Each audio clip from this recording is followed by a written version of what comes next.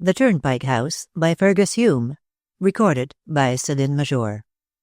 Chapter 1. The Convicts Return. It stood where 4 roads met, a square building of 2 stories with whitewashed walls and a high slate roof. The fence and the once trim garden had vanished with the turnpike gate, and a jungle of gooseberry bushes interspersed with brambles shut off the house from the roads. And only by courtesy could these be so called, for time and neglect had almost obliterated them. On all sides stretched a flat expanse of reaped fields, bleak-looking and barren in the waning November twilight. Mists gathered thickly over ditch and hedge, and stubbled furrow a constant dripping could be heard in the clumps of trees looming here and there in the fog. Through the kitchen-garden jungle a narrow, crooked path led up to the door where 2 rough stones ascended to a broken threshold. Indeed, the whole house appeared ragged in its poverty. Many of the windows were stuffed up with rags. Walls, cracked and askew, exuded green slime. Moss interspersed with lichen filled in the crevices of the slates upon the roof. A dog would scarcely have sought such a kennel, yet a dim light in the left-hand window of the lower story shewed that this kennel was inhabited. There sat within a woman and a child. The outer decay but typified the poverty of the interior. Plaster had fallen from walls and ceiling, and both were cracked in all directions.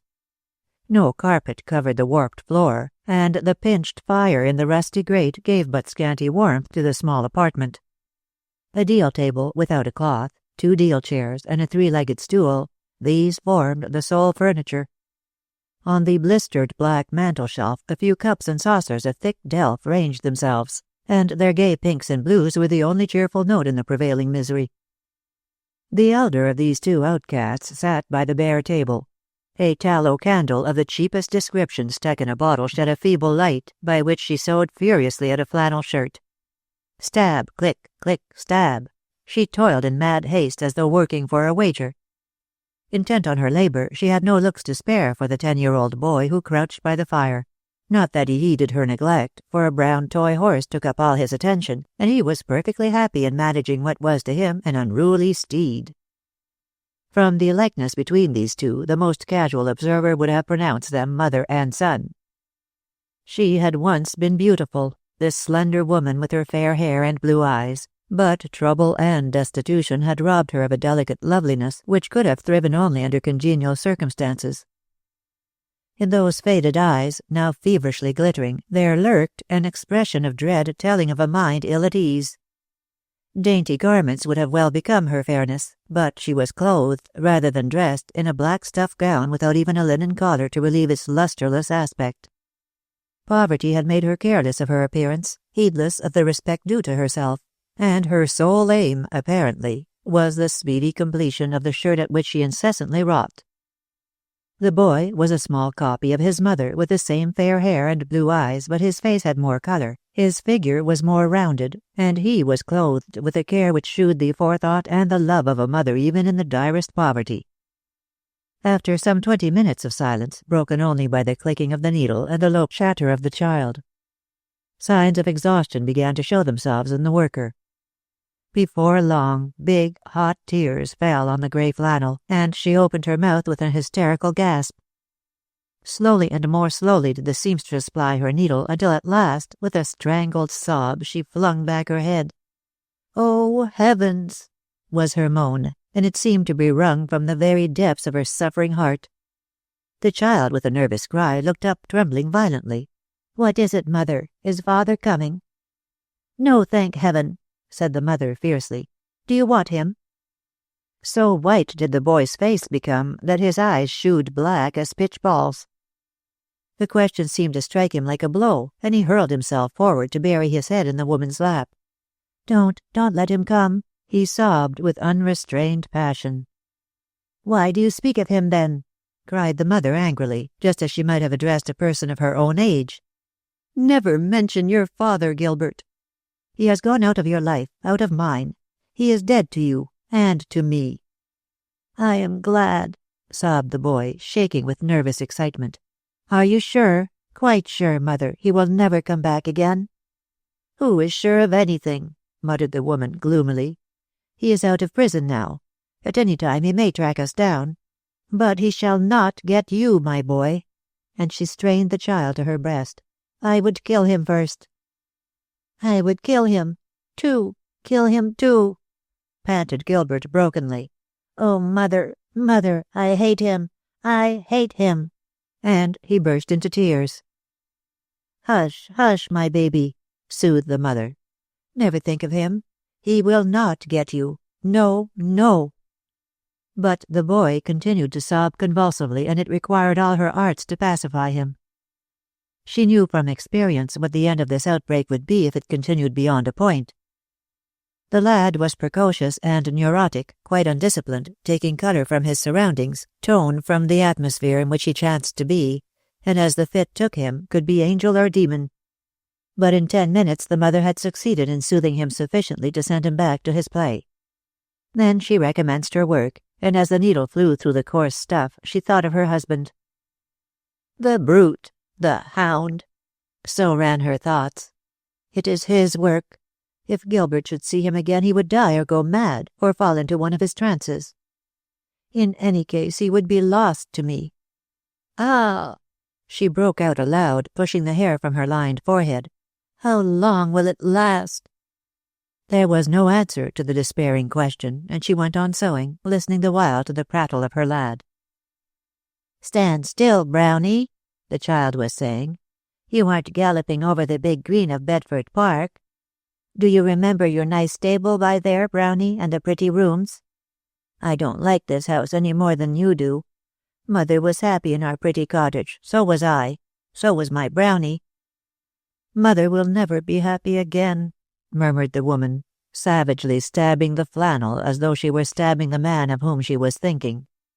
"Ruin and disaster, disaster and ruin. Why are such men created?" Gilbert took no notice. "Do you remember the red houses, Brownie, and the railway? I took you there often for a trot. It was just 3 years ago. Trot now." "Aye, just 3 years," cried the woman. "Years of agony, pain, shame, and disgrace. Why doesn't he die?" And she bit off the end of a thread viciously. "Mother," said the boy unexpectedly, "I'm hungry. Give me something to eat."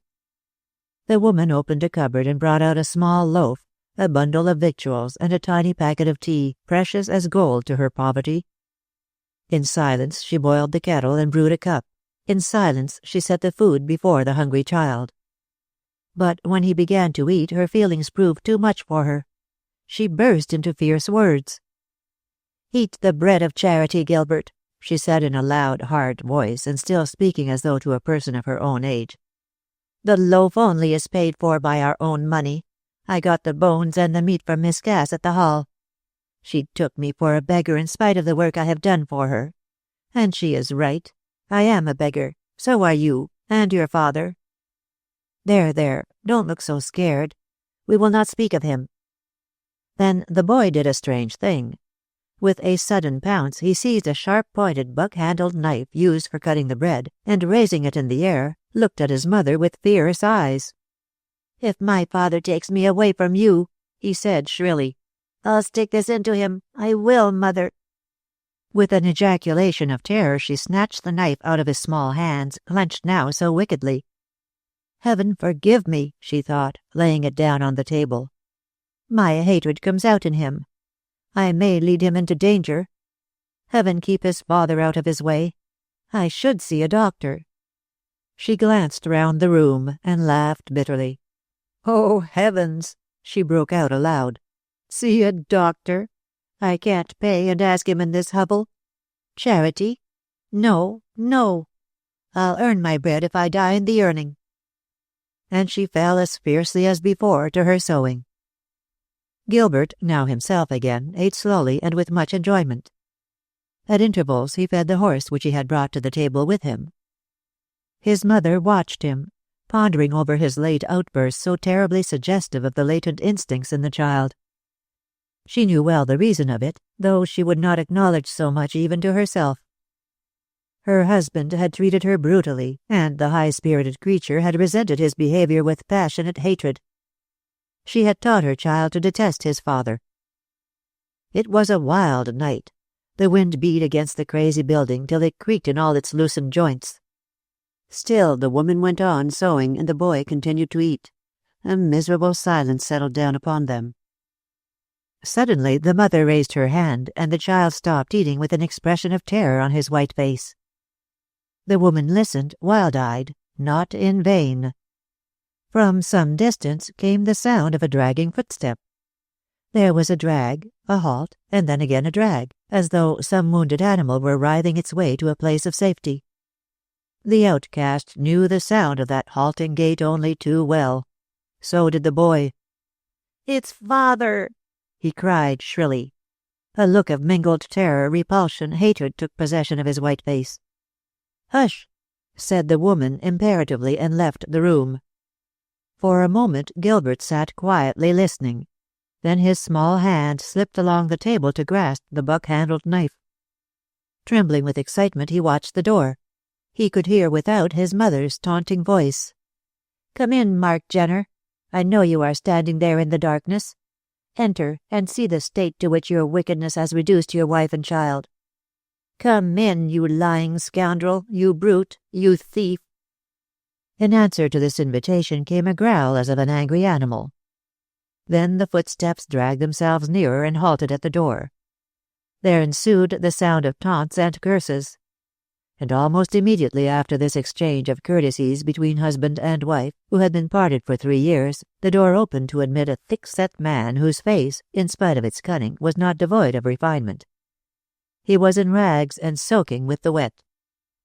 Gilbert stared at this half-forgotten father who had been so long a stranger. Then the fierce, inherited hatred woke suddenly within him. In deadly silence he launched himself forward, knife in hand, and struck at his father.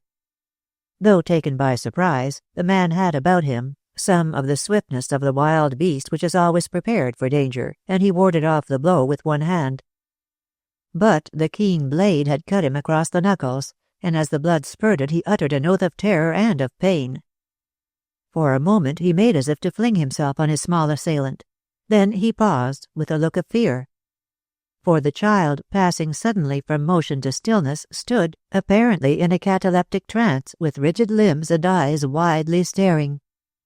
His mother swept down on him with a swoop of a striking falcon, and had him in her arms before her husband could recover himself. "You have seen him like this before," she said, "so you know he will remain in the trance for some time. I will take him to bed." "It is you who have put him up to this," cried the man in a shaking voice. Mrs. Jenner laughed. "Heaven put him up to it," she said hysterically. "This hatred of you dates too far back.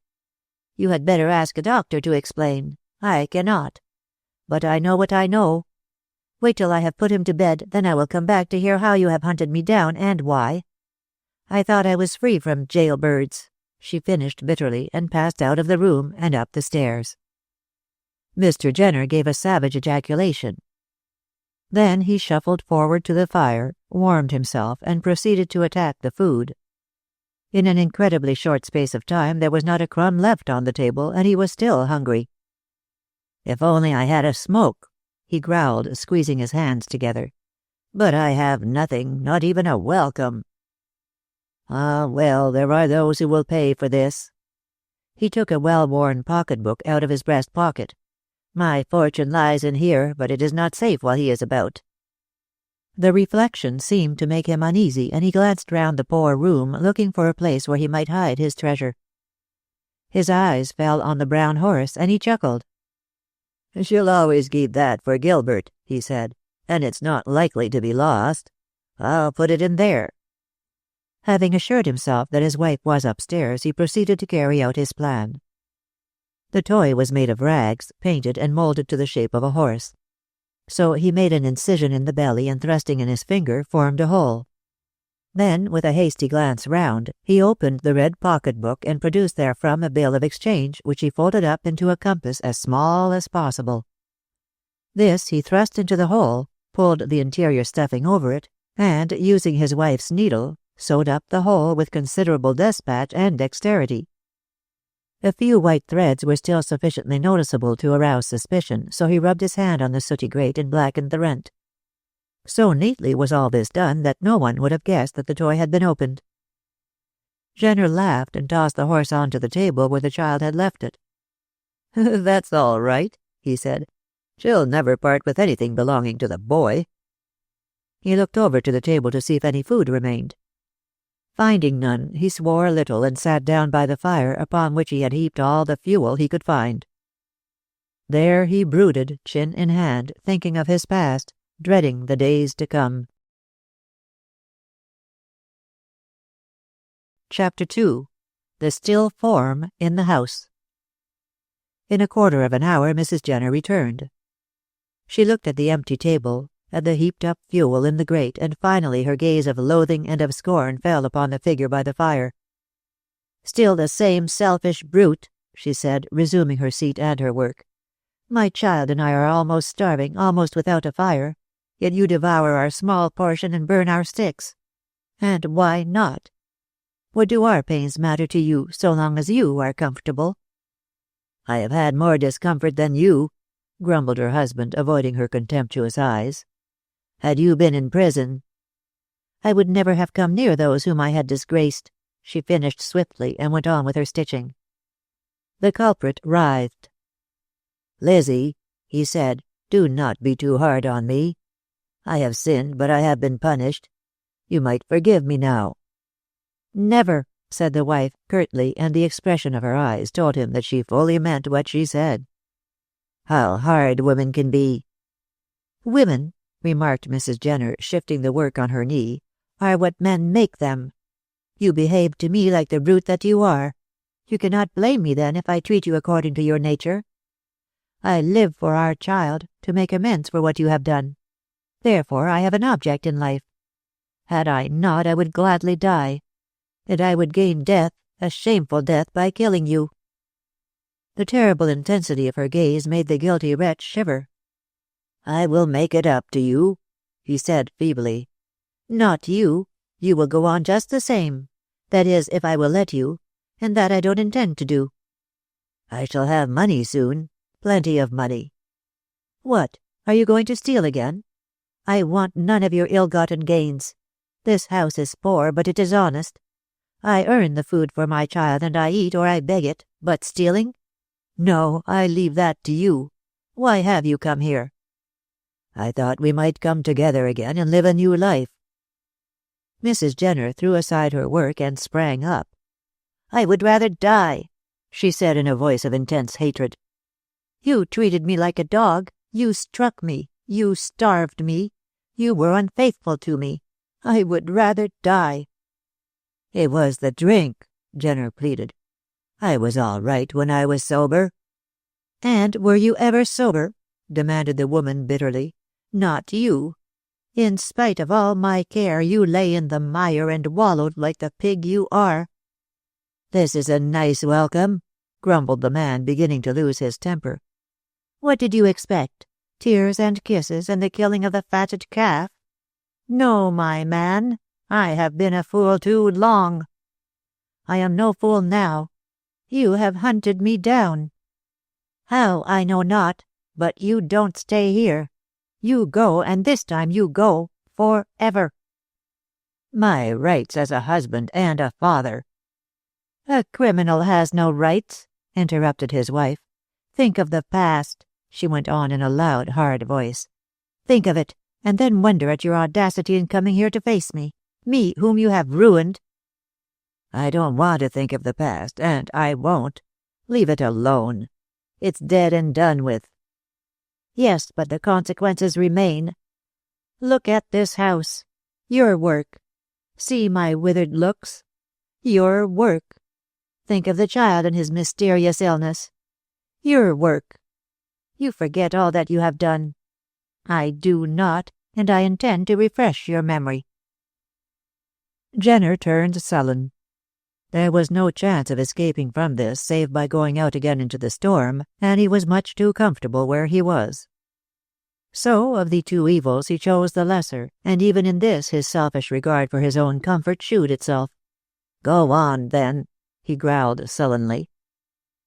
The woman returned to her seat, and averting her eyes, she began to speak in a low, monotonous voice, rising ever and growing more excited as she went through the story of shame and sorrow. "Let me begin at the beginning, when I was governess to Mr. Cass's little girl. Then I was happy and respected. I was pretty, too, and admired. Mr. Cass was a merchant in the city, trading in Spanish wines." "What's the use of telling me all this?" broke in Jenner impatiently. "It is all state. I was a clerk in Cass's office. I met you at his house when I was there on business, and I married you." "Yes, you married me," she cried fiercely. "The more fool I for being taken by your good looks and your plausible tongue. For my sake it was that Mr. Cass raised you to a higher position and gave you a larger salary. We lived in Bloomsbury, and there 10 years ago Gilbert was born.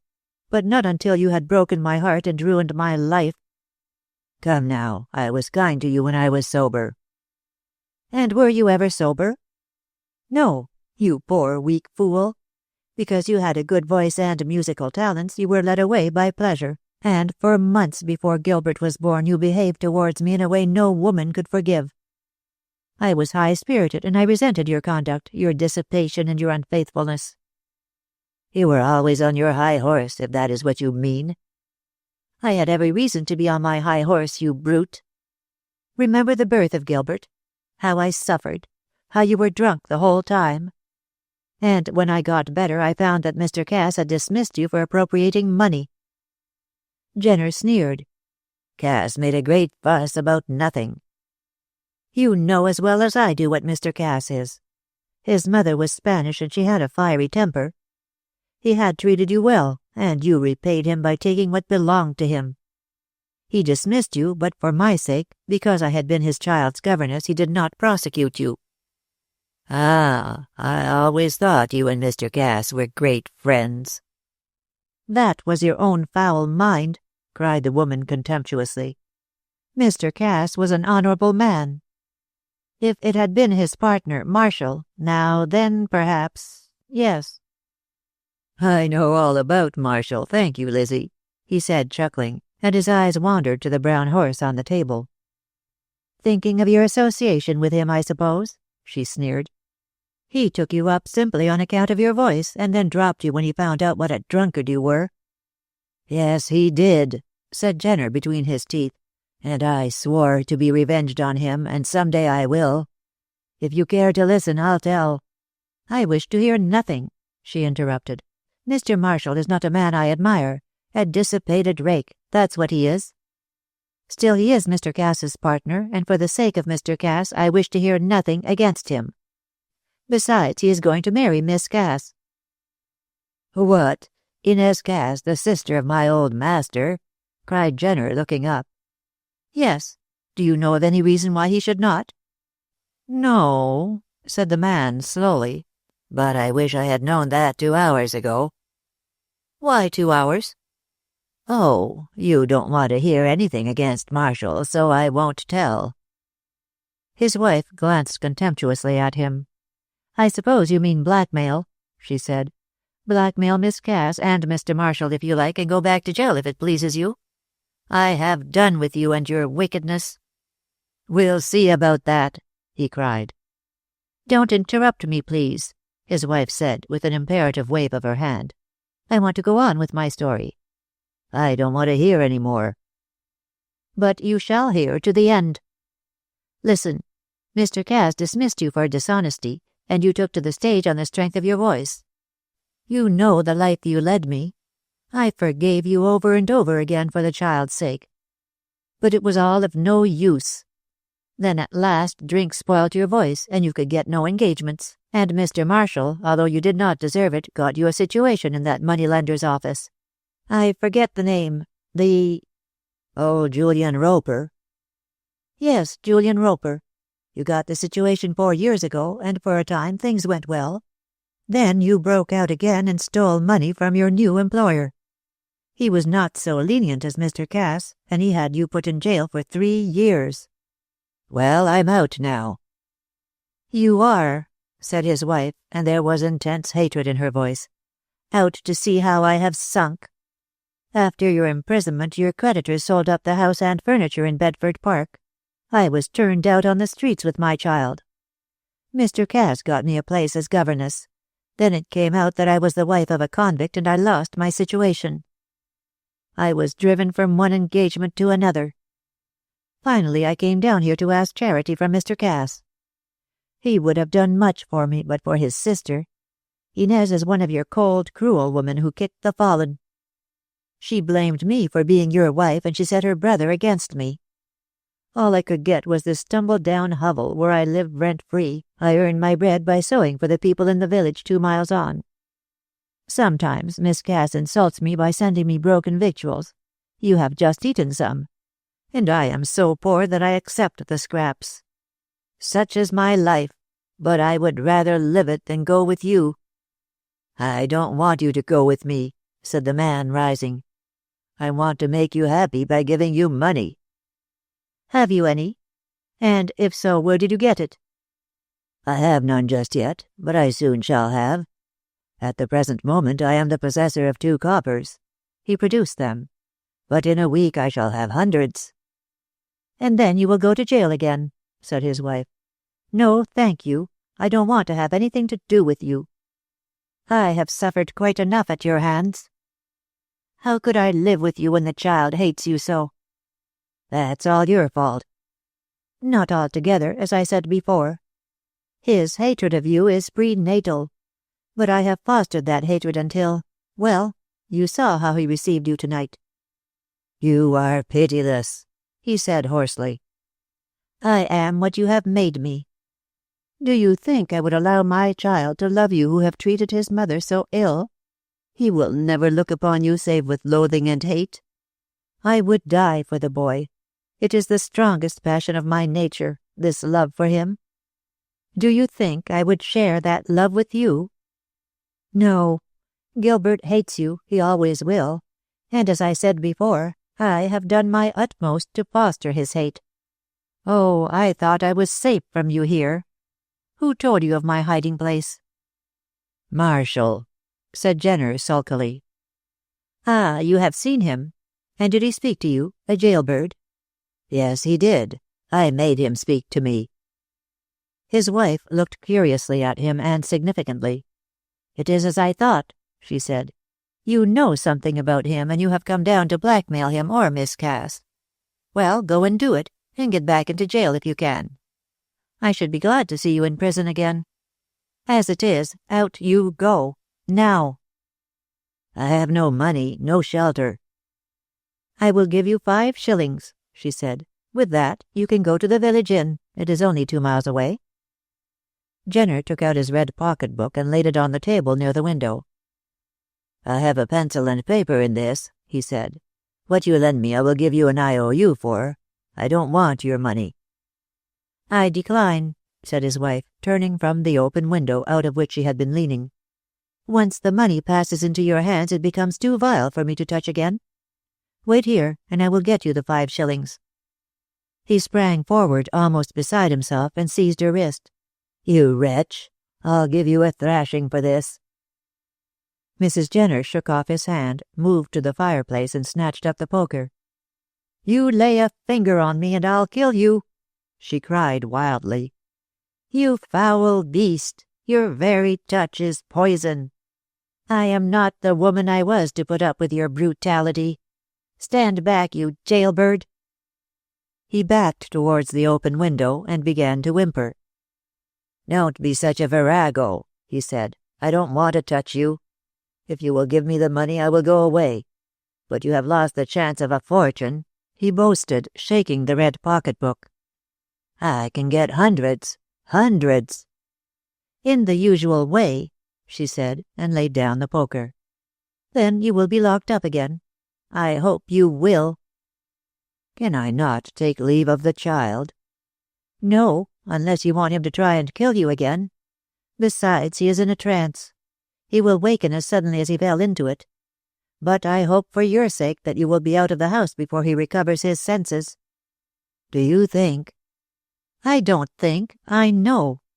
All his life Gilbert will hate you. He is highly neurotic, and when he gets beside himself he will do things as mad as would an hysterical woman. He is not to be trusted. No more am I. So beware of us both, and place the sea between yourself and us." "A very good idea," he said coolly. "I'll emigrate." "Do. Go to Sydney, which was formerly Botany Bay. That ought to suit you," she taunted. "Stop there." She snatched up the poker again. "Or I will not answer for myself." Her husband laid down the buck-handled knife and placed it on the table beside the pocketbook. He had taken it up with an oath when his wife goaded him with her tongue. "Get the 5 shillings, he said sulkily. "It is upstairs." Still carrying the poker, Mrs. Jenner moved towards the inner door. "I can tell you so much, for you will never find my hiding-place. Wait here." When she had gone, her husband remained by the table with his hand on the red pocketbook. His eyes sought the brown horse. "I must take you with me, too," he muttered. "I shall never see her or the child again. It is better so. I hope she won't be long." And he waited in sulky silence. Suddenly there was the cry of a human being in pain. The light was extinguished, and the mist closed thicker round the ruined building. It might be to hide the sight within the room. Could the walls only have spoken, they would have shouted, "Murder!" with most miraculous voice.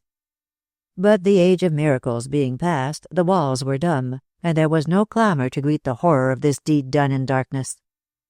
But the mists wrapped themselves round the place of death, and a profound silence shut down on the desolate country. It was broken at last by the sound of light footsteps. Along the disused road a woman carrying a child in her arms tore along at a furious rate. She did not know where she was going. She had no goal. All that she desired was to get away from the thing which lay in the darkness of that poor room. Horror was behind her, danger before. And she ran on through the mist and the gloom, pursued by the Furies. Like hounds on the track, they drove her along the lonely roads until the mist swallowed her up, and these, growing ever more dense, blotted out the woman, blotted out the country, blotted out the Turnpike House. But what they could not blot out was that silent room where a dead man lay. Better had they done so. Better had they obliterated that evidence of evil from the face of the earth.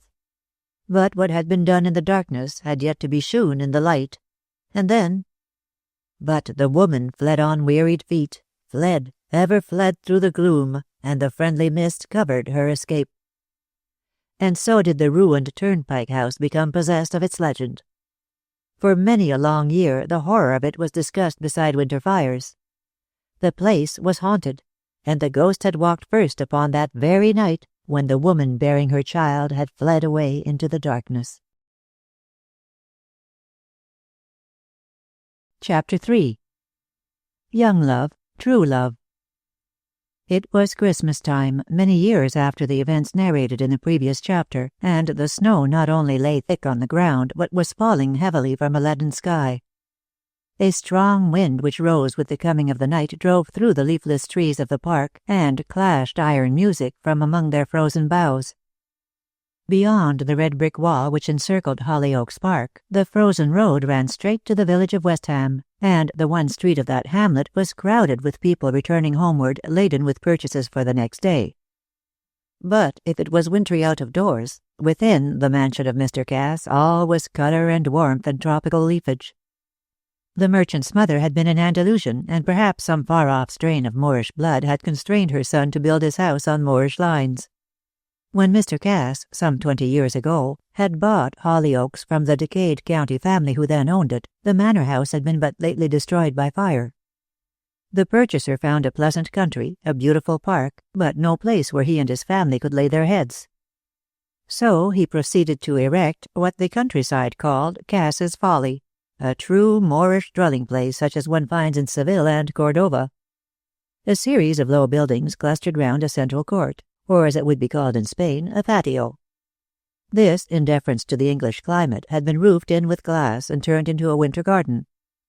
The roof was protected against the elements by a close iron framework which was yet sufficiently open to admit the light. But it is rarely that the sun shines with full strength in the Midlands, so it happened that this garden was usually pervaded by a fascinating twilight. This large space was filled with tropical foliage. Palms rose tall and stately from an undergrowth of oddly shaped plants with serpentine and hairy foliage interspersed with brilliant flowers. What with the diapered pavement, the white marble pillars of the corridor, and all this tropical fecundity, the spectacle was brilliant and strange to English eyes. This striking interior, however, made a special appeal to the emotions of the tall, slim young man who was seated in a lounging chair beside the pool.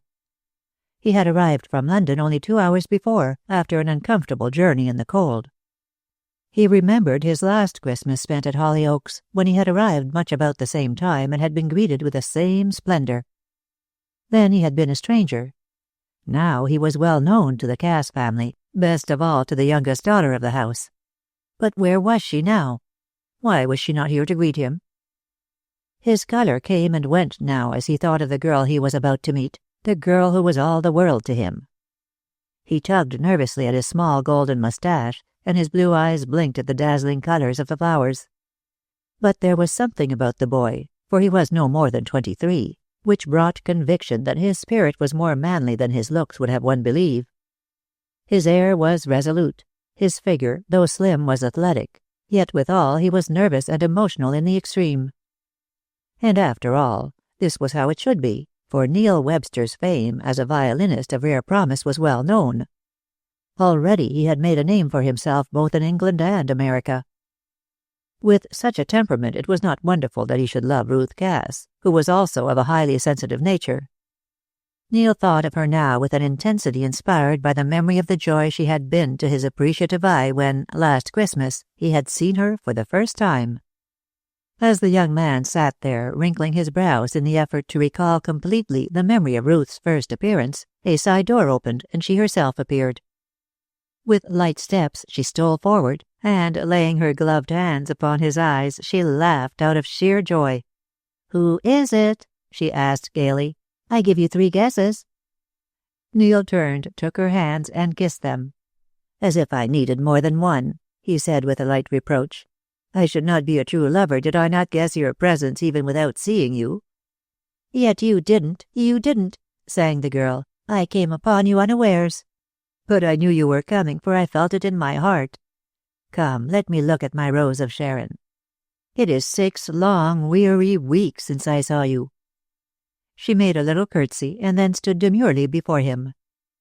To a stranger she would have been almost as great a surprise as the house itself. And she was in keeping with it.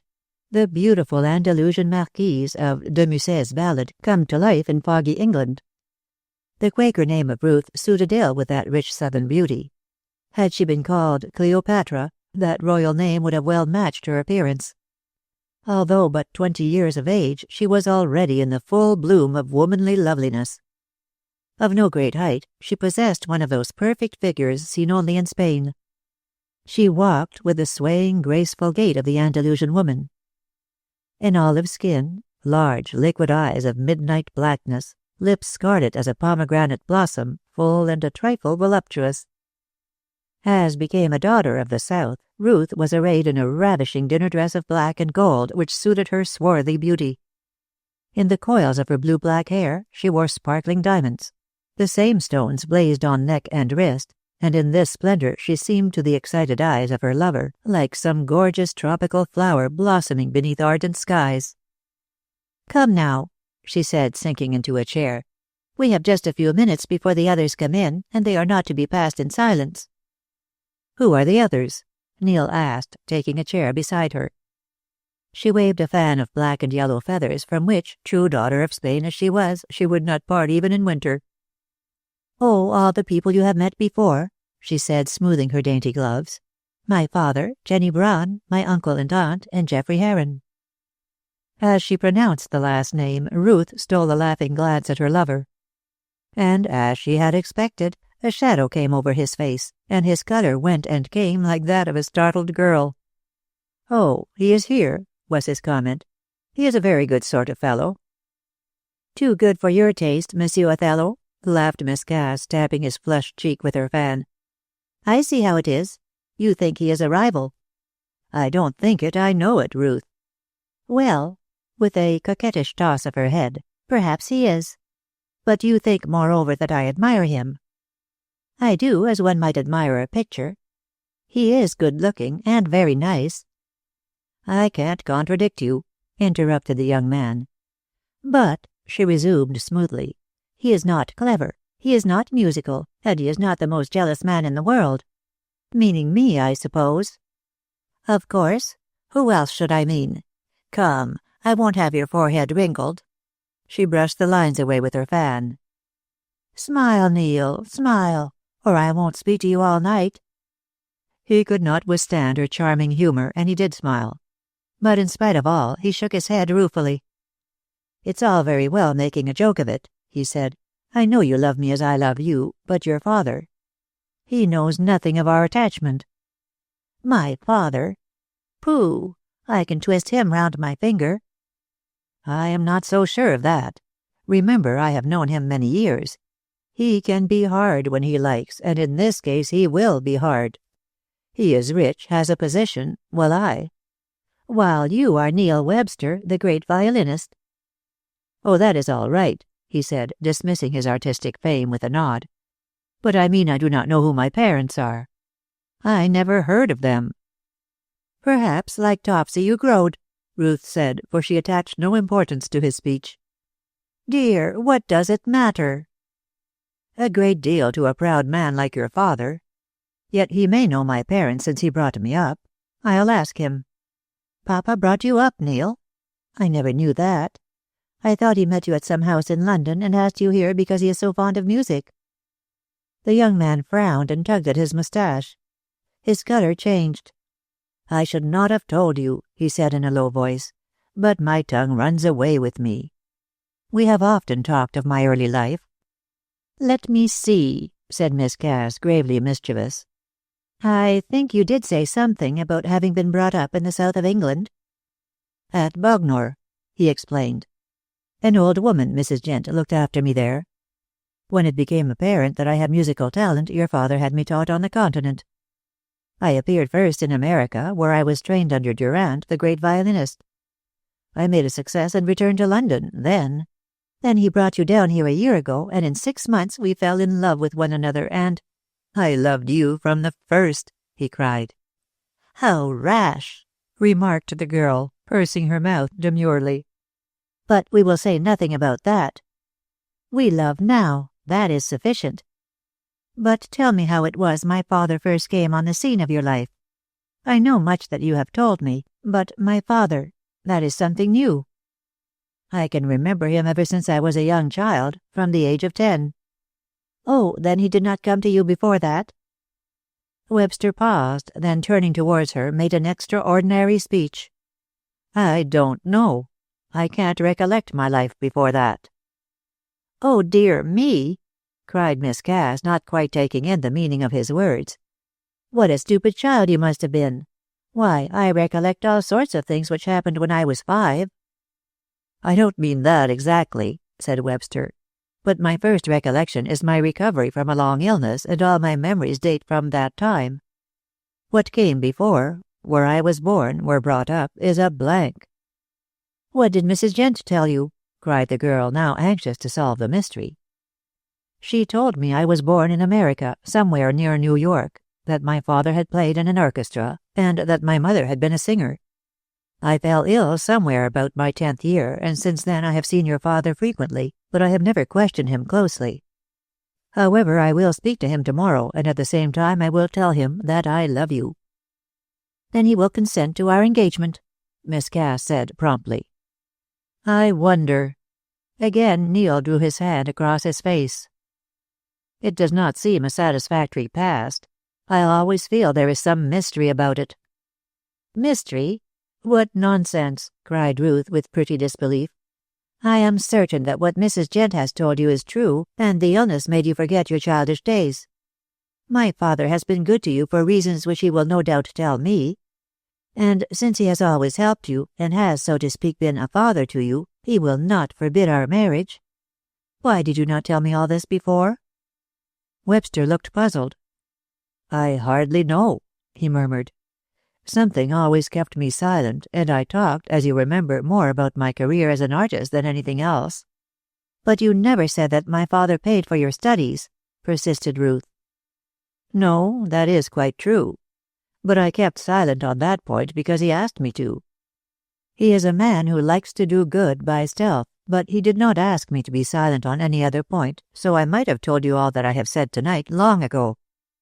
I tell you now about your father in spite of his prohibition, as I want you to know everything concerning me.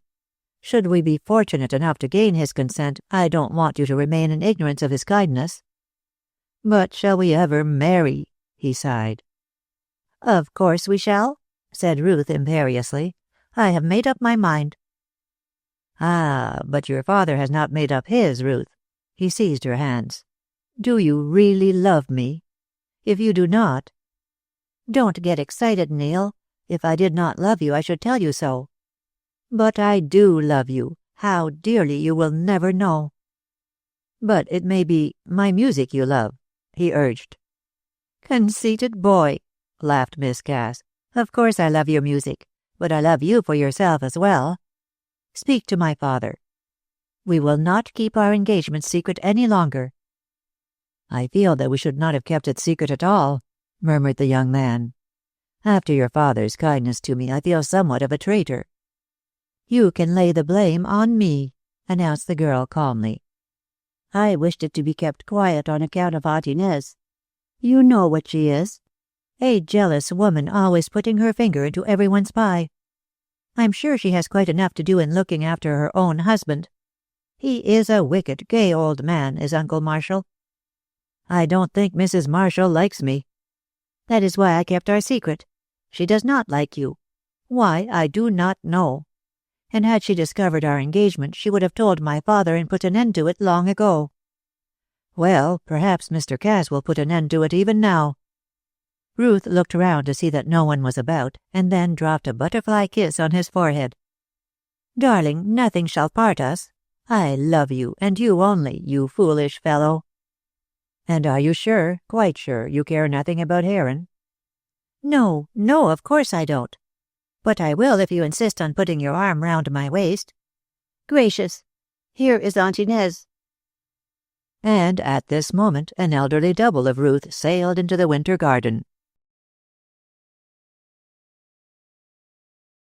Chapter 4.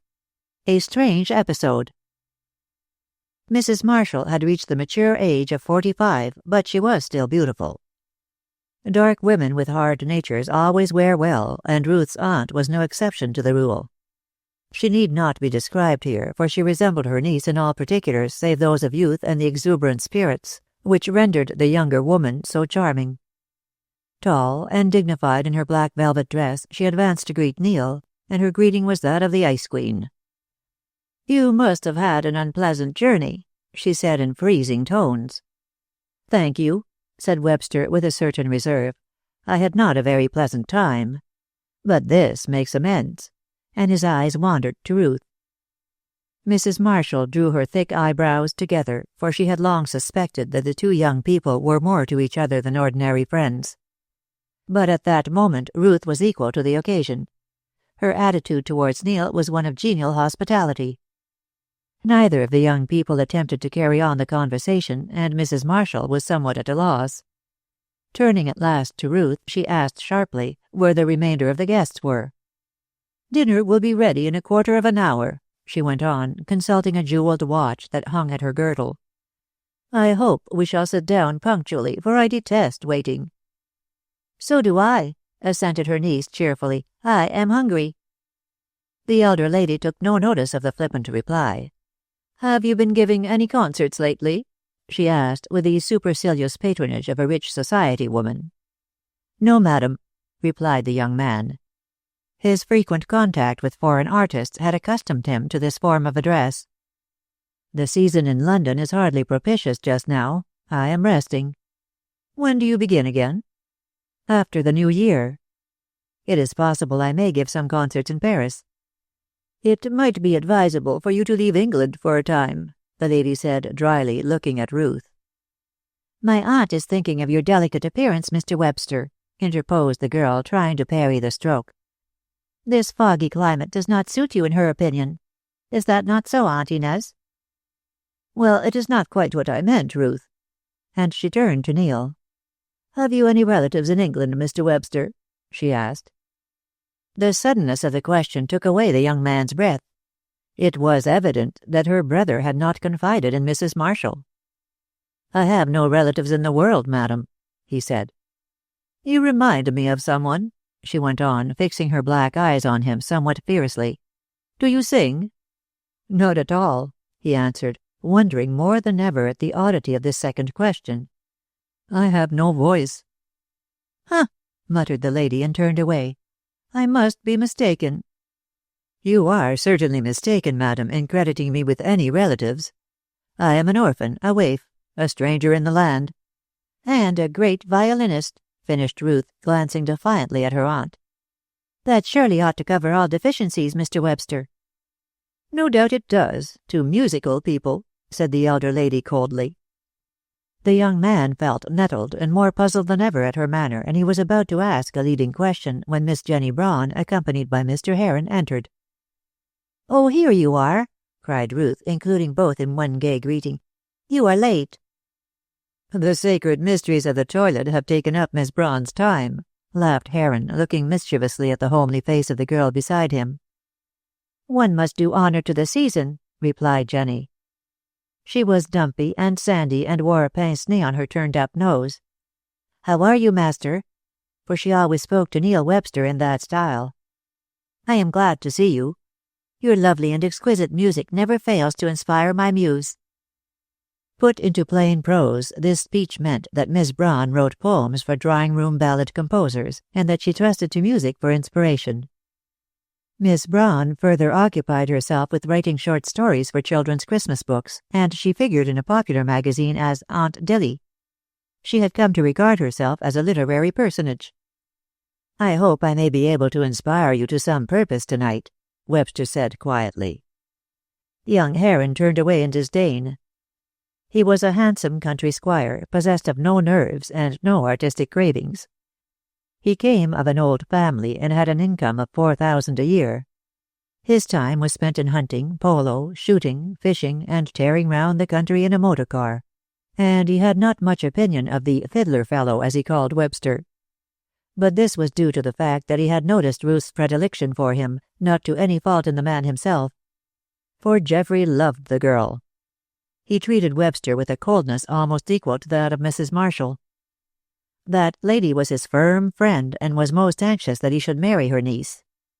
Seeing now his look of disdain, she was about to speak, when a cheerful voice was heard above the others. "Oh, here is my husband," Mrs. Marshall cried, her dark face lighting up. "I was wondering where he had got to." "I am here, my dear Inez, here," and a brisk, stout man darted forward. "Ruth, my dear, you look charming. Miss Braun, allow me to congratulate you upon your toilet. Mr. Webster, good evening." His manner was colder, but with renewed geniality he shook hands with Geoffrey Heron. "Aha, my boy, a Merry Christmas to you." The voluble, active little man rattled on, cutting jokes, laughing at his own wit, and paying compliments all round, while his tall, dark wife stood near him listening with a smile on her face. Why Mrs. Marshall should love her husband so much remained ever a mystery to her friends. For he was a fat beer-barrel of a creature, and possessed neither the looks nor the brains which would be likely to attract as refined and clever a woman as his wife undoubtedly was. Yet Inez adored him, although Mr. Robert Marshall was an elderly Don Juan, fond of the society of pretty girls, and he prided himself no little on his conquests. There was undoubtedly some charm about him which raptured the hearts of women. And Mrs. Marshall, as the lawful proprietor of this universal heartbreaker, took a pride in her proprietorship. "I hope you will give us some music tonight," Mr. Marshall said, turning to the musician, and again his manner was freezing.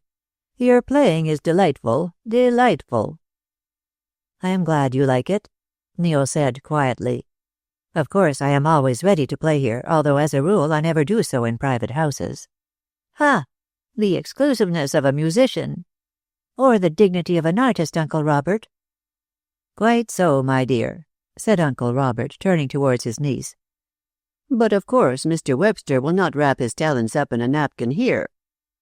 "The master is always willing to oblige his friends," put in Jenny. "His friends are much honored," added Aunt Inez, with an iron smile. Mr. Heron made no remark. In shaking hands with Webster he had done his duty. In his own heart the young squire wished the fellow well out of the way, for Ruth looked at him too often and much too kindly. A diversion was made at this moment by the entrance of the host, a tall, slightly made man, dark and solemn, a typical Spaniard both in complexion and bearing. Tonight he was in a genial mood and unbent more than usual. Nevertheless, although he shook hands with Neil, he was decidedly colder to him than to the rest of his guests. Indeed, it was apparent that Neil was not a favorite. "A Merry Christmas to all," Mr. Cass said, bowing. "Perhaps I am rather premature. Still, it is better to be early than late." "So long as you adopt that plan with your presents, Papa, I shall not quarrel with you." "You see what a bold daughter I have," he remarked to Heron. "How would you like to be her father?" "No, not at all, not at all," replied the young man with a very significant glance in the direction of Ruth, a glance which made Neil's blood boil. "Ha ha!" cackled Marshall. "We know all about that, Heron," and he slapped him on the back. "But come, dinner, dinner." And indeed at that moment dinner was announced. Mr. Cass gave his arm to his sister, and to his delight Geoffrey found himself seated beside Ruth. Poor Neil had Mrs. Marshall for his companion. Neither of the two relished their juxtaposition. Jenny and Don Juan in his dotage were happy in the congenial company of each other and kept the table merry. The conversation only flickered feebly with Mr. Marshall's aimless merriment. Neil, annoyed by the coldness of his reception, was considering the advisability of a return to town the next day. He thought he recognized Mrs. Marshall's hand in the chilly reception of Mr. Cass. For hitherto the merchant had treated him with uniform kindness, and he was puzzled by this new departure. When the ladies had retired to the winter garden, Mr. Cass was more amiable to his guest, the violinist. And the young man, anxious to please, did his best to make himself agreeable. Heron and Marshall were discussing county affairs, so the merchant and young Webster had a quiet talk. "I am making a good deal of money now," Neil said. He was recounting his artistic triumphs.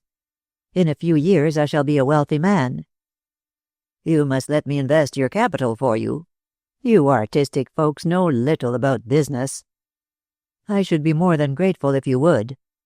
I dare say in time there will be enough for me to marry on." Mr. Cass looked keenly at the speaker from under his thick black brows.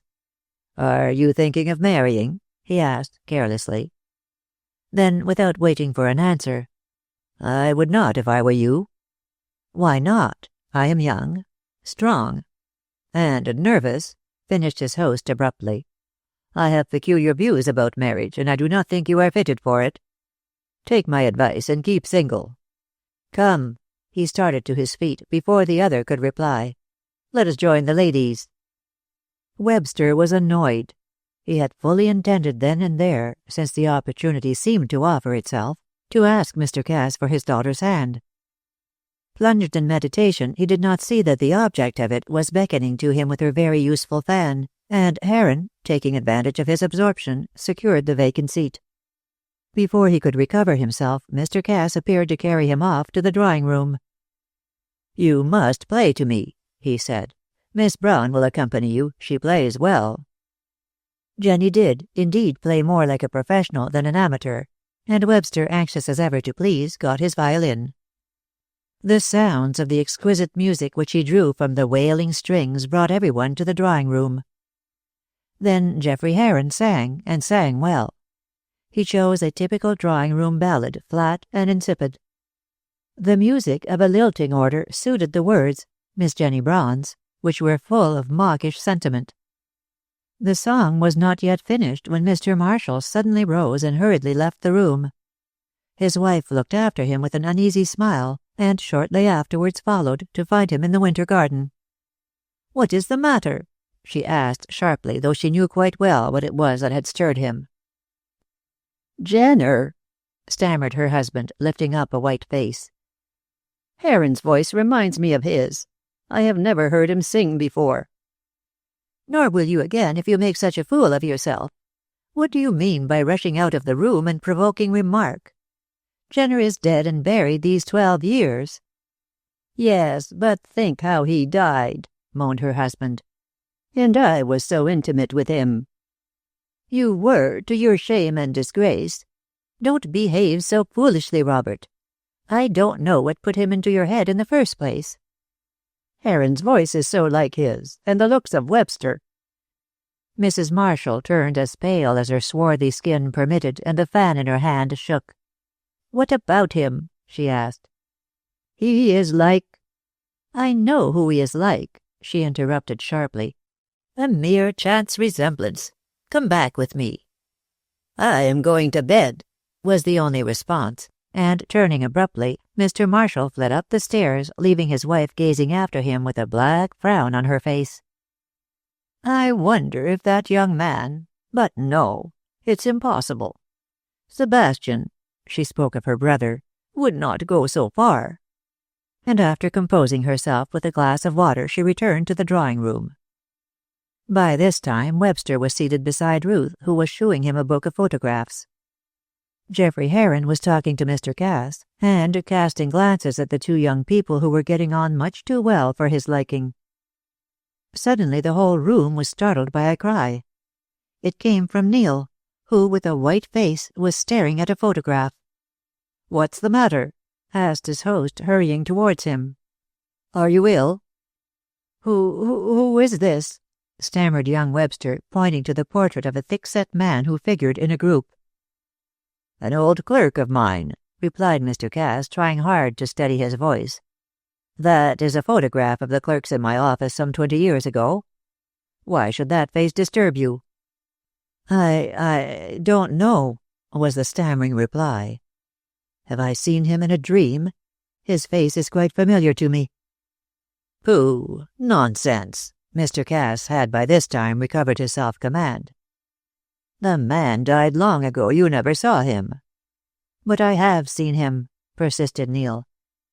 "I have seen him in a dream. And," his voice leaped an octave, "I hate him," he exclaimed with passion. "I hate him." They all stared in amazement. Suddenly Ruth cried, "Neil, you are ill. You—" "Stop!" cried her father sharply. "He has fainted." And as he spoke, Neil fell back insensible on the cushions. Chapter 5. A Shadow of the Past. Webster recovered from his fainting fit, but he was weak and ill. It seemed extraordinary that the sight of a pictured face should have had such an influence upon him. He himself could give no explanation save that he had been overcome by a feeling of nausea. So, after an apology, he went at once to bed. The party broke up, and Ruth retired, wondering greatly at her lover's strange indisposition.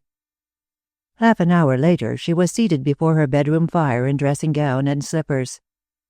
Having dismissed her maid, she indulged herself in a reverie with which Neil Webster and her chances of obtaining her father's consent to her marriage with him were mainly concerned. She was aroused by a knock at the door, and in reply to her invitation, Mrs. Marshall entered the room. At the first glimpse of that iron face, the girl remembered a slip she had made in addressing her lover by his Christian name. "You are in love with that violinist," said the elder woman, sitting down and fixing her niece with a piercing gaze. "How do you know that?" asked the girl coolly. She had been half prepared for the question in spite of Mrs. Marshall's abrupt entry. In fact, for that very reason she kept on her guard. "Pshaw!" ejaculated Aunt Inez with scorn.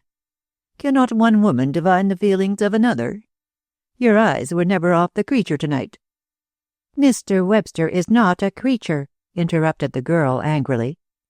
"Mr. Webster," sneered the other. "Why not Neil? You called him so tonight?" "Yes," said Ruth defiantly, throwing off her mask. "And I shall call him so again.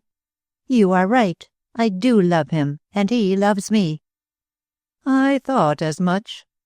And the end of this mutual passion?" "Marriage." "Humph! I think your father will have something to say to that." "My father will deny me nothing that he thinks will conduce to my happiness." "No doubt. But marriage with this violinist creature hardly comes under that heading. You know nothing about him." "I dare say my father does," retorted Ruth. "Very probably," said the elder lady with venom. "In fact, he may know sufficient to forbid you entertaining the preposterous idea of becoming Mrs. Webster. You are a fool, Ruth. Because the man is handsome and a great musician, I deny neither his looks nor his talents, you have developed a romantic passion for him. I should not be doing my duty did I fail to warn your father of this folly. Tomorrow Mr. Webster will leave this house forever." "Oh," cried Ruth with scorn, "and I no doubt will marry Geoffrey Heron. I know your plans, Aunt Inez, but I'm not for sale, thank you." "Don't be insolent," cried Mrs. Marshall with cold fury. "Mr. Heron loves you." "Very probably," rejoined Miss Cass carelessly. "But then, you see, I do not love him." "Nevertheless, you will become his wife." "I would die first." "We shall see," as she walked to the door. "I am going to tell your father of this infatuation." The girl uttered an exclamation of dismay and sprang forward. But Mrs. Marshall had already closed the door. "I don't care," cried Ruth, clenching her hands. "My love is strong enough to stand against my father's anger. I love Neil, and I intend to marry him. All the fathers and aunts in the world shall not prevent me." And in this determined frame of mind she went to bed. Her hot Spanish blood was aflame at the idea of contradiction and dictation. Nor for nothing was Ruth Cass the granddaughter of an Andalusian spitfire, and as such was her father's mother traditionally referred to in the family. Meanwhile, Mrs. Marshall, equally hot-blooded and determined, took her way to the library, where she knew her brother frequently remained long after the rest of the household had retired. He was there, sure enough, sitting before the fire and staring into it with an anxious expression. At his sister's entrance he started from his seat. For Inez was the stormy petrel of the Cass family, and he guessed that her appearance at this unwonted hour indicated an approaching tempest. "What is it?" he asked irritably. "Why are you not in bed?" "Because I have something to say which must be said tonight." "Well, what is it?" He dropped back into his chair with a look of resignation. "Who is that man Webster?" Her brother's face grew black. "Always the same woman," he said angrily. "You will never leave well alone. Webster is a violinist, and he comes here at my request because I admire his talents." "I know all that, but who is he?" "I refuse to tell you." "Will you refuse to tell your daughter?" sneered his sister. Cass looked up quickly, and something of dismay came over his face. "Ruth? What has Ruth to do with him?" "This much. They are in love with one another. They are secretly engaged. Is that a sufficient excuse for my seeing you tonight?" "I don't believe it. Webster would not." "Oh, as to that, I don't know what hold you have over him." "Hold?" repeated Mr. Cass, rising and beginning to pace the room in an agitated manner. "What do you mean? I have no hold." "In that case, you should not have thrown him into the society of an impressionable fool like Ruth. I got the truth out of her tonight, though I had long suspected it. She loves him, and what's more, she will defy you and marry him." "That she shall never do," he said vehemently. "I tell you she will, and without your consent, unless you can talk her out of this infatuation and marry her to Heron." "There will be no need to talk her out of it," Mr. Cass said coldly. "Webster will not marry her." "Do you mean that he will refuse?" "I mean that he will refuse," he replied with decision. "And under your influence?"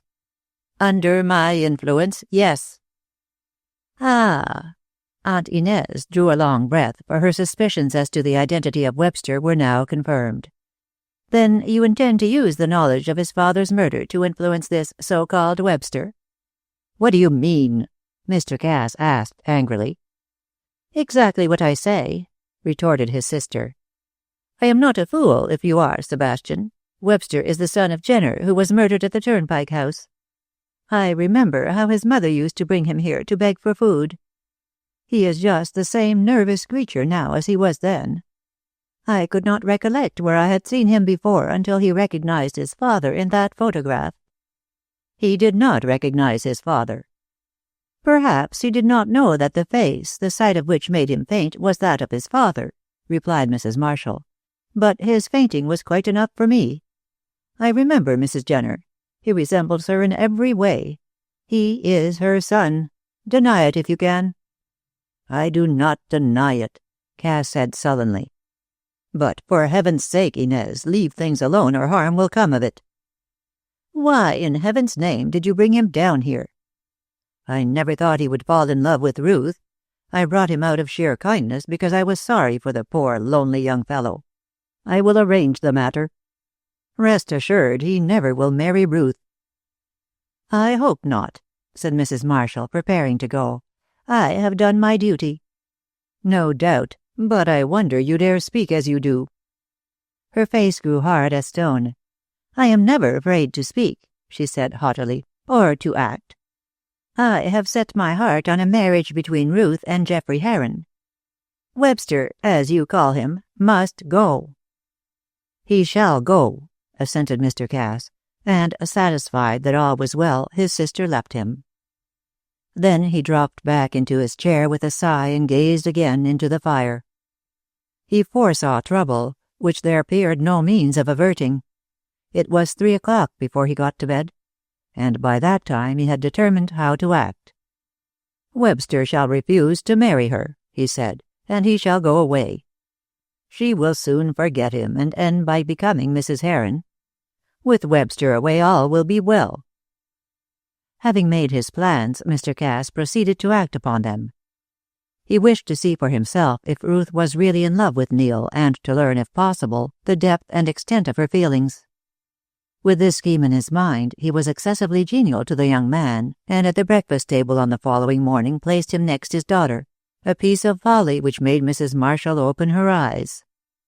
Ruth saw her aunt's look, and in sheer defiance allowed herself to behave towards Neil with somewhat ostentatious friendliness. Naturally enough, Geoffrey Heron became sulky, while Miss Brown and Mr. Marshall kept up a continuous chatter. "Well?" Inez said to her brother as they were preparing for church. "You are right," he said. "I have no doubt now of her feeling for him." "And you will deal with the matter?" "You can trust me. I know what to do." She was satisfied with this assurance, and set off in a devout frame of mind, and taking Geoffrey with her, showed him very clearly that she was on his side. Indeed, as they returned to the house after the Christmas service, he opened his heart to her. Mrs. Marshall told him that she had seen it all along, and that nothing on her part should remain undone that would aid in bringing about the marriage. "But she is in love with that fiddler fellow," the disconsolate young man said. "Oh, my dear Mr. Heron," and Mrs. Marshall smiled, "that is only a girl's love for the arts. She admires his music, as we all do, and perhaps she shows her appreciation in rather a foolish way, but I cannot believe she loves him. At all events, she does not care for me." "Don't be too sure of that. The more she cares for you, the more likely she is to try and conceal her feelings." "Why, in heaven's name?" asked Geoffrey. Mrs. Marshall laughed. "Because it is the way of women," she said. "Do you think, then, that I ought to speak to her?" "Not just now. Wait till Mr. Webster and his too fascinating violin have taken their departure. Then she will forget this bohemian." "Webster isn't a bad sort of fellow," Heron said apologetically. "In spite of his long hair, he is something of a sportsman. He has seen a good deal of the world, too, and he is plucky in his own way. I like him well enough, but, of course, I can't help feeling jealous. You see, I love Ruth. I may call her Ruth to you. So much. There is no need for jealousy. Ruth will be your wife. I promise you that. You have me on your side." "I won't have her forced into the marriage," he said sturdily. Mrs. Marshall brushed the suggestion aside. Neil's unhappy state of mind had taken him out into the cold. The quiet thoughts of the morning had given way to perfect torture, and he could in no way account for the change. So far, indeed, as his nerves were concerned, he never could account for anything in connection with them any more than could the physicians whom he had consulted. He was the prey of a highly neurotic temperament which tortured his life, and he had a vivid imagination which made him exaggerate the slightest worries into catastrophes. An hour's brisk walking over the crisp snow brought him to a solitary place far from every human habitation. The village had vanished, and Neil found himself in the center, as it seemed, of a lonely white world arched over by a blue sky. All around the landscape was buried in drifts of snow which, dazzling white in the sunlight, were painful to look upon. He walked along some disused roads, guiding himself by the hedges which ran along the sides. Shortly the sky began to cloud over rapidly to assume a leaden aspect, and finally down came the snow. He turned his face homewards, anxious to get back before the night came on. But as the snow fell thicker, he grew bewildered and began to take the situation seriously. Suddenly, as he trudged along, a building loomed up before him through the fallen flakes. It stood where 4 roads met, and he guessed at once that it was an old Turnpike House. On a nearer approach he saw that it was empty. The windows were broken, the door was half open, and it was fenced in by a jungle of bushes like the palace of the Sleeping Beauty. At any rate, it will be a shelter, he thought, and when the storm clears off I can get home. Only 3 o'clock, he added, looking at his watch. I'll rest a bit. He broke his way through the drifts which were piled up before the door, and stumbled in. The moment his foot touched the threshold, a vague feeling of fear seized upon him. The place was quite empty, thick with dust and festooned with cobwebs. There was not a stick of furniture. Yet it seemed to him that there should have been a bare deal table, 2 deal chairs, and a fire in the grate. Had he ever been here before? He asked himself. But he could find no answer to the question. Finally, shaking off the feeling of depression which the influence of this house had brought upon him, he lay down on the bare boards and tried to sleep away the time. In this way, by the degree of some mysterious power, the man was brought back to the room where his father had been murdered 12 or 13 years before. And he was ignorant of the terrible truth. The snow continued to fall steadily, but there was no wind. The absolute quiet was soothing to the tired man, and after a time his eyes closed. For a while he slept peacefully as a child, then his face grew dark, his teeth and hands clenched themselves, and he groaned in agony. He dreamt, and this was the manner of his dream. He was still in the bare room, but a fire burnt in the grate. A table and 2 chairs furnished the apartment and made apparent the frightful poverty. The dreamer was no longer a man, but a child playing with a toy horse by the fire. Near the table sat a woman sewing. Then a man entered, the man whose face he had seen in the photograph. A quarrel ensued between him and the woman, and the child, the dreamer himself, became suddenly possessed of a blind rage against the man. Then all faded in darkness. He was in bed, still a child, again in darkness. Then once more he was in the room. The window was open. Near it lay the dead body of the man, the blood welling from his heart. At the door stood the woman, a knife in her hand, a look of terror on her face.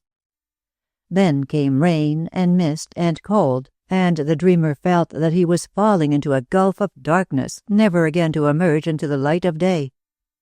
But the woman's face, with blue eyes looking from under a crown of fair hair, still shone like a star in the gloom. It smiled on the dreamer, then it vanished as he awoke with a cry.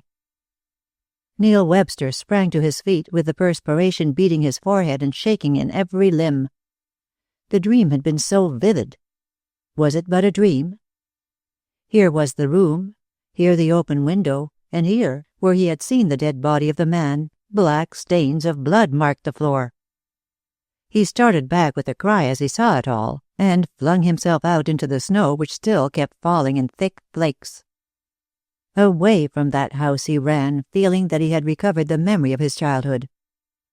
His father had been murdered. By whom? That was the question he asked himself as he sped onwards through the snow. "Oh, heavens!" he kept murmuring. "What does it all mean? Why was I sent to that house to learn this terrible truth? Why? Why? But the snow fell ever more thickly, and the young man fled along the road. In the same way had his mother fled with him in her arms, fled through the mist to escape the horror of the Turnpike House. Chapter 6. Mr. Cass Speaks. Jenny Braun sat in her bedroom with an agonized look on her face, with inky fingers and tumbled hair. Miss Braun was courting the Muse. As yet she had had but ill success, for the Muse was not in a kindly mood. "If, dear, thou shouldst unhappy be, remember me, murmured the poetess. "I think that will do for a refrain. But how am I to begin?" "Ah," with a sudden inspiration. "Spring in the first verse, summer and roses in the second, then winter and dying for an effective finish." And she began to thresh out the first lines. "The spring is flowering all the world." "Huh," she broke off. "That sounds as though spring were a baker. I must try again." But before she could think of an alternative line, the door burst open, and Ruth rushed in violently, all on fire with excitement. "Jenny, Jenny!" she cried, plumping down on the bed. "I've had a proposal." "Oh!" Jenny, quite phlegmatic, laid down her pen. "Geoffrey Heron has you to be his wife?" "That is the plain English of it, I suppose," Ruth said impatiently. "Of course I said no." "Of course you did," remarked the prosaic Miss Braun. For prosaic she was in ordinary matters, in spite of her poetic gift. "You are in love with the master?" She put this in the form of a query. "Haven't I told you 1,000 times?" cried Miss Cass. "I love him as dearly as he loves me." "That's a pity." "Why is it a pity?" asked the girl, her face flushing. "Oh, I know you don't like the truth," Jenny went on calmly, "but I always tell it, even when it is disagreeable. I don't think you are the kind of wife to suit the master. You are too impetuous, too fond of admiration. You would never be content to take a back seat." "I should think not," cried Miss Cass indignantly. "Catch me taking a back seat? I want to be admired, to have an ample income and a big position. I am an individual, not a piece of furniture." "Marry Mr. Heron, then," advised Jenny, "and you will have all you wish for. He belongs to a good county family and can give you a position in society. He has a handsome income, and with your own dowry as well you would be rich." "But I love Neil," persisted Ruth piteously. "Oh, no, you don't. You think you love him, but you are only attracted by his charm of manner." "I believe you want to marry him yourself," cried Ruth pettishly.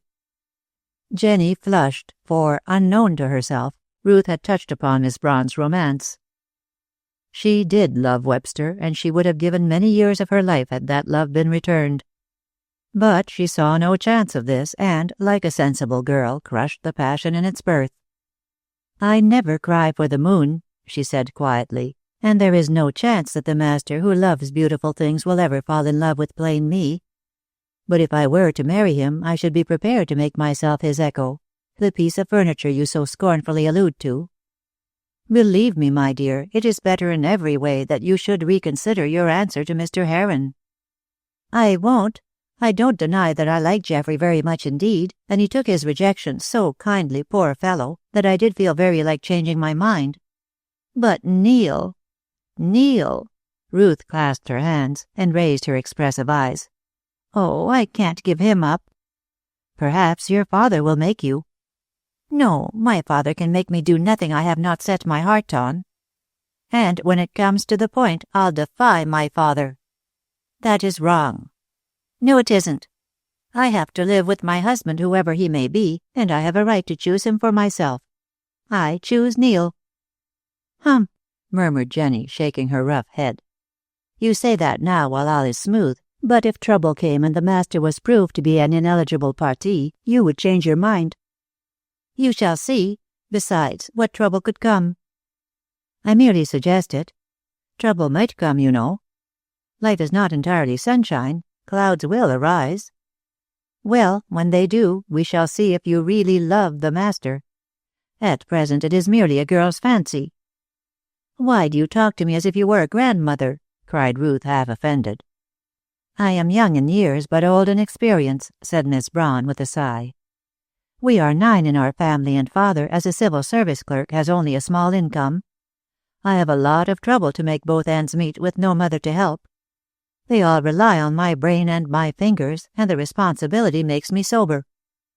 "Poor dear," said Ruth, kissing the freckled cheek. "I wonder you write poetry with all your anxieties."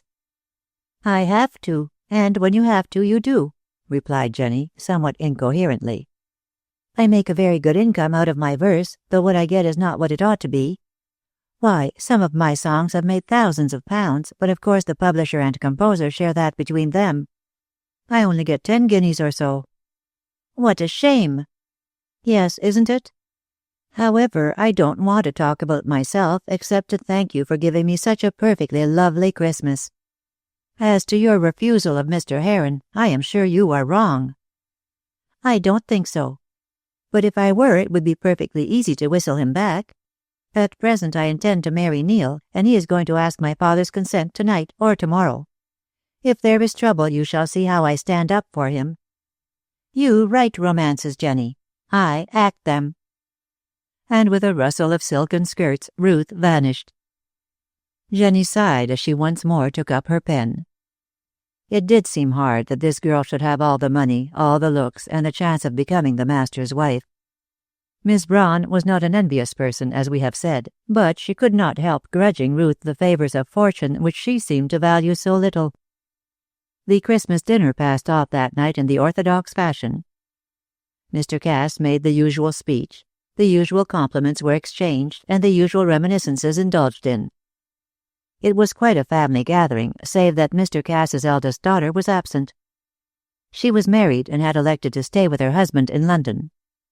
As a matter of fact, Mrs. Chisel, such was her name, could not approach her sister in the matter of looks, and being of a jealous nature she did not like, to use an expressive if somewhat vulgar phrase, to take a back seat.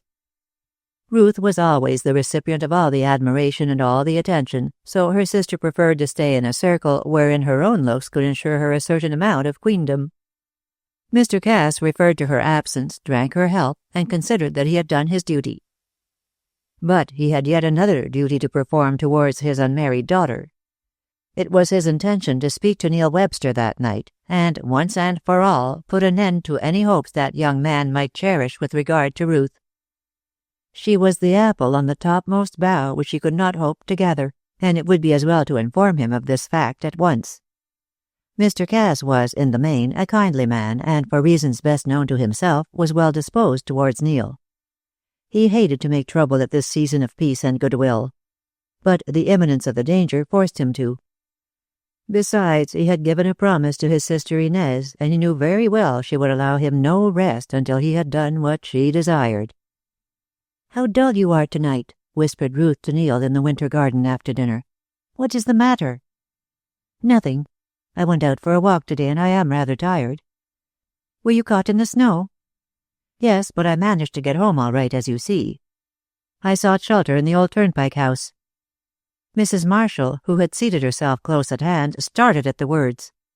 "The Turnpike House?" she said anxiously. "Did you go in there?" "Yes, Mrs. Marshall, it was my refuge from the storm."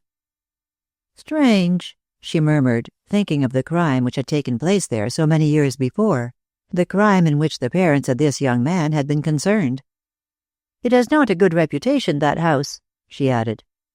Webster fixed his eyes on her. "How is that?" he said. "Oh, don't you know?" cried Jenny, who had come up to them. "A dreadful murder was committed there. A man was killed, and the house is said to be haunted." "A man was killed?" repeated Neil, his breath coming quickly. "And who killed him?" Before Jenny could make reply, Mr. Cass, who had been listening uneasily, interposed sharply. "Don't talk of murders, Miss Braun. The subject is not fit for Christmas. Come and play for Mr. Webster." "Thank you," the young man said. "I do not think I can play this evening." There was a murmur of disappointment, but Neil was firm. "I am not very well," he said wearily.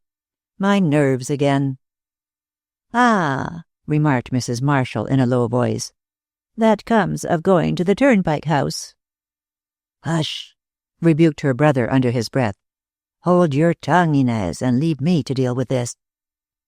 As there was to be no music, Jenny and Mr. Marshall set to work to amuse the guests, and even Heron took part in the games.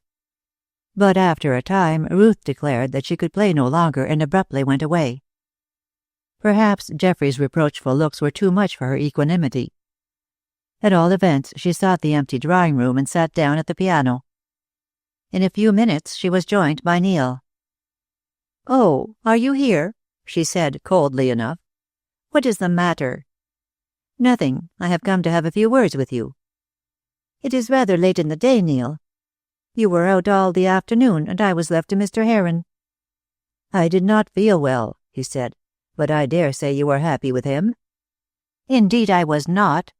"Oh, Neil," she murmured, looking up at him with eyes shining like stars. "He proposed to me today, and I refused him." "My darling," he cried, and then drew back. He was thinking of his dream and wondering if he had the right to hold this girl to her engagement. Ruth misunderstood him and pouted. "I thought you would be pleased." "I am pleased. I want you all to myself. All the same, perhaps, you do well to marry Heron." "Then you don't love me?" she burst out with wounded pride. "Love you?" he repeated fiercely. "Heaven knows I love you more than my own soul. But I am beginning to think that I am not a fit husband for you. My position is so insecure, my nerves are in such a wretched state. Then again, your father may object. Indeed, I think he will." "Why not ask him before you make so certain?" cried the girl eagerly. "I will do so tonight, but I tell you frankly, I am prepared for a refusal." "Oh, no, there will be no refusal.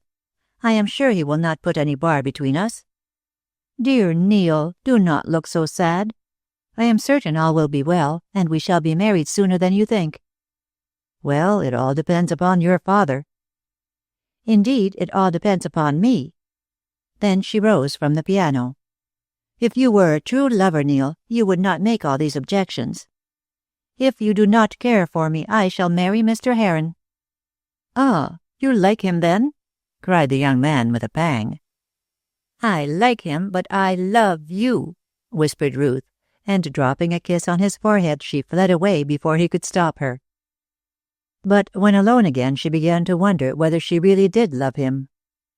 He was so cold and strange in manner that he sometimes chilled her, and although he persisted in declaring that he loved her, she could not help feeling that something had come between them.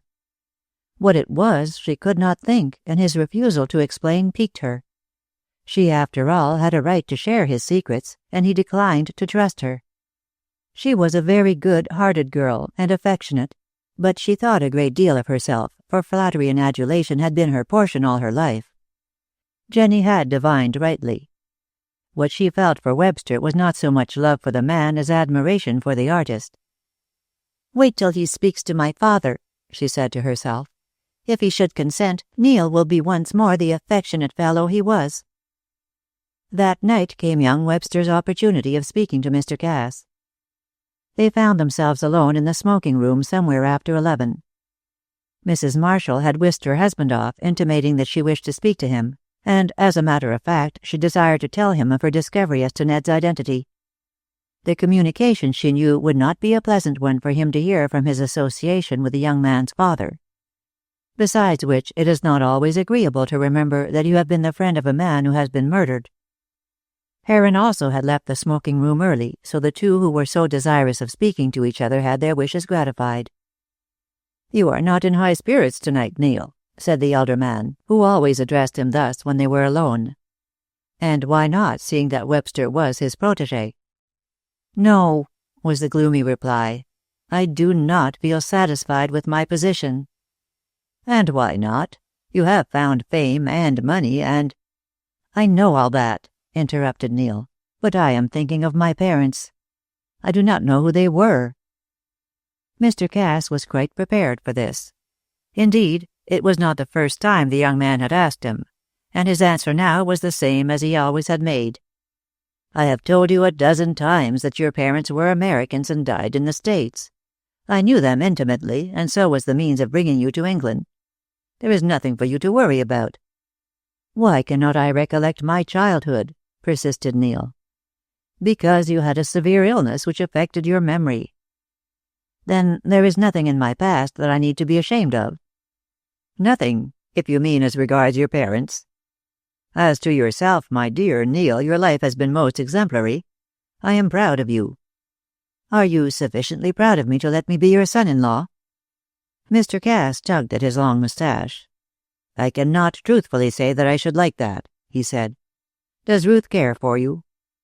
"Yes, we want to marry, with your consent." "That you shall never have." "Why not?" "I don't approve of the marriage. For your own sake, don't ask the reason." Neil Webster started to his feet with a look of horror. "Ah!" he cried. "Then the dream was true. My father was murdered." Mr. Cass rose also pale and agitated. "In heaven's name, who told you that?" he cried. "I dreamt it in the Turnpike House." "The very place," Mr. Cass said under his breath. "It was a dream and yet not a dream," continued Neil. "Myself, I believe it was a recovery of the memories which you say were destroyed by illness. Ah, now I know why you will not let me marry your daughter. It is because I am the son of a murdered man." "No," was the deliberate answer. "You may as well know the truth. Your mother is now in prison for the murder of her husband, of your father." Chapter 7. Webster's Childhood. Knowing what he did of Neil Webster, Mr. Cass was quite prepared to see him faint upon hearing the terrible truth. But to his unconcealed astonishment, the young man, beyond losing his color, remained unmoved. "I should like to hear the whole story, please," he said quietly. Mr. Cass was almost frightened by his calmness. "A glass of wine?" "No, I want nothing. You have told me the worst. What remains to be said can affect me but little.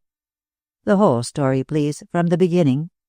When I am in possession of the facts, I may be able to see some way of saving my mother from her unjust fate." "Her unjust fate?" repeated Mr. Cass with a flush. "Why, man alive, she had all the justice the English law could give." "Did she admit her guilt?" "She neither admitted nor denied it. Not a word would she say, good or bad, for or against. Throughout the trial she maintained an absolute silence and went to prison uncomplainingly. To my mind that looks like innocence."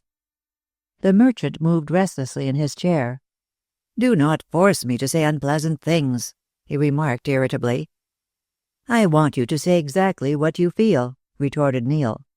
"I am here to hear the truth, however disagreeable. It is only by knowing all that I can help my mother. If you will not tell me, then I must see the lawyers who were concerned in the case. I don't think they will mind giving me pain. But if you are the friend I take you to be, you will speak out." His self-possession was so much at variance with his usual demeanor that Mr. Cass stared. "If you will have it, then," he said roughly, "I believe your mother was guilty. Had there been the slightest chance of proving her innocence, she would have done so for your sake." "Ah, my poor mother!" Nell's face grew soft and tender, and a look of deep affection came into his eyes. "My mother, how she loved me!" "Can you remember her love?" asked Mr. Cass doubtfully. "Now I can." He raised his hand to his forehead. "It all comes back to me. All. That dream has given me the key to the past, and the memories of my childhood rush back upon me. I know how I hated my father." His face grew dark. "And I know also how badly he treated my mother. If she killed him, she did right." Mr. Cass shuddered. "I quite believe all that," he said dryly. "You were born hating your father, and your mother taught you to look upon him as your worst enemy. That you should deem her action in killing him a right one is exactly what you would believe, having regard to your childish feelings towards him. Indeed, I believe that had you grown up while your father was still in existence, you would have killed him yourself." "Very probably," remarked Neil just as dryly. "Indeed, I did try." "What? I don't understand." "I dare say not, seeing my mother kept silence from the time of her arrest. But I remember that on the night my father was murdered at the Turnpike House, I flew at him with a knife. I forgot all that took place after that, except that I was in the room and saw his dead body lying under the open window. The open window," he repeated quietly and with significance. "Do not forget that, Mr. Cass." "What do you mean?" "I mean that someone else might have killed him. The window was open. Why should it have been open unless the true murderer had gained entrance by it and had fled through it when his deed was accomplished? I do not believe that my mother is guilty in spite of her silence. She has some reason for holding her tongue." "I can't think what the reason can be," replied Mr. Cass wearily, leaning his head on his hands. "For love of you she would have chosen to remain free. Yet when a word, according to you, might have saved her, she held her tongue and risked the gallows." For the first time Neil Webster shuddered. "How was it she escaped that?" he asked in a low voice. The case was so extraordinary that a petition to the Home Secretary was got up, and he commuted the sentence to one of imprisonment for life. Yet I must tell you the general opinion was that she was guilty. She was pitied for all that when the story of her husband's brutality came out in the evidence. "And my father?" said Neil, impatiently raising his head. "Tell me more." Mr. Cass hesitated a moment. "Jenner deserved his fate. He treated his wife abominably. She had been left to starve, after having been put to many shifts." Webster raised his hand with a cry of pain. "I remember. Don't," he said. "My poor mother. I can recall in some degree, that is, so far as a child could have understood, our terrible life in London. Then we came down here. Yes, I did what I could for your mother, for I had always respected her very much. But she was a difficult person to manage, and she refused my help on the ground that it was charity." "So it was," said Neil between his teeth, "and I have lived on your charity ever since." "My dear lad," Mr. Cass laid his hand on the young man's arm, "don't be so thin-skinned. Whatever I have done, you have more than repaid me by your success. And if you feel that you cannot bring yourself to accept the money I have spent upon your education, why then pay me a sum to be agreed upon between us. Surely that will set your mind at rest." Neil shook his head. "The obligation remains the same," he said gloomily. "I shall ever remain grateful to you, and I will repay the money. I know that whosoever else may be a scoundrel, and the world is full of them, you at least are a good man." Mr. Cass winced as Neil held out his hand. But the feeling passed away in a moment, and he did not refuse the proffer of friendship. "The best of us are bad," he said with a sigh, "but I do my best to behave as a man should. However," he added, glancing at the clock, "it is growing late. Will you hear the rest of this story tomorrow morning?" "No," and Neil settled himself resolutely in his chair. "Now that I have heard so much, I want to know all. My mother lived in the Turnpike House, did she not?" "Yes, it was a tumble-down old place and belonged to Heron's father." "To Heron's father?" Neil made a wry face, for he did not like the idea. "She paid no rent for it," continued Mr. Cass, taking no notice of the interruption. "Heron refused to accept any. Then she did sewing for several people in the village. My sister, Mrs. Marshall, who was then unmarried, gave her work, and sometimes food, when she would accept it, which was not often. In this way, then, she lived and found all her joy in you." "I have a faint memory of that terrible life," said Neil musingly. "My poor mother, with her bright hair and blue eyes, always so kind and tender to me. Then that night, how it all comes back to me. The dream. And in his agitation he rose to his feet. It was a shadow of the past, that dream. I was playing with a toy horse by the fire. My mother was sewing. Then he came, my father. I remember running at him with a knife, and afterwards, nothing." "Is that the very last of your memories?" asked Mr. Cass, watching him keenly and with an uneasiness he found it hard to disguise.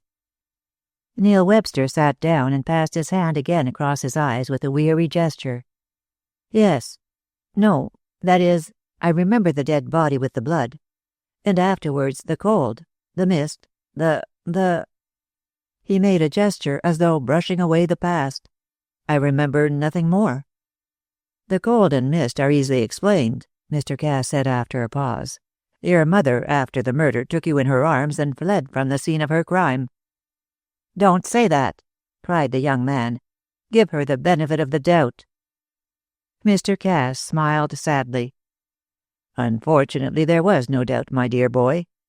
Your father was killed with a buck-handled knife which had been used to cut bread, and—" "The knife, the knife," muttered Neil, straining his memory.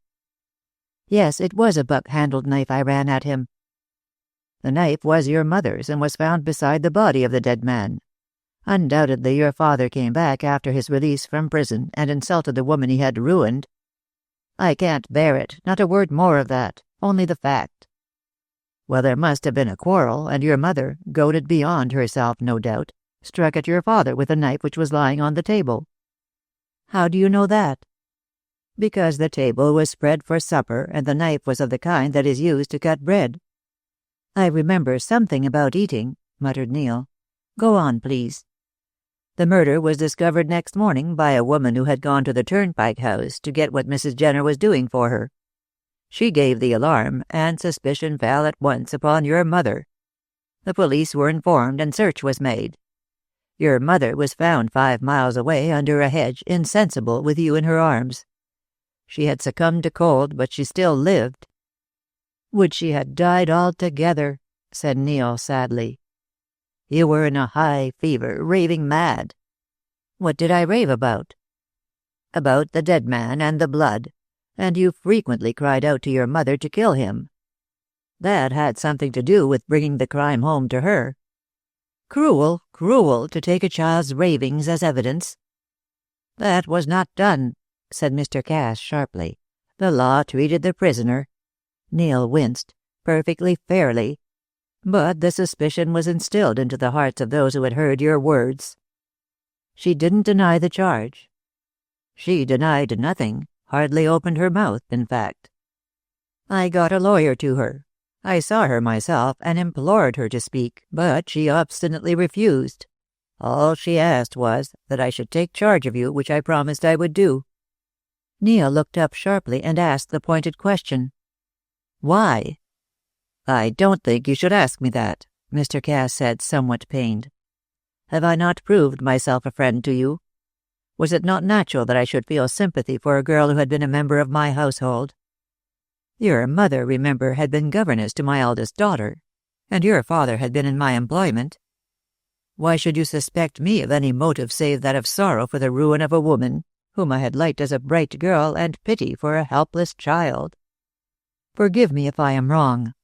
Neil shook hands with much penitence. "But I am suspicious now of all the world. Heaven help me.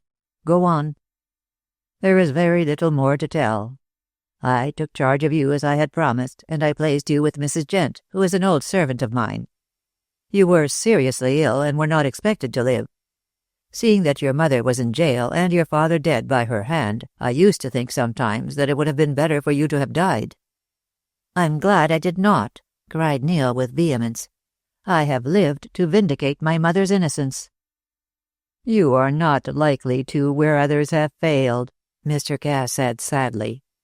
"However, although I thought it would be better for yourself and for all concerned that you should not recover, I did not feel justified in letting you slip through my fingers. I got the best doctors to see you, and they managed to pull you round after months of suspense. But the memory of your childhood, up to the time of your illness, was gone from you forever. It was just as well, seeing how terrible that childhood had been. I made no attempt to revive your dormant memory, and I warned Mrs. Gent not to say anything either. We supplied you with a fictitious past." "I know," said Neil with a faint smile. "The American parents.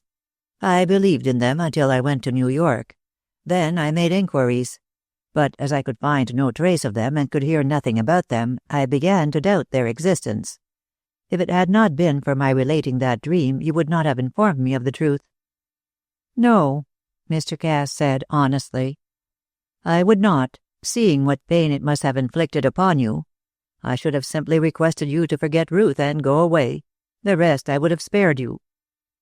"I thank you for your forbearance," Neil said politely, but coldly. But Providence knew that I had a duty to perform, and so gave me back the past." "Oh, it was no miracle," he went on with a shrug. "I am not a believer in the supernatural, as you know. I can see how it all came about. Can't you?" "No. I confess that I am amazed that the dream should have been so accurate, or, indeed, that it should have come to you at all." "Dreams, I have heard, are only the impressions of our waking hours in more confused forms," said Webster quietly. "And as I had received no injury to the brain itself, my memory was only dormant, not destroyed. It was awakened by the sight of the face in that photograph." "Ah, so it was," Mr. Cass said. "And the sight recalled your instinctive hatred for the man. That was why you fainted." "Exactly. And no doubt all that night my brain was busily running back through the years. Then I found the Turnpike House." "What took you there?" Neil shrugged his shoulders. "It might have been an accident, but I do not think it was. My own belief is that the awakening of memory drew me there, and when I got into that room all came back to me in my sleep. However, I know the truth now, so nothing else matters. Henceforth I devote myself to proving the innocence of my mother."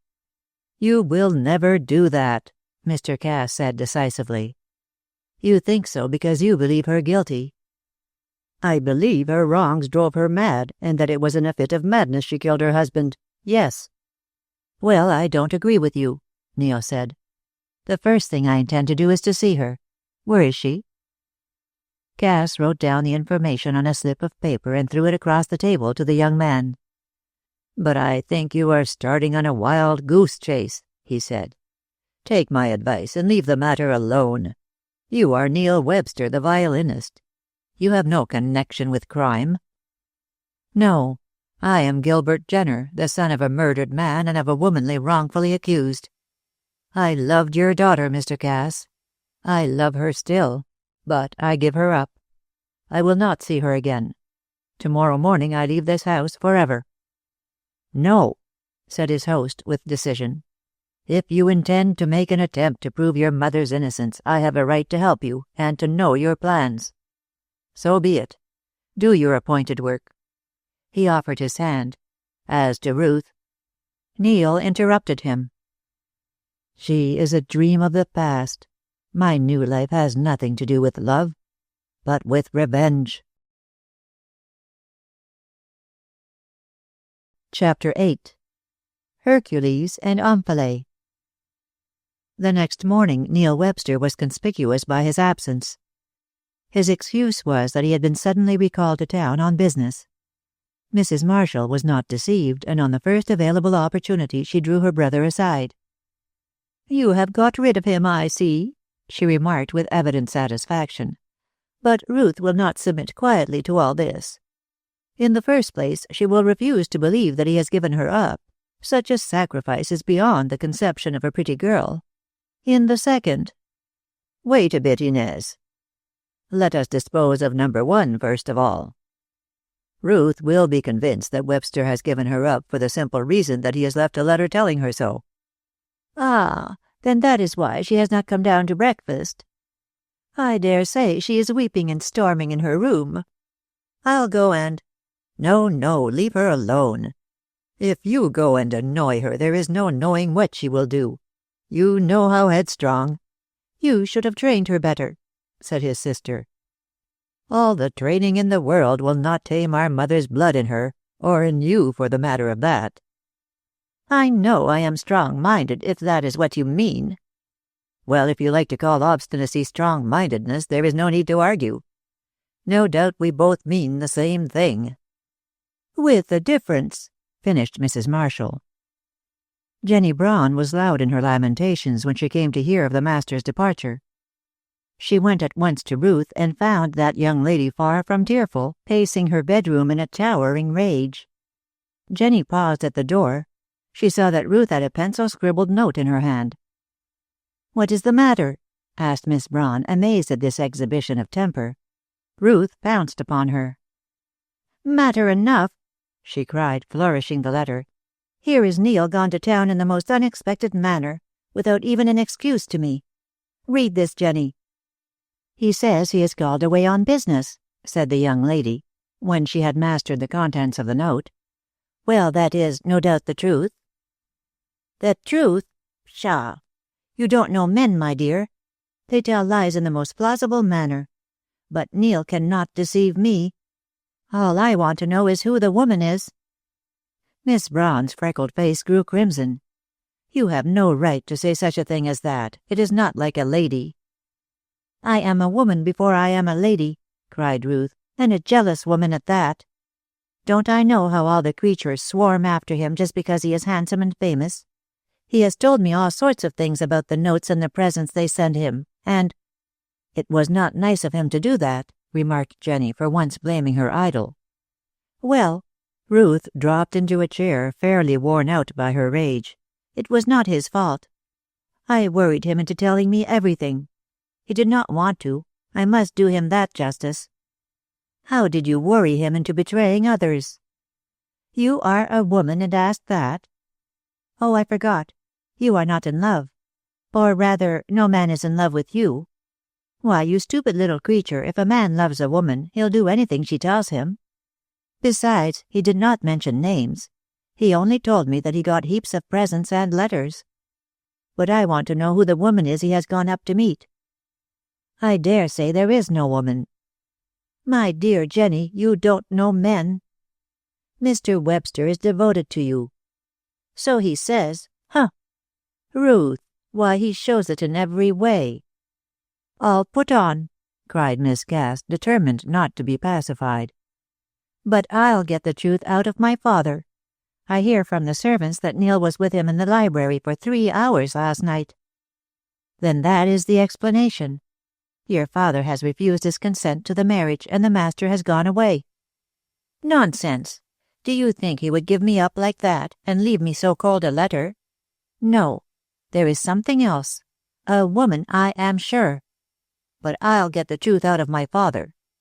I have as wild a temper as Aunt Inez when I'm roused. I can be nice enough, Jenny, as you know, but oh, how nasty I can be when I make up my mind."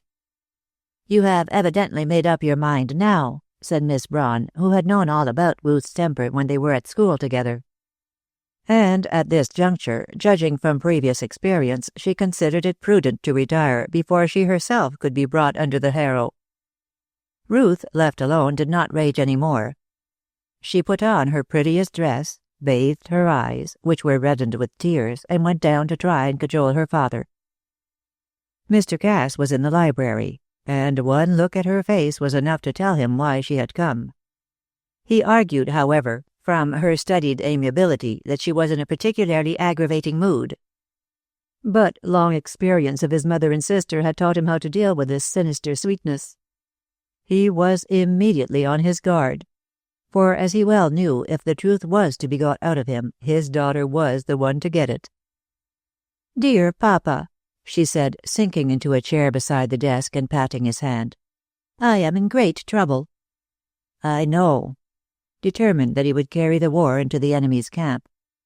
"Mr. Webster was with me last night." Ruth started to her feet with a tragic expression on her face. "And you have forbidden our marriage," she cried, and her air was that of a Siddons. "What else did you expect?" her father asked. "Neil is a good fellow, but he is not the son-in-law I want. And indeed I should be sorry for his own sake to see him marry you. He is too gentle and kind.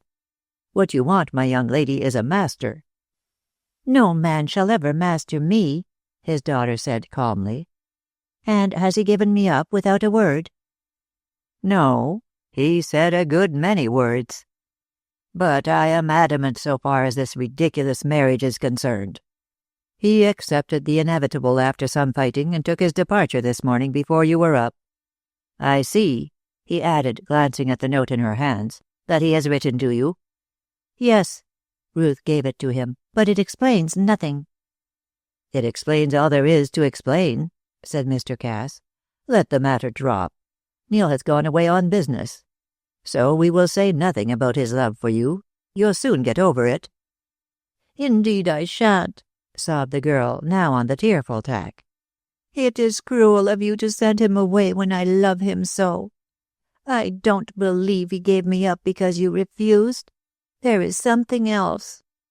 "There is nothing else." Mr. Cass's tone was decisive.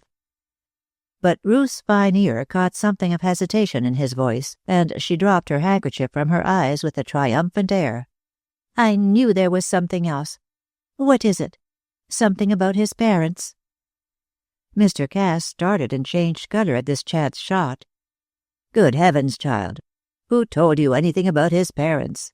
he said, and no sooner had he said it than he repented his rashness. For thereby she had gained an advantage which she would not be slow to seize. "Why?" she said very slowly, with her eyes fixed on her father's perturbed face. "It was just this way. Neil told me about his parents having died in America, and how you had brought him up at Bognor." "Did he tell you nothing else?" Mr. Cass was beginning to feel that she was too much for him. This was an opportunity which the girl was too clever to lose. "Well, he did not tell me everything," she said. "He couldn't, you know." "I'm glad he had that much sense," Mr. Cass said with relief.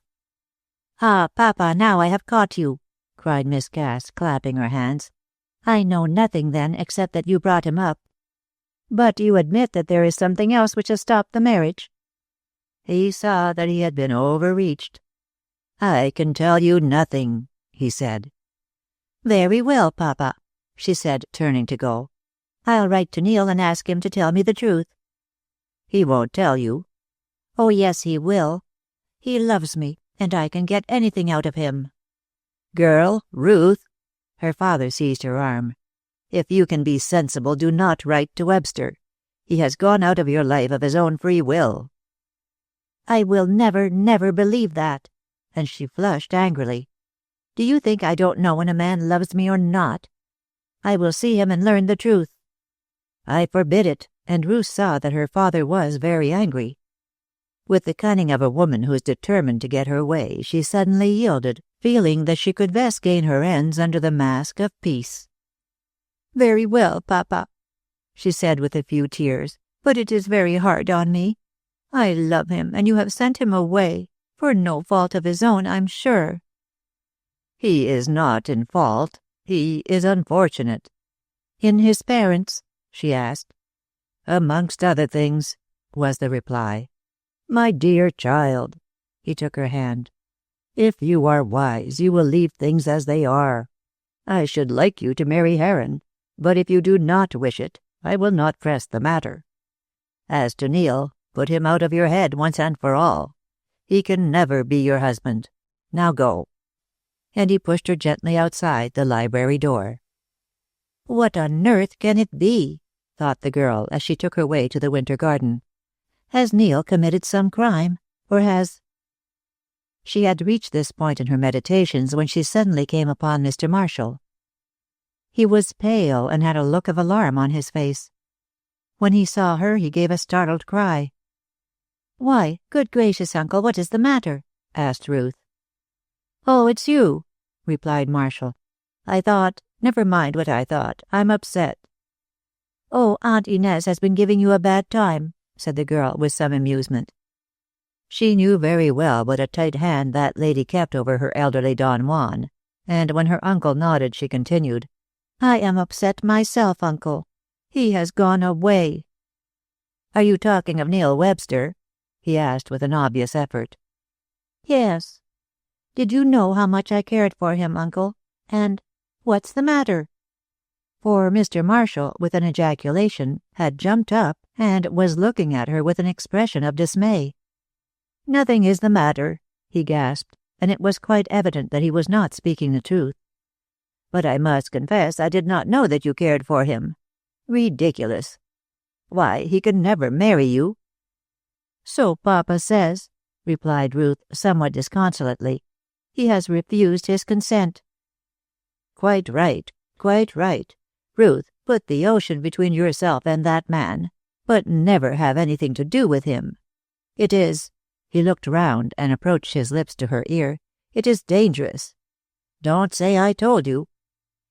And before she could recover from her astonishment, he had slipped away with an alacrity surprising in so heavy a man. Ruth remained standing, utterly perplexed by the manner of her usually careless and good-natured uncle. "I wonder if he knows why Neil has gone away," she thought. "I will find out the reason," she went on to herself. "I am as obstinate as they are. Since they won't tell me, I will write to Neil." This she proceeded to do, demanding to know the cause of his departure. "If you love me as you say, you will not give me up at my father's bidding. I am ready to brave his anger for your sake. Can you not be as brave as I?" The reply came as she had expected by return, and it was with a violently beating heart that she tore it open. "I must give you up," he wrote. "It is in vain to fight against the destiny that parts us. I love you still, but it is my duty to forget you. Do the same, for only in that way can you be happy." "Oh, he is mad," cried Ruth angrily. "And if he thinks he can put me off in this way, he will find his mistake. I will know." She stamped her foot. I will. Notwithstanding Ruth's refusal of him, Geoffrey Heron had not gone away. He was too deeply in love with her for that, and remained like a moth fluttering round a candle. Sometimes he felt annoyed with himself, but he was no longer his own master. Then, much to his surprise, the girl sought him of her own free will. He was delighted, though he wisely strove not to show it. She suggested a walk in order that they might not be interrupted. After some preliminary skirmishing, she led the conversation up to the departure of Neil Webster. "I am sorry," she said with a sigh. "You need hardly tell me that," replied Geoffrey, not very amiably, for he was annoyed by the speech and the sigh. "I know he is a lucky man." "If he is lucky, he does not value his luck." "What do you mean? I understood from Miss Braun that you were engaged to marry him." "Ah, that's just it. I was engaged, but now he has gone away without a word. I don't believe he cares one bit about me." "What a fool! Oh, Ruth, if you only knew." "I do know," she said kindly. "You want me to be your wife. Well, I refused, because I could not really love you, but you know that I do like you extremely." "Even that is something." "And if it were not for Neil, well, I might bring myself to marry you." "No," he said firmly. "I also have my pride. Much as I want you to be my wife, I will not consent to that unless you can tell me that you love me." "Won't liking do?" "No," gruffly. "Liking will certainly not do." "I might grow to love you in time." "I wish you could, but what does all this mean?" She thought for a moment, then she said, "I hope you won't think me bold for speaking openly, but the fact is, well, I was engaged to Neil, and he has broken our engagement." "Ah!" exclaimed the young man. "And how can I remedy the situation?"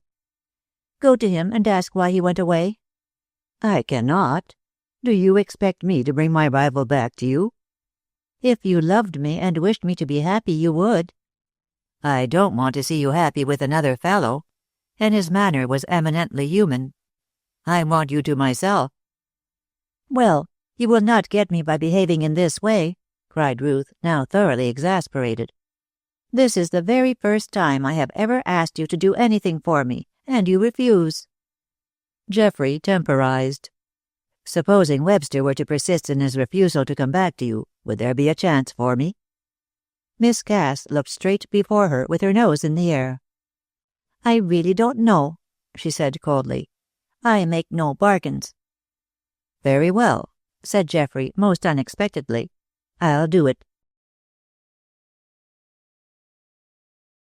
Chapter 9. The Embassy of Geoffrey Heron. Within that week, the house party at Holyhoaks broke up. Mr. and Mrs. Marshall returned to their own house, which was only 4 miles away. Jenny Braun went back to Bedford Park in the family of 9, and Geoffrey Heron took his way to his London chambers. So Ruth was left to the society of her father, and she made up her mind that she would say no more about Neil. Indeed, she half intimated to Mr. Cass that she might, after all, marry her other lover, an intimation which delighted the worthy merchant beyond words. "You are a sensible girl after all, Ruth," he said. "Believe me, you would do wisely. You see, my love, you could not have been really in love with Webster, since you have so soon forgotten him." She answered him meekly enough. "I dare say you are right, Papa. Neil has behaved very badly to me, and I think no more of him." "Poor fellow," sighed Mr. Cass. "Really, Papa," exclaimed the girl, "you are difficult to please. At your desire I have given him up. Now you think I have treated him badly." "My dear, I said nothing of the sort," protested the embarrassed Mr. Cass. "All the same, I wish he had not set his heart on you." "Oh, he has not done that, or he would not have been so ready to give me up." "My dear, you do not understand." Ruth went away thinking over this last speech. "No," she murmured to herself, "I do not understand, but I shall soon. I ought to hear from Geoffrey in a few days. After all, I am really beginning to think I like him better than Neil. What Jenny said was quite right, although I would not for the world acknowledge it to her. I am not the wife for a man like him. I want to be considered, and I am sure Geoffrey would do all in his power to please me and make me happy. Neil? Well, I think he might have been rather a trial." A week after Neil's departure, Mr. Cass received a letter from him which caused the worthy merchant much perplexity. He shut himself up in his library to think it over. Webster had gone away with the fullest intention of proving his mother's innocence, yet this short letter intimated that he had abandoned the idea. "I have seen my mother," he wrote, "and I see it is best to take your advice and let sleeping dogs lie. I am going abroad shortly, and it is not likely that I shall see you for many months. Never again will I come to your house, and I only hope that you will impress upon Ruth the necessity of forgetting me as speedily as possible. I cannot trust myself to see her again, so I must leave this task to you." "Poor lad," sighed Mr. Cass as he finished the letter.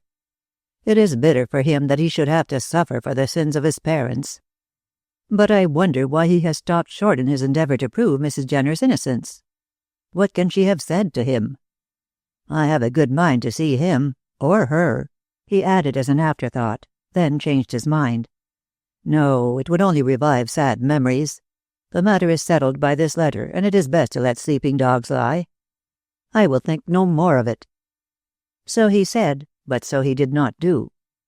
His conscience frequently took pleasure in reminding him of the whole story, and despite all his philosophical resolves to let sleeping dogs lie, he knew very well that he ought to rouse them. But this he could not bring himself to do. Too much was at stake, and a bolder man than Mr. Cass would have shrank from the consequences. In this frame of mind he did his best to argue that he was right, and he failed in the attempt. Meanwhile Geoffrey was in town. He had learnt from Ruth that Neil occupied rooms in the Waverley Hotel in Cherry Square, a quiet, unpretentious establishment. 3 times Heron called at the hotel, only to be told that Mr. Webster was out of town. The 4th time he was more lucky and found the young man at home. Neil Webster looked extremely ill. Dark circles under his eyes told of sleepless nights, and his restless movements hinted at a nervous system which had gone to pieces. Moreover, his lips were dry, his eyes feverishly bright. The room was luxuriously furnished. The prevailing color was a dark red, and on the walls were hung portraits of his favorite composers. Curiously enough, the furniture was upholstered in a soft shade of gray, the effect of which in the warm-tinted room was, to say the least of it, somewhat odd. A revolving bookcase filled with books, mostly of poems, stood near a Louis XV escritoire, but the glory of the room was a magnificent grand piano standing alone at one end of the apartment. "I suppose you are surprised to see me, Webster," said the young squire abruptly. "Well, I must admit that I am. We could hardly be called the best of friends at any time, I think. Still, we have not been enemies, Webster. Because 2 men may happen to be rivals, they need not have a bad opinion of each other." "You are very good," Neil said faintly. "Don't be sarcastic. There is no need, I assure you." The remark made Webster laugh. "Why do you laugh?" asked the other sharply. "I was wondering whether I could make a friend of you, and the thought of our relative positions with Miss Cass made me scout the possibility. We can never be friends." "Why not? I like you very well. I don't see why you should be so bitter to me." "I am not bitter. In fact, you would be my friend, I think, if it were not for Miss Cass." I am ready to be your friend in any case, said Heron quickly. And don't think me a mean brute to hate a man because he is more lucky than I. Lucky, sighed Neil, sitting up. Heaven help you if you are not a luckier man than I. Well, when we know one another better, we may be friends. I need one badly enough, heaven knows. But first of all, to pave the way to our better acquaintance, why have you come here? I will answer you frankly. Miss Cass has informed me that you have broken off your engagement to her. Now you know that I am very much in love with her, and that I wish her to be my wife. She loves you, I think. No, pardon me, Webster said, lifting one thin hand. She does not really care for me. I have come to that conclusion after much thought. She admires my talents, but you possess what wins a woman's eyes and her heart in the long run, strength. You are complimentary, Heron said good-humoredly, but I think most women would admire you. All I want to know is whether your engagement with Miss Cass is really at an end, because in that case I'll sail in and try my luck. Webster leant back. It was hard to give up this girl, and although he had really done so, yet there was the official announcement to be made. But it had to be done, for knowing what he knew, he felt that no truly honest man in his place would hold her to her promise. So Neil braced himself up to make the sacrifice and spoke out with decision. My engagement to Miss Cass is at an end, he said. She will never be my wife, nor is it probable that I shall ever see her again. She is free to marry you. Indeed, I hope she will. And, here his voice quivered, I wish you joy. Well, Heron said thoughtfully, I can't deny that I am glad to hear this, for Ruth Cass is all the world and more to me. At the same time I am sorry, for I can see that you feel this very deeply. Is it of your own free will that you do this? And he eyed Webster curiously. In one way it is, in another it is not. A few weeks ago I had a right to marry her. Now I have none. Can I help you? Heron asked. No, impossible. The man was so shaken and ill that Geoffrey asked no more questions. He went over and shook hands. As you have withdrawn, I will try my luck. But I also may fail. And if I do, I hope I shall bear the disappointment as well as you do.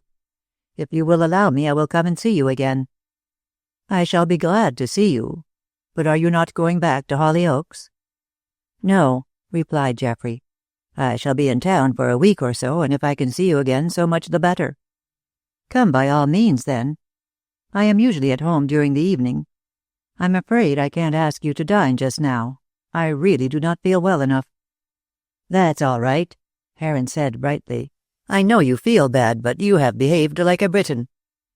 That which Geoffrey thought there could not be a higher praise.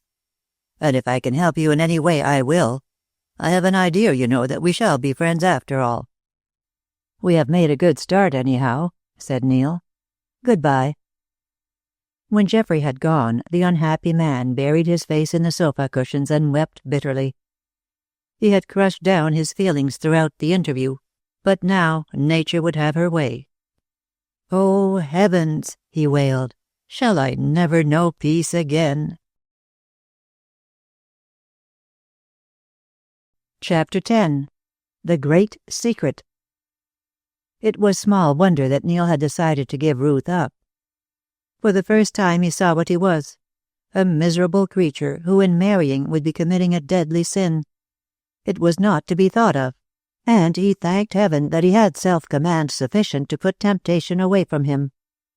His renunciation of her was to him the least of his sorrows. He found some comfort in the visits of Geoffrey Heron, who came almost every day and sat long with the unfortunate man, although he could not in the least understand his sufferings. But he strove to talk of general subjects which would draw his mind away from the one on which he was brooding. And in the main he succeeded, though when he had gone, Neil always relapsed into the torture of thought whence he had been drawn for the moment. During these visits Neil observed his visitor closely, and very soon came to the conclusion that he was a right good fellow with vastly more heart than the general mass of humanity. Once or twice he found himself on the point of confiding in him and asking his advice, but a feeling of dread withheld him. He liked Heron, he enjoyed his company, and he was afraid of losing him. so he tried to put himself aside and insisted that he was not as ill as he looked. But the crisis came one evening when Geoffrey was with him. Neil had been very ill all day, and when the young squire entered shortly after 8 o'clock, he found him lying on the sofa almost in a fainting condition. Geoffrey was alarmed. "I tell you what, old chap, you should see a doctor," he said. Neil shook his head.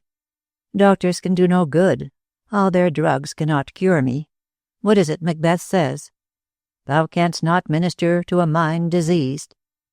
"But your mind is not diseased." "How do you know that?" He clenched his hands. "I have not told you my secret." "No, and I don't want to know it." "What? You don't want to know why I gave Miss Cass up?"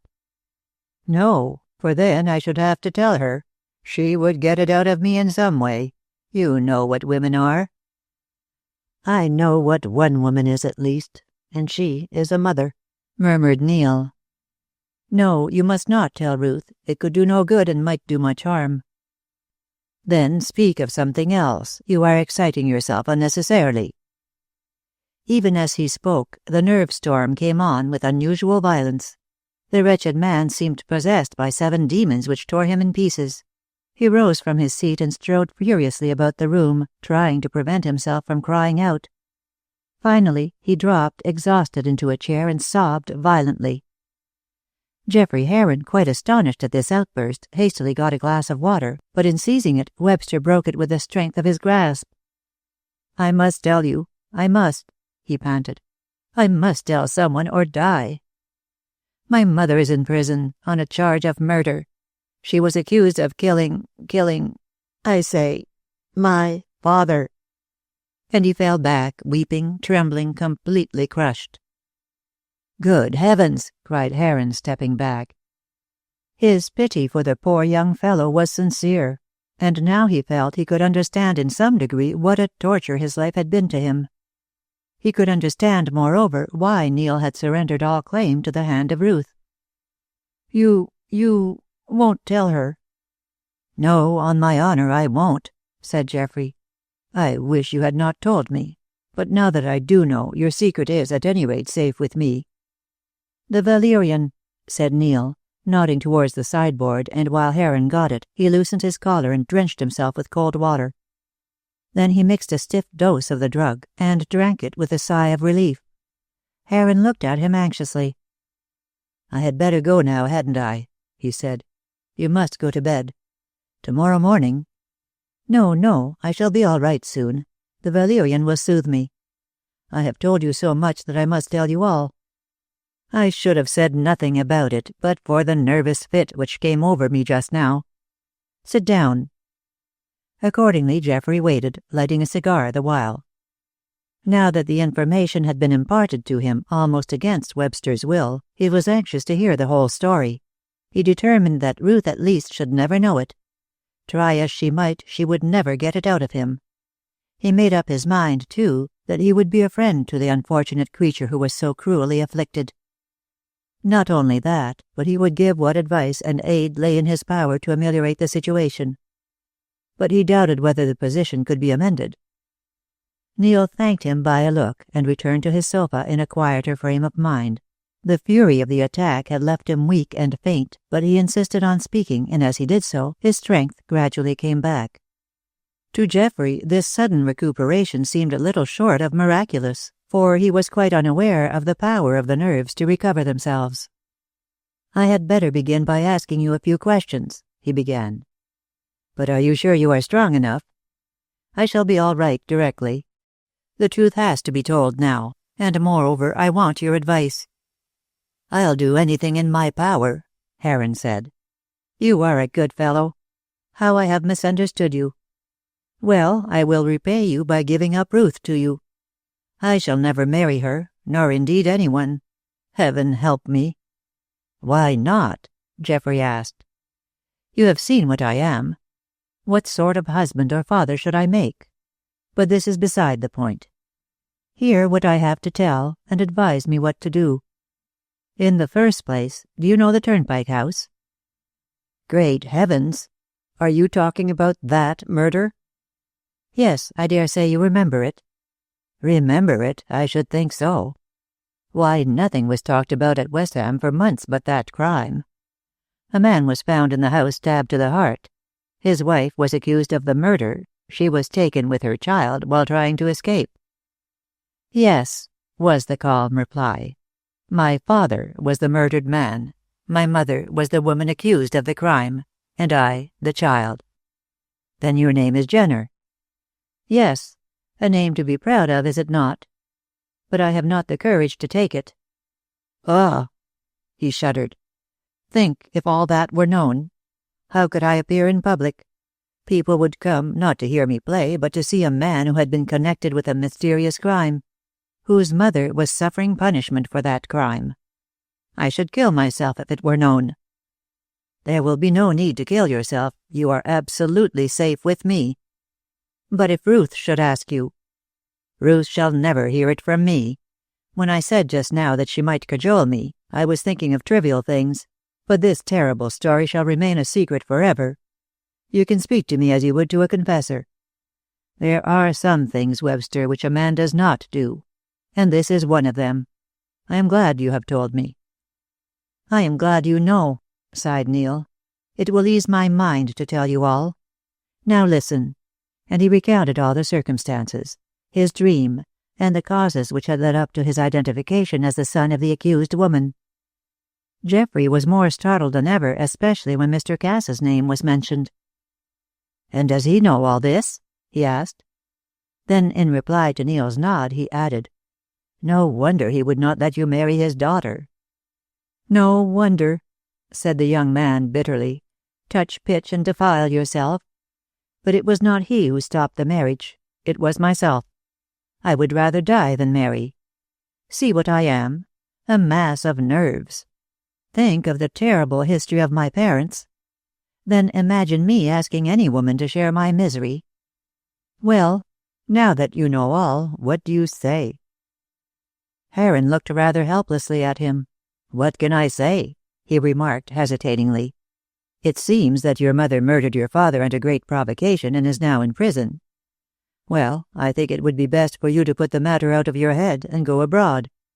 It is not the slightest use you seeing her. I have already done so, Neil said quietly. Geoffrey started from his seat. You visited her in prison? He asked. Yes, I learnt where she was from Mr. Cass, and I went to see her at once.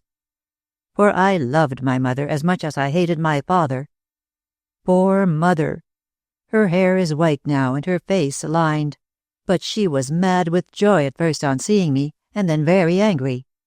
Why was she angry? Ah, that is the strangest part of the whole affair. I am now going to tell you something that no one else knows, not even Mr. Cass. Fire ahead. When I went to the prison, Neil continued, I did not believe that my mother was guilty. Cass had told me she was, but I did not agree with him. Only from her own lips would I learn the truth, and to the prison I went in order to learn it. I saw the governor and asked to see Mrs. Jenner, but did not give my real name.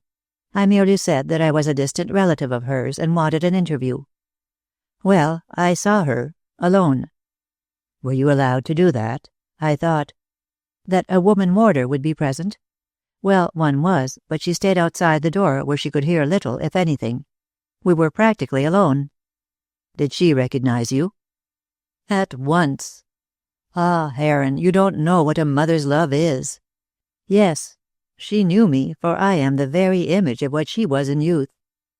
I have her fair hair and blue eyes, but not her good looks. She knew me, but she would only half admit it. Why was that? Well, for one reason, because the warder was outside and she did not wish our relationship known. Another was that she feared to give way altogether if she once said that I was her son. So all the time she addressed me as Mr. Webster, and she talked of her son to me. She must be a woman of wonderful self-command, said Geoffrey, now thoroughly interested. A woman in 1,000, as you will admit before I have done. Ah, what a mother! Was there ever such a noble creature? Well, addressing me always as I have said, she said that her son had been taken away to be brought up by Mr. Cass in ignorance of his parentage, and that this had been done at her own special request. She did not want her son ever to know of her existence, or of her history, nor did she ever wish to see him. She was dead to him and desired that he should regard her as dead also. A painful position for you. Heaven knows how painful." He was sitting up now and speaking rapidly. I fell into her humor, for her eyes warned me to do that. Besides, she stood aloof and refused to respond to my feelings. I accepted the situation and told her that her son was a violinist and famous. I am afraid I talked a great deal too much about myself, and in a boastful vein, too. But you will understand that, Heron. I wanted to give her all the joy I could. I wanted to prove to her that her sacrifice had not been in vain. Sacrifice? What on earth do you mean by that?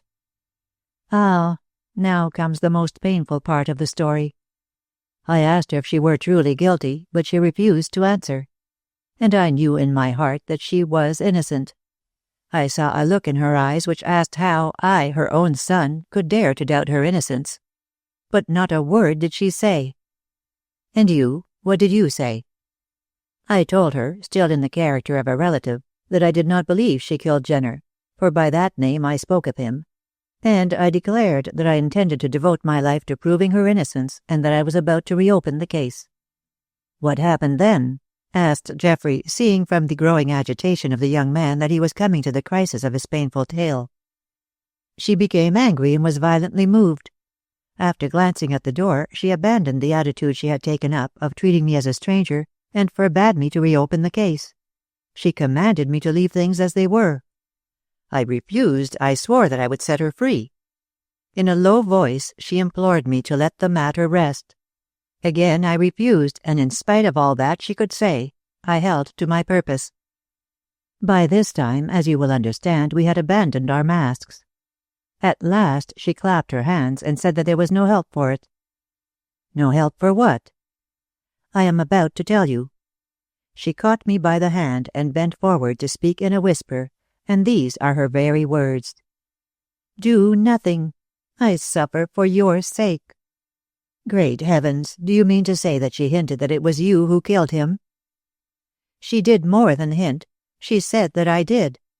She told me that on that night she had gone away to get some money for my father, that while she was in another part of the house she heard a cry, and came back to the room to find me there standing beside the dead body of my father, the knife still in my hand.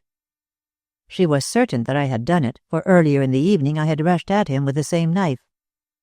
Seeing that my hatred for him was in part her work, she determined to save me, and rushed away into the night and the mist with me in her arms.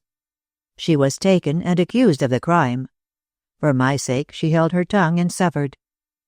No one knows this, not even Mr. Cass, to whom she gave me that I might be brought up by a good man. All this she told me in a low, hurried voice. Then she bade me leave matters as they were, or her curse would be upon me. I promised to do nothing. She made me promise. Then I left her. Since then, oh, what a life has been mine!" And he flung himself on the sofa to bury his face in the cushions.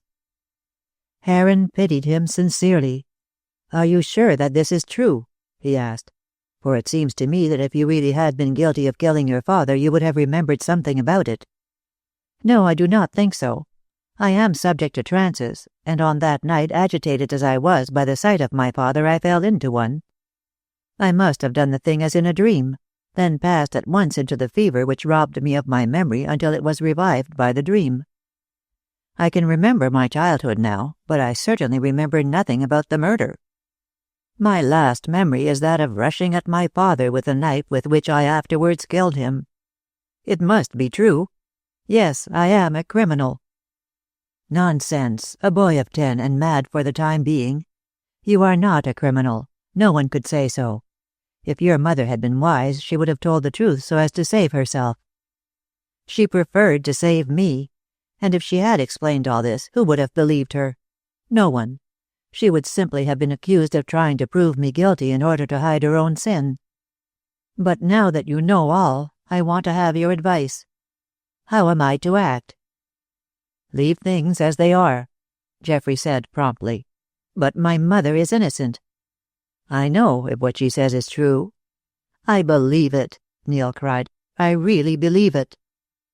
"Ah, but will anyone else? To me, I confess, it seems a trifle far-fetched. Even if you came forward and accused yourself, the whole story rests on her evidence, and you will not be believed. No, Webster, leave the matter as it stands, and stick to the name you are known by. Your mother wishes it, and since she has done so much for you, it is only right you should obey her." "I don't know what to do." Neil clasped his hands. "Shall I remain silent?" "Take my advice and remain silent," Heron replied, and he meant what he said. "And remember," he added, "that I am always your friend." Chapter 11. Ruth's Diplomacy. Whatever might have been Neil Webster's intentions as to saving his mother by proving himself guilty, they were frustrated by a severe illness. His body could no longer bear the strain of constant worry and mental torture, and he was seized with an attack of brain fever. Then it was that Heron proved himself indeed a friend. He attended to the sick man and procured for him the very best advice. No brother could have done more for the poor fellow than did Geoffrey. Putting entirely aside his desire to be near Ruth and to prosecute his courtship, he devoted himself to restoring Neil to health. Furthermore, at his friend's special request in the early stages of his illness, Geoffrey took all measures to prevent Mr. Cass hearing of the precarious state in which he lay. For Neil considered that the merchant had done quite enough for him and did not wish to give him any more trouble. So Geoffrey informed Mr. Cass that the young violinist had gone abroad for a rest by the advice of his doctor.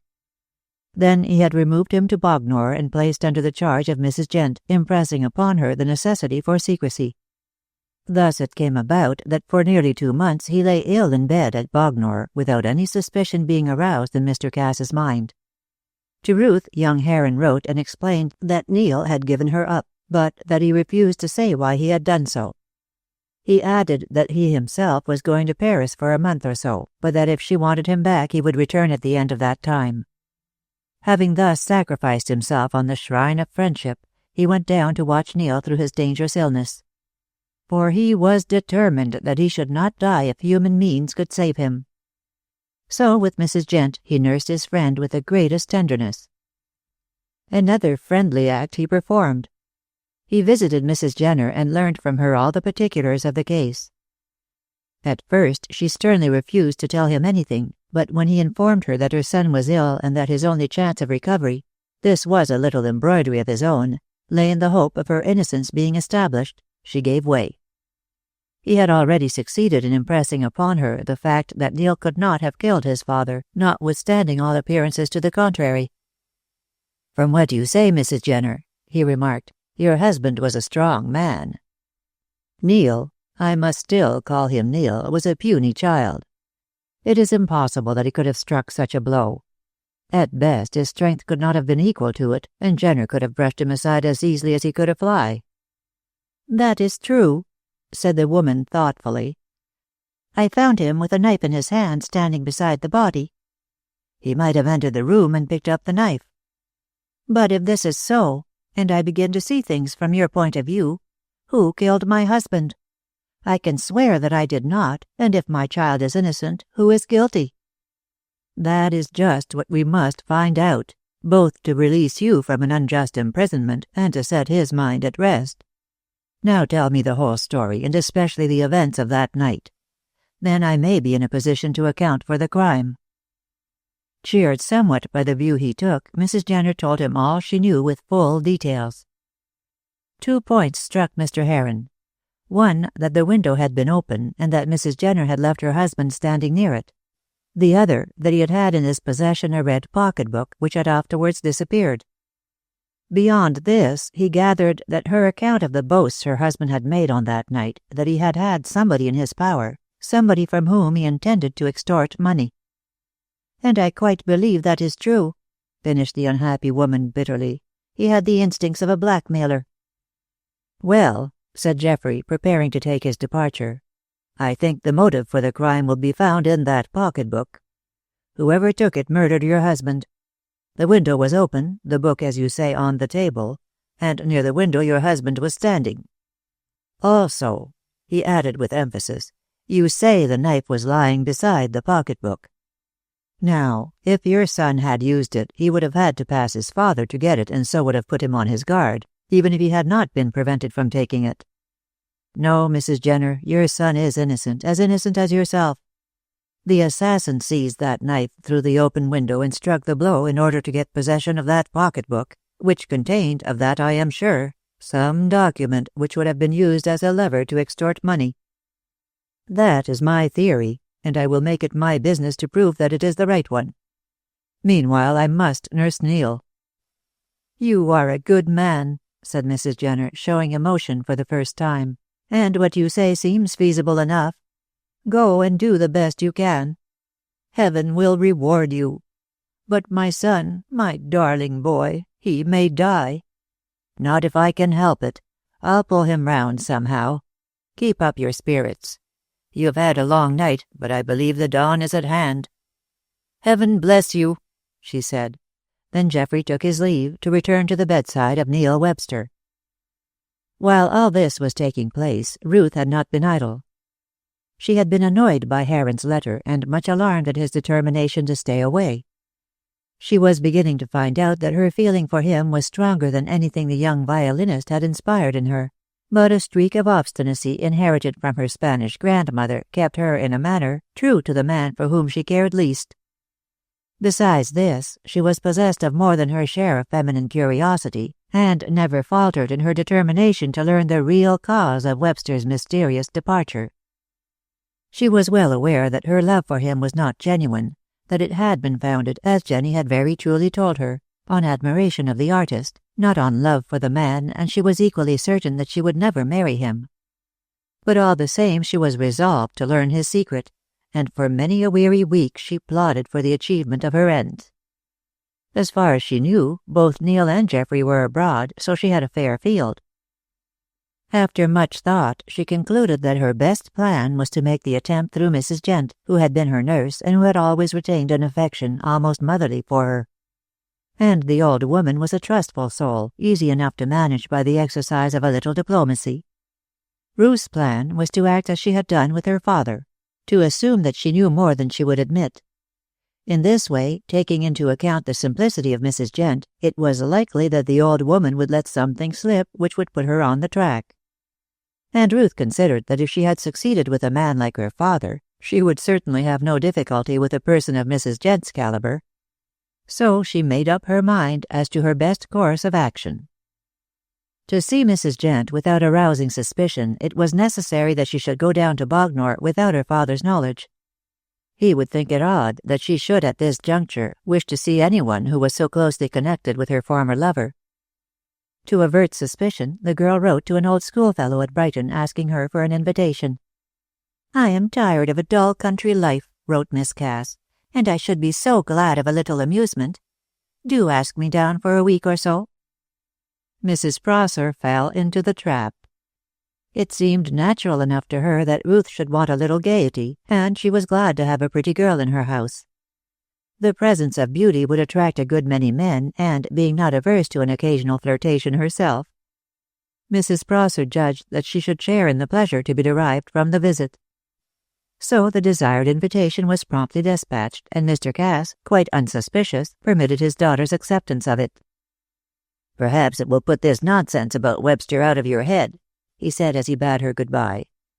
To which remark he received no answer. For quite a week Ruth enjoyed herself thoroughly. Mrs. Prosser's house was a bright one. She entertained a great deal, more especially now that she had such a charming friend to amuse, and to amuse her. That young lady made amends for Neil's desertion of her and for Geoffrey's absence by flirting to her heart's content, and consigning many youths to various stages of despair at what they were pleased to call her fickleness. But she never lost sight of her main object, which was to drop down on Mrs. Gent without giving that old lady warning of her coming. She would take her entirely by surprise. Accordingly, on the plea that she was going to see her old nurse, Ruth took the train to Bognor, and Mrs. Gent welcomed her visitor with open arms. Nor indeed, not having been warned, did she conceal the fact that Mr. Webster was ill in the house and that Geoffrey was nursing him. "My dear, how pleased I am to see you," she cried, settling her spectacles on her nose. "And quite the young lady, too. How good of you, my lovey, not to forget your old nurse. As if I ever could, Ruth said graciously. And tell me what you are doing with yourself. Just living, my dear, just living. What with a boarder or two and the money your dear papa allows me, I rub along." "Have you any boarders now?" asked the girl, more for the sake of saying something than because she felt any interest in the subject. "Well, not what you would call boarders, perhaps," said the old lady, rubbing one withered hand over the other. "At least, one of them isn't. He is my dear boy Neil." "Neil?" with unbounded astonishment. "Neil Webster? Why, he is abroad." "No such thing. He is here, my lovey, and has been for 2 months. Abroad? Why, the poor darling has been at death's door. Aye, and he would have entered it too, if Mr. Heron had not." "Heron? Geoffrey Heron?" "Yes, dear, that is him. Heaven bless him. Do you—" "Geoffrey Heron here?" interrupted the girl, rather to herself than to the old woman. "Why, he wrote to tell me that he was on the Continent. What does all this mean, I wonder?" "It's not hard to tell the meaning," said Mrs. Gent. "My boy Neil fell ill, had brain fever, poor lad, and Mr. Heron brought him here from London that I might nurse him, and he stayed with me. He is almost as fond of my dear boy as I am." "Is he?" said Ruth blankly. Considering that the 2 men were or had been rivals for her hand, she could not quite take all this in. "Of course he is," said the old woman with great energy. "A better gentleman I never wished to see." "And is Mr. Webster here?" "In the next room, in the most beautiful sleep. I dare say you would like to see him, my dear, for he has often talked of you. But I daren't wake him, it would be dangerous. Mr. Heron has gone to Worthing. Will you wait till he comes back?" "I might," replied Ruth, thinking that she would like to prove to Heron that she was no fool. "Has he also spoken of me?" "Often and often, my dear. Why, he loves you. He has told me so 12 times. The girl stuck her pretty chin in the air and looked supercilious. "Well, he is nothing to me," she said crossly. "I don't like deceitful people. Oh, now, don't defend him," she added, seeing that Mrs. Gent was about to deliver herself of an indignant speech. "I know more than you do. As to Mr. Webster, well, he was good enough to say that he cared for me, too." "I know. He has often spoken of you to me, but he has got over his fancy." "Oh, indeed?" cried Ruth, more angry than ever. "He calls his love for me a fancy, does he?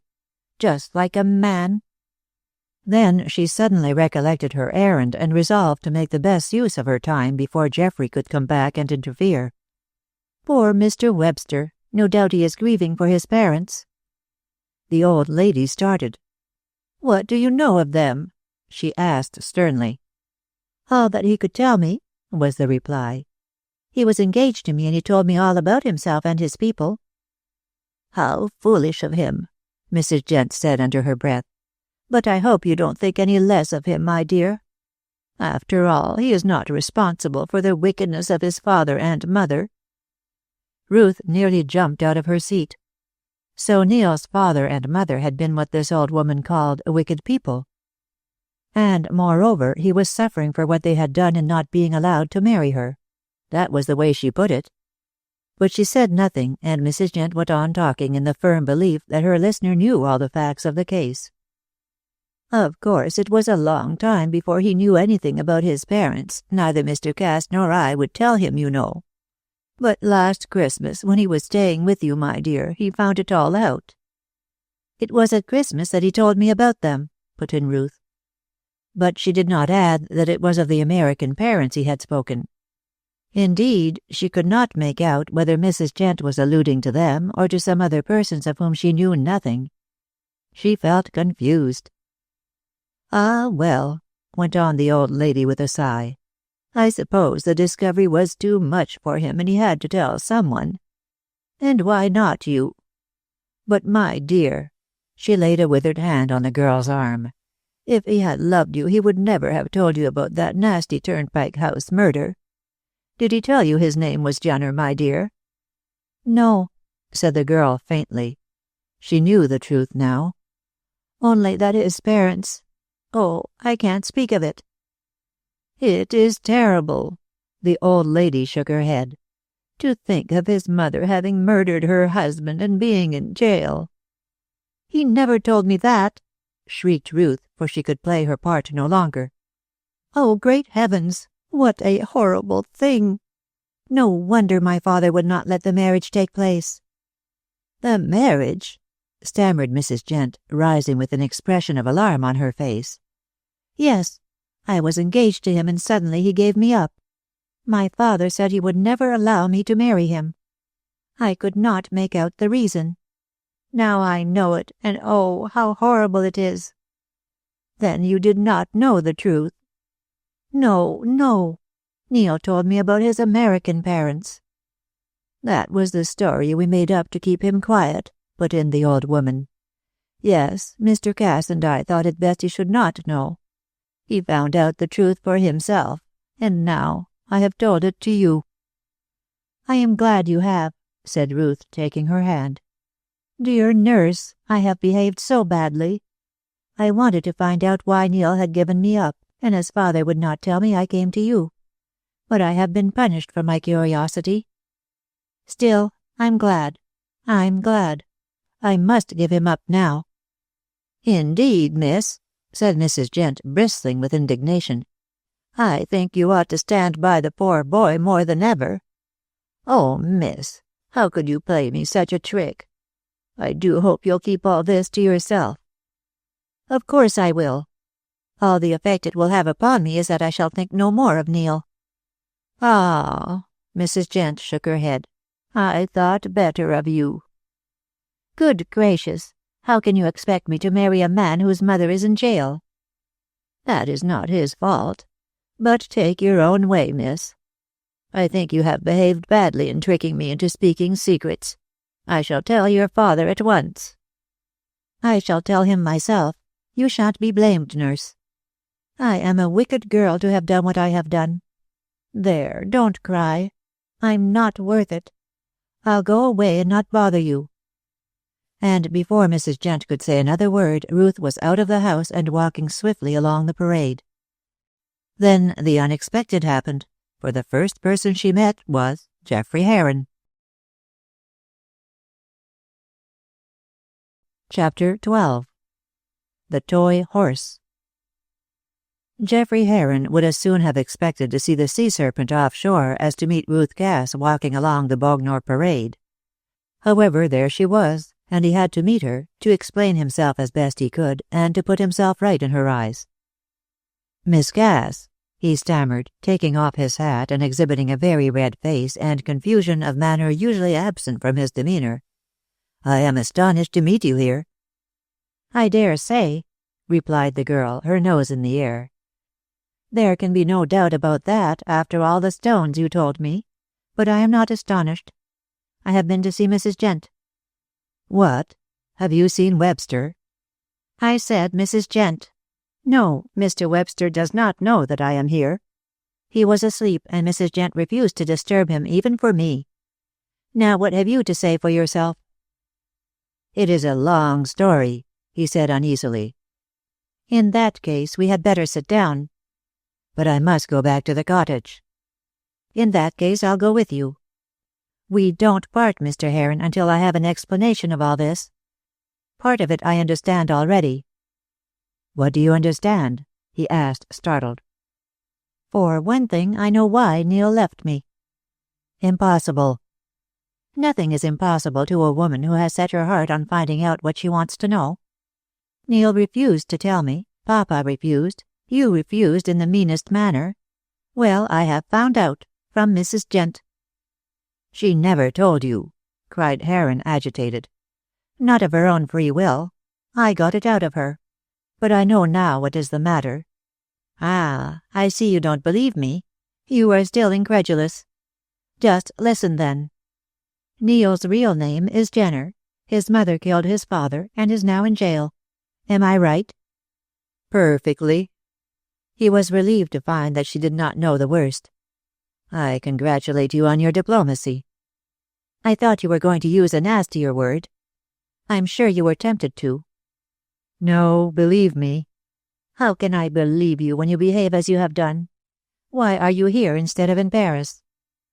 Because when I saw Webster, I found he was very ill. Someone had to look after him, and I seemed to be the right person just then. You would not have had me leave the poor fellow to die." "No." Ruth held out her hand, which he seized eagerly.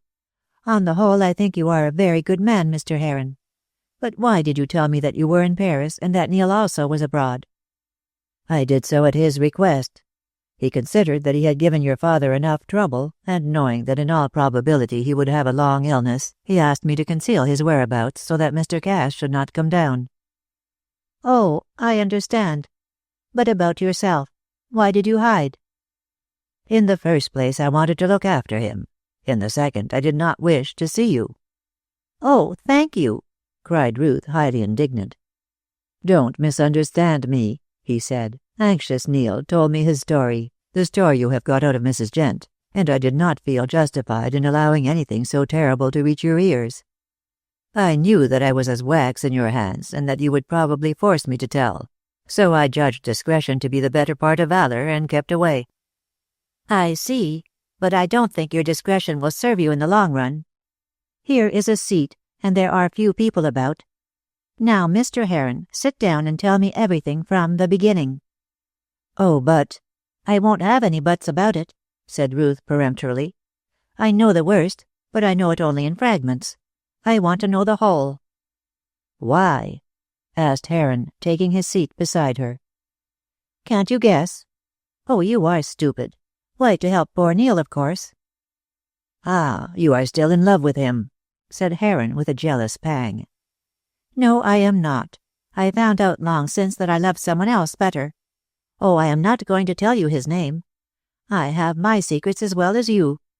But I still like and admire Neil in spite of his misfortunes, and I want to help him. You are doing that already, and I admire you for it. Well, we will work together." "I should like nothing better, but—" Geoffrey hesitated. "Can I trust you? The secret isn't mine, you know." "No, it is mine," said Miss Cass very coolly. "I share it with you and Mrs. Gent. Whether I know all or not I am not prepared to say, but you are going to tell me all. Now then." He hesitated. "Very good," he said at length. "I will tell you all I know, and we will work together to get this poor woman restored to freedom." "What? Is she innocent?" "I am certain of that. Whosoever murdered Jenner, it was not his wife." "But she was found guilty." "She is not the first innocent person who has been found guilty. Wait till you have heard the whole story, then you shall judge." "I certainly should not think of judging beforehand," she said disdainfully. "You must not think me silly. Now go on, from the beginning." Seated on the iron bench, with his gaze fixed seaward, Heron employed the best part of an hour in telling the story. Ruth, for the most part, listened quietly, only now and again putting a question so much to the point as to amaze her companion. And as he neared the end, and these questions and comments became more frequent, Geoffrey congratulated himself on having taken her into his confidence. "Poor Neil," she sighed at last. "How he must have suffered." "And how he does suffer," Heron said gloomily. "He loves his mother beyond any created being, and he will never be at peace until he sees her rescued from the fate to which he has been so unjustly condemned." "That shall be our task," responded Ruth with alacrity. "Neil is too weak a man to take this burden upon him. Now I know why I could never love him altogether, why I was never satisfied." "What do you mean?" asked Heron anxiously. "Well, it is this way," said Miss Cass, drawing figures on the gravel with the tip of her umbrella. "I fell in love with him when I heard him play. He looked so handsome and so noble, so inspired. But when we were together something always seemed to be wanting. I know now what it was. Strength. The strength of a man.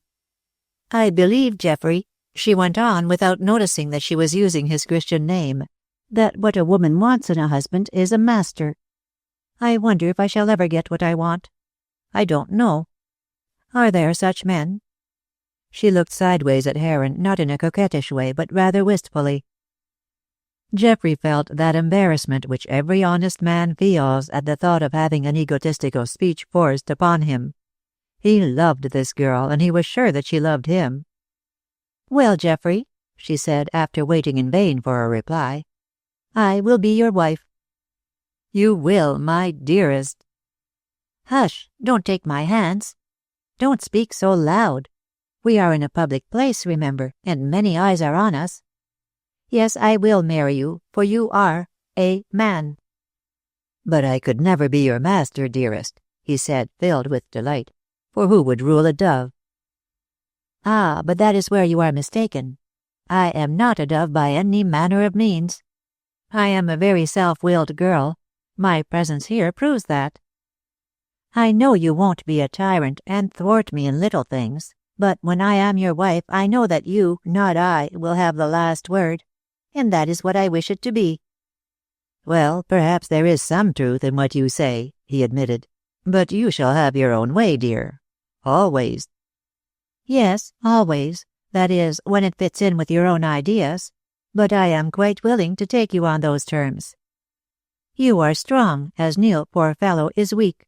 And that reminds me," she added hastily, "that we must not waste time in talking about ourselves. I must get back to Brighton." "Are you staying there? May I—" "Yes, I am staying with an old schoolfellow." She gave him her address. "And you may come over when you can, but don't neglect poor Neil for me. We must settle this business first. Let us talk of it." "I would rather talk of you," he said ruefully. "However, duty before pleasure. What were you going to say?" "This. I believe that Mrs. Jenner is not guilty. If she were, she would have asserted her innocence.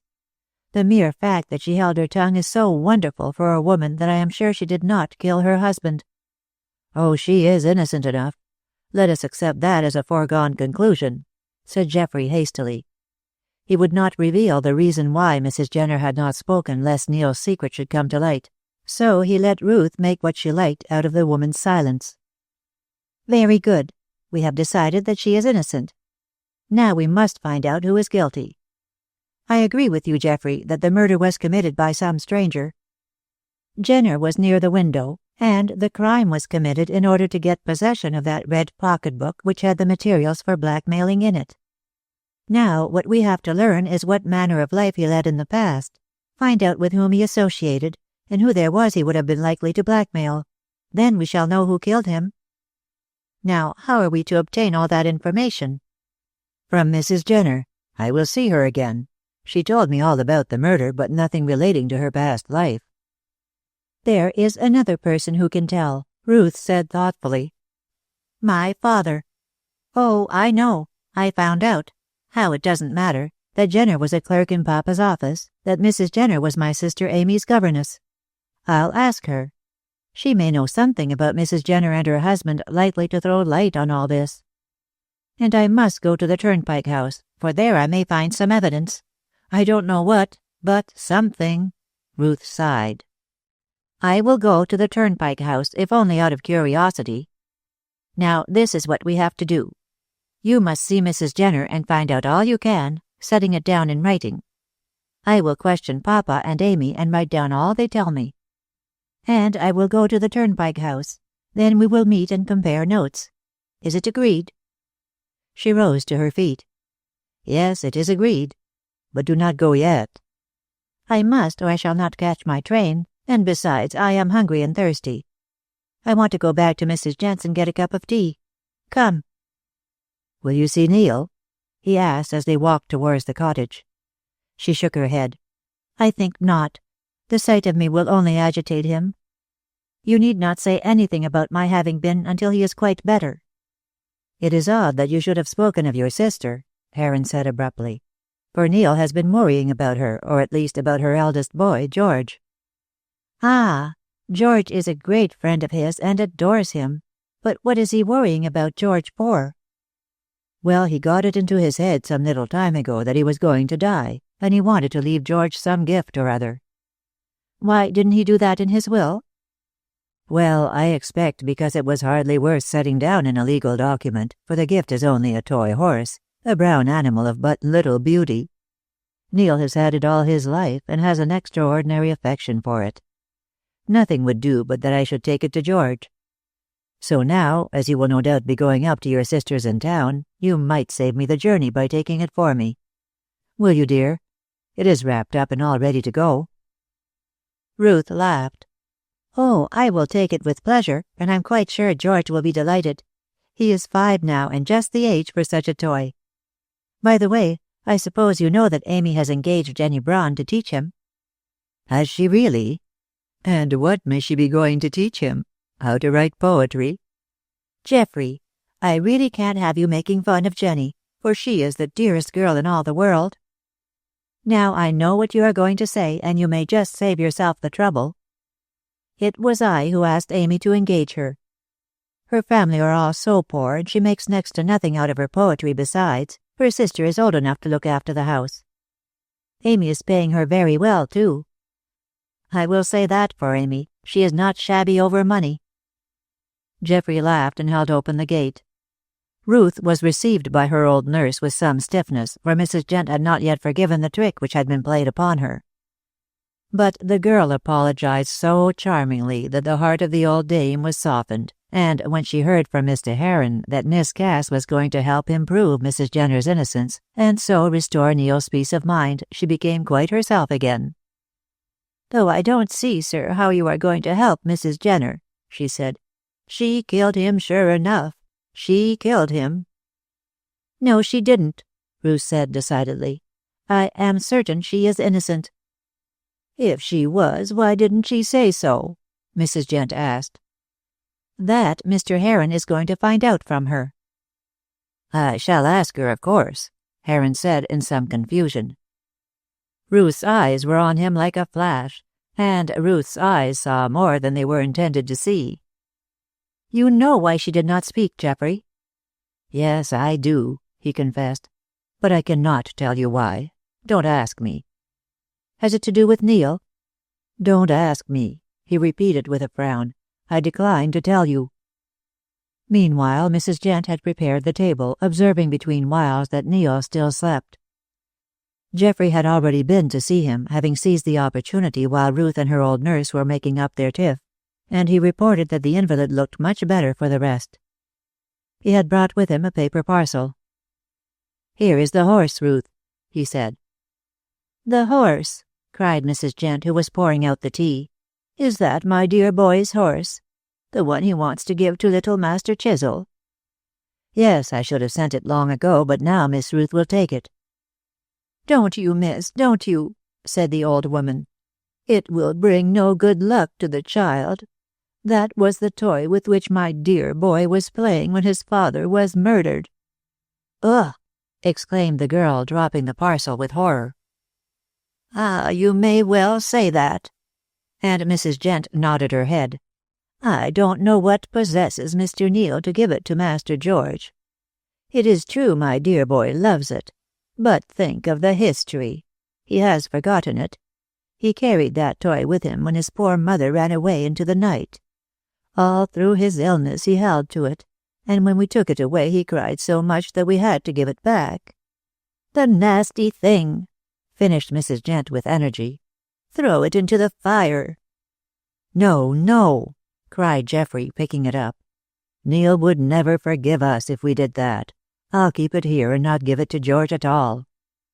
"Give it to me," and Ruth took the parcel from him. "I won't let George have it, but I'll take it down with me to Hollyoaks." "What for?" asked Geoffrey uneasily. "It has disagreeable associations." "For that very reason," said Ruth. "There is a clairvoyant near our place, a lady I know very well. If you put a thing into her hands, she can tell you all about it." "Nonsense!" cried Geoffrey, laughing, while Mrs. Gent held up her hands and muttered something about the Witch of Endor. "It is not nonsense," Ruth said energetically. "Mrs. Garvey tells the most wonderful things. At all events, I'll try her with this. Who knows but she may see in her vision, which this will bring to her," said Ruth in parentheses, "the face of the murderer looking through the window." "I don't believe a word of it," laughed Geoffrey with the skepticism of a man of the world. "It is ridiculous. However, if you like, you can try, but don't ask me to be present at your hanky-panky." "I won't," laughed Ruth. "But I'll make a convert of you by getting Mrs. Garvey to say who killed Neil's father." "Hush," murmured Mrs. Gent, glancing nervously at the inner door. "He will hear. Make no mistake, miss. Mrs. Jenner did it." "I am certain she did not. However, I trust Mrs. Garvey to put us on the right track. I take the horse with me." And take it she did, with results quite unexpected to herself, to Heron, and to Mrs. Gent. Then she had a cup of tea and was escorted by Geoffrey to the station. Needless to say, she teased him the whole way. Chapter 13. Job the Saprengo. In another week, Ruth took leave of the delights of Brighton, much to the regret of Mrs. Presser. A letter from Hollyoaks had advised her that Mrs. Chisel and her 3 children were down on a visit, and that Jenny Braun, in the capacity of governess, was with them. Mr. Cass, it appeared, had gone to Bordeaux on business, so Ruth was wanted to represent him at the paternal mansion. And, anxious to start hunting for evidence likely to reveal the truth about the Jenner case, she willingly returned. Mrs. Chisel was a tall and somewhat stout woman of the Junoesque type, with a high opinion of herself, her children, her position, her money, and indeed of everything which belonged to her, with the one exception of her husband. When Mrs. Marshall heard that Amy Chisel was at Hollyoaks, she sent word that she would not enter her brother's house until it was purged of the presence of his eldest daughter. In reply to this amiable message, Mrs. Chisel hoped her Aunt Inez would not spoil her visit by coming over. Upon which Mrs. Marshall made a point of calling every other day and remarking openly and unfavourably upon her niece's management of her children. These comments were really quite undeserved, for the 3 children whom Mrs. Chisel, on sufficiently obvious authority, called her jewels, were nice little people, pretty and well-behaved. The 2 girls, aged respectively 7 and 10, were demure and even a trifle prim. They were always smartly dressed and never made a mess of their clothes. And, moreover, they stood in great awe of their mother, who, as she frequently told them, was a woman in 1,000. It was as well, perhaps, for the peace of the world that such was the case. Needless to say, Ruth did not present Neil's gift to her little nephew. Mrs. Garvey must see it, and meanwhile she kept it stowed away, for had her sister known that it was intended for George, she would have had it out of her at all costs. It was on the morning after her arrival that Ruth and Amy had their first little encounter, the subject of it being Mr. Geoffrey Heron. "What a fool you have made of yourself, falling in love with that violin creature," cried Mrs. Chisel in her high, rasping voice. "He is no fit husband for you." "He would, after all, make a more sensible husband than Julian," retorted Ruth, who shared her sister's opinion of the unhappy Chisel. "And, thank you, Amy, I have a right to choose a husband for myself." "You are not fit to do so," remarked Mrs. Chisel with her customary tact. "If you were a sensible girl you would marry Geoffrey Heron and take a good position in the county." "I would not marry Mr. Heron if there were not another man in the world," cried the girl mendaciously. "Why are you so disagreeable, Amy?" "Disagreeable?" echoed the matron. "I am the most agreeable woman in existence when I am properly treated. No one but my own family thinks me disagreeable." "Ah, they know you so well," said Ruth. "That's just it. You none of you know me. If I were like Aunt Inez, now you might talk. She is disagreeable, if you like." "Well, Amy," said Ruth, who had more important things to discuss, "do not let us quarrel." "Do I ever quarrel? I ask you that." "No, you never do," replied the girl, knowing well what answer was expected. "But do leave my marriage prospects alone, my dear." "I am the last person in the world to interfere," cried Mrs. Chisel.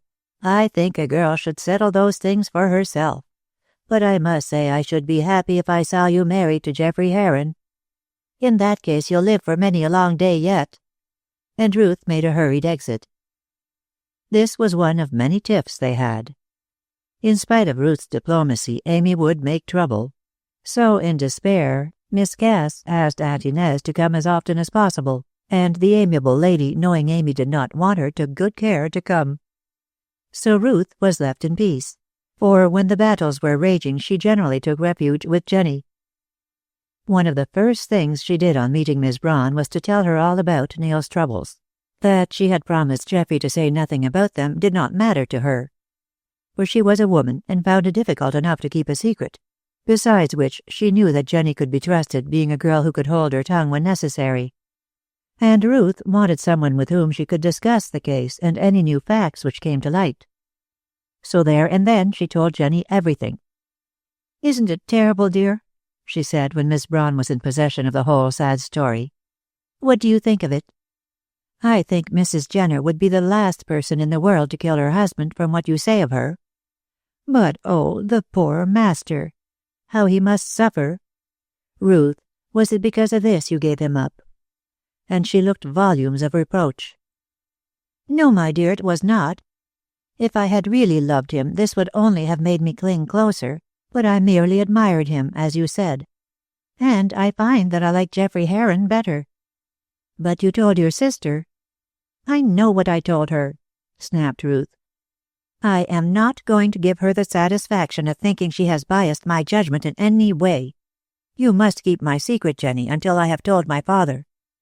When he has consented, which I know he will do very willingly, Geoffrey and I can arrange our future. But I do not want our engagement to be known until this mystery has been cleared up." "It may never be cleared up." "Oh, yes, it will. I have taken the matter in hand," said the girl grandly. "If the truth is to be found out, I shall be the one to find it, and I am going to the Turnpike House to make a search." "What do you expect to find?" "I don't know," she said vaguely. "I may discover something. I don't exactly know what. But at all events," she broke off, "it will do no harm to make a search on the very scene of the tragedy. As to Neil, now that he won't marry me, you can make love to him, Jenny dear."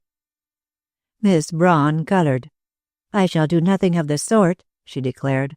"I love him, it is true, but I am not going to hunt after him or after any man for that matter." "My dear," Ruth said, and there was a world of pity in her voice, "you can't live with Amy all your life. She will wear you out." Jenny laughed in her quiet way. "I am not so easily worn out," she said, "and indeed I am very comfortable with Mrs. Chisel. She is most kind. I dare say some people would think her trying, but after all, her heart is in the right place." "Ah, that is always said about people who have nothing else to recommend them," Ruth said with a grimace. "Well, I am going out now to make my grand discovery at the Turnpike House. And you, Jenny?" "Oh, I have my teaching. Mildred and Ethel must have their lessons." "It is not as nice as writing poetry." "No, of course not. But we can't have all we want in this world." "You shall have Neil, if I can get him for you." Don't. I should die of shame if you said a word to him. Now promise me, Ruth, that you will not interfere." "Not without telling you." "Oh, you stupid dear, there are ways of managing a man without speaking. But have no fear," she added. "Neil is far enough away just now, and won't be well, poor fellow, for many a long day. You are safe from my matchmaking for a time, Jenny." "I'm glad of that. You are so impetuous, you know." Miss Cass laughed, and with a nod took her departure. Mrs. Chisel saw her from the drawing-room window and frowned. "There she goes, all alone, to walk by herself," she said tautologically. "It is positively indecent to see a young girl without a chaperone. But then Ruth is so headstrong." And Mrs. Chisel sighed to think how foolish the girl was not to take her for a model. But Ruth's beauty was well protected by Ruth's temper, and she would have traveled through Tibet as fearlessly as she now walked through the lonely country towards the old Turnpike House. With her usual perversity, Miss Cass did not keep to the high road, as an ordinary young lady should and would have done. She made a bee-line for her destination right across country. She passed through fields and clambered over hedges. She slipped along by paths, until in a remarkably short space of time she saw the dilapidated house nested in its green jungle.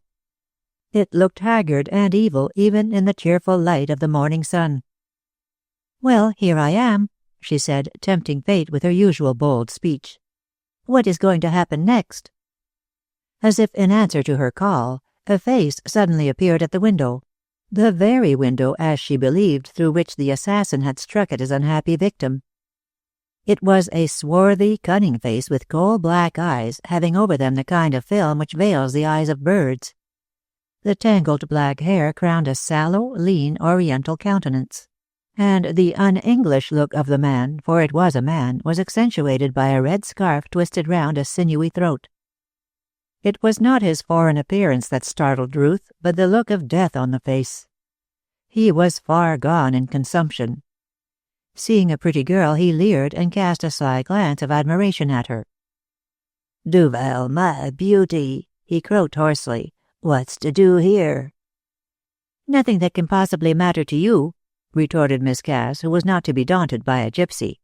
"Are you living here?" "I live here at times," said the man, evidently surprised at the boldness of her address, "but mostly I'm on the road in the tent of the Romany. I'm no Gorgio to care for a roof-tree, but it's cruel work in this England." "I see the climate is killing you," replied Ruth, for she was sorry to see so fine a man suffering from an incurable disease. "You should get a doctor to see you." "Oh, my gorgeous angel, what things you say," whined the man. "Where am I to get the tizzy to pay? Give me a shilling, miss." The girl took a half-crown from her pocket and gave it to him. He disappeared from the window and came outside. Man and girl surveyed each other in silence. "What is your name?" Ruth asked coolly. "Job," he said. "I belong to the Lovels, I do, and I'm a sapengro, I am." "What's that?" Job slipped his hand into his breast and brought out a small viper with gleaming eyes and a yellow body which glittered like gold. "This is a sap," he said, and held the reptile towards Ruth. "Oh, I see. You are the master of the snake." "Duvel?" The gypsy stared at her in astonishment, and the film seemed to peel off his eyes. "Do you know the black language?" "I know that engro means a master," the girl said carelessly. "And you tell me that sap is snake, so I put the two together. Master of the snake, Job Lovell. That's what you are." "Hang me if I ever heard a Gentile lady so bold," cried the man with another stare, slipping the hissing viper back into his breast. "But I say, lady, have you more coin? A mere sovereign now." "I have not, and if I had, you would not get it." "But if I were to make you?" Job took a step forward. "I would run this through you." And the gypsy found a shining steel weapon at his breast. He started back with an oath. Ruth laughed, and there was a merciless ring in her mirth which did more to terrify the man than the sight of the weapon itself. "You are a brave sapengro, brother, to try and terrify a woman," she said in the Romany tongue. "Duvel!" cried Job again, and his expression changed to one of friendliness and admiration. "Why didn't you say you were a Romany?" "Because I am a Gentile, brother," Ruth said, still in the Calo jib. "I took a fancy to learn your tongue, and I learnt it from a gypsy. I knew Lurian, Duckerippin, Hackerippin, and all the rest. Well, can I put up my dagger?" "You are a sacred sister to me," said Job with deep respect, and she saw from his manner that she had nothing further to fear. Indeed, he offered her the half-a-crown which she had already given him. "Take it, sister," he said. "You are a true gypsy to me, and I take nothing from you." She laughed and slipped her dagger into its sheath. "Keep it, Job," she said, reverting to the English tongue. "I see you are poor and ill." "I am dying," replied the man in a somber tone, still looking at her. "Ah, soon I shall be in the earth with my sap, my only friend." "You had better go to Hollyoaks and get some food." "Hollyoaks?" he repeated, fixing his shining eyes on this, to him, very extraordinary Gentile lady. "Do you live there? Is your name Cass?" "Yes, I am the daughter of Mr. Cass of Hollyoaks." "Duvel, and you come here?" he said under his breath, and casting a glance at the cottage behind him. "Why shouldn't I come here?" she asked sharply. She fancied she saw an uneasy look on his face. "Oh, nothing, my sister, nothing. You have an aunt?" "She is not Romany." "Mrs. Marshall?" "No, She knows nothing of the Kalo Jib. Why do you ask?" Job burst out laughing and nodded. "I go to her house for food sometimes. She won't see me die for want of a crust. But you are her niece." There was a puzzled look in his eyes. "Can I help you?" "No, I only came to look at the place. There was a murder committed here." "Yes, but that was before I came into this part of the country. Well, sister, what of that?" "Nothing. You can go. I want to look round here for a time." "I go, sister," he said significantly. He held out the viper. "Will you take sap, my gorgeous Gentile lady?" "Ugh, no." She recoiled with a shriek from the wriggling reptile. "Take the nasty thing away." He stared and thrust it again into his bosom. "Ho," he said, "you are a queer Gentile. You like a man for boldness, yet you fear a sap. Oh, rare." And he slapped his knee with a chuckle. "Go away," repeated Ruth. "Go to Hollyoaks and get some food." "Duvel," he cried quickly, "I'm for the road. My hunger is great. Farewell, sister. I shall see you again." And he swung off with a hacking cough tearing him and smiling his careless smile. His tall form passed into the sunlight and vanished round a curve of the road. Ruth watched him till he was out of sight, then took her cane and began poking about the rubbish under the window where, as Geoffrey surmised, the murderer had stood watching his intended victim. On bending down to examine the ground more carefully, she saw something glittering dimly. Almost without thinking, she picked it up, and found to her surprise and joy that it was an oval piece of gold with a champagne bottle enamelled thereon with exquisite art. On the other side was a catch, which proved that the oval had formed part of a cufflink. Holding it in her small pink palm, Ruth looked now on this treasure with the greatest delight. "This was dropped by the murderer," she said to herself. "It was torn from his shirt cuff as he struck the blow, or there might have been a quick struggle. Fancy my finding it after all these years. The rain from the eaves has laid it bare. Ah, then the assassin was a gentleman. Well, I ought to be satisfied with my day's work, but I shall come again. What good fortune to have found this the very first time." She was so excited that she almost danced along the road as she took her way home. But after a while she sobered down somewhat and glanced suspiciously around, for there had come upon her an undefinable feeling of being watched. Chapter 14. The Clairvoyant. If Ruth had but gone carefully through the deserted hovel, she would have made yet another discovery. Her instinct had not played her false when she had felt that unfriendly eyes were upon her.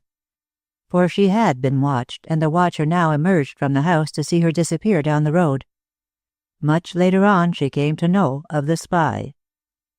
At all events, she had found the link, the pale gold oval with the champagne bottle enamelled upon it. It was a strange device, she thought, for a sleeve link. Certainly it was the first of the kind she had seen. And she fancied that the other portions of the links would bear the same design. But in this she was wrong. What she had found proved to her that the assassin had been a gentleman, for no poor creature could have afforded to wear such jewellery. But how to make use of the discovery? How was she to find out to whom the link had belonged, especially now that so many years had passed? The owner might be dead. He might be out of England. There remained the one expedient of asking Mrs. Jenner if she could remember anyone who had worn such links. So this Ruth made up her mind to do as soon as she could see Geoffrey. He might question the unfortunate woman, and through a series of leading questions the truth might be revealed. Meanwhile, feeling that nothing else was to be done for the moment, she went to see Mrs. Garvey. With her powers, she might reveal strange things about the owner of that piece of gold. The girl had intended to take the brown horse with her, but on going to the drawer in which she had put it, she found it empty. Then she remembered that her little nieces had received permission to turn over her silks and laces, so she questioned them about the missing toy, and Ethel, the eldest, frankly confessed that they had taken it for their brother George. "I hope you do not mind, Aunt Ruth," the child said pleadingly. "You said we could take what we liked that wet day, so as long as we put the things tidy." We thought George might like the horse, so we gave it to him." Strange, thought Ruth, that the toy should have passed into the very hands for which it was intended, but she shuddered at the thought of the lad playing with a thing of such ghastly associations. It was her own fault. She had forgotten that it was in that drawer when she had told the children that they might play with her chiffons. "But I told you, Ethel, to put them back," she said. "Why did you not replace the toy?" Ethel drew a piteous lip, and tears came into her eyes. "Oh, don't be cross, Aunt Ruth, and don't tell Mother. You know how angry she will be. We put everything back but the horse, and George would not give it up to us." "Why could you not take it from him?" her aunt asked impatiently. "Because he has hidden it away," sobbed the little girl. "He won't say where it is." So, after pacifying the child, Ruth went off in search of George. She came upon that young gentleman on the terrace playing with a cart. Naturally, she looked for the horse which could have been drawing the vehicle, but no horse was to be seen. "Where is your Gigi?" coaxed Aunt Ruth. "Gone to grass," lisped George, who was precocious beyond telling. "You bring him back from grass, Georgie, and give him to Aunt Ruth." But this he positively refused to do. The animal was hidden away, and all she could say or do failed to compel its production. "Dobbin is ill. He is in the paddock," was all he would say. And from this position she failed to move him. Ultimately, she had to go without it.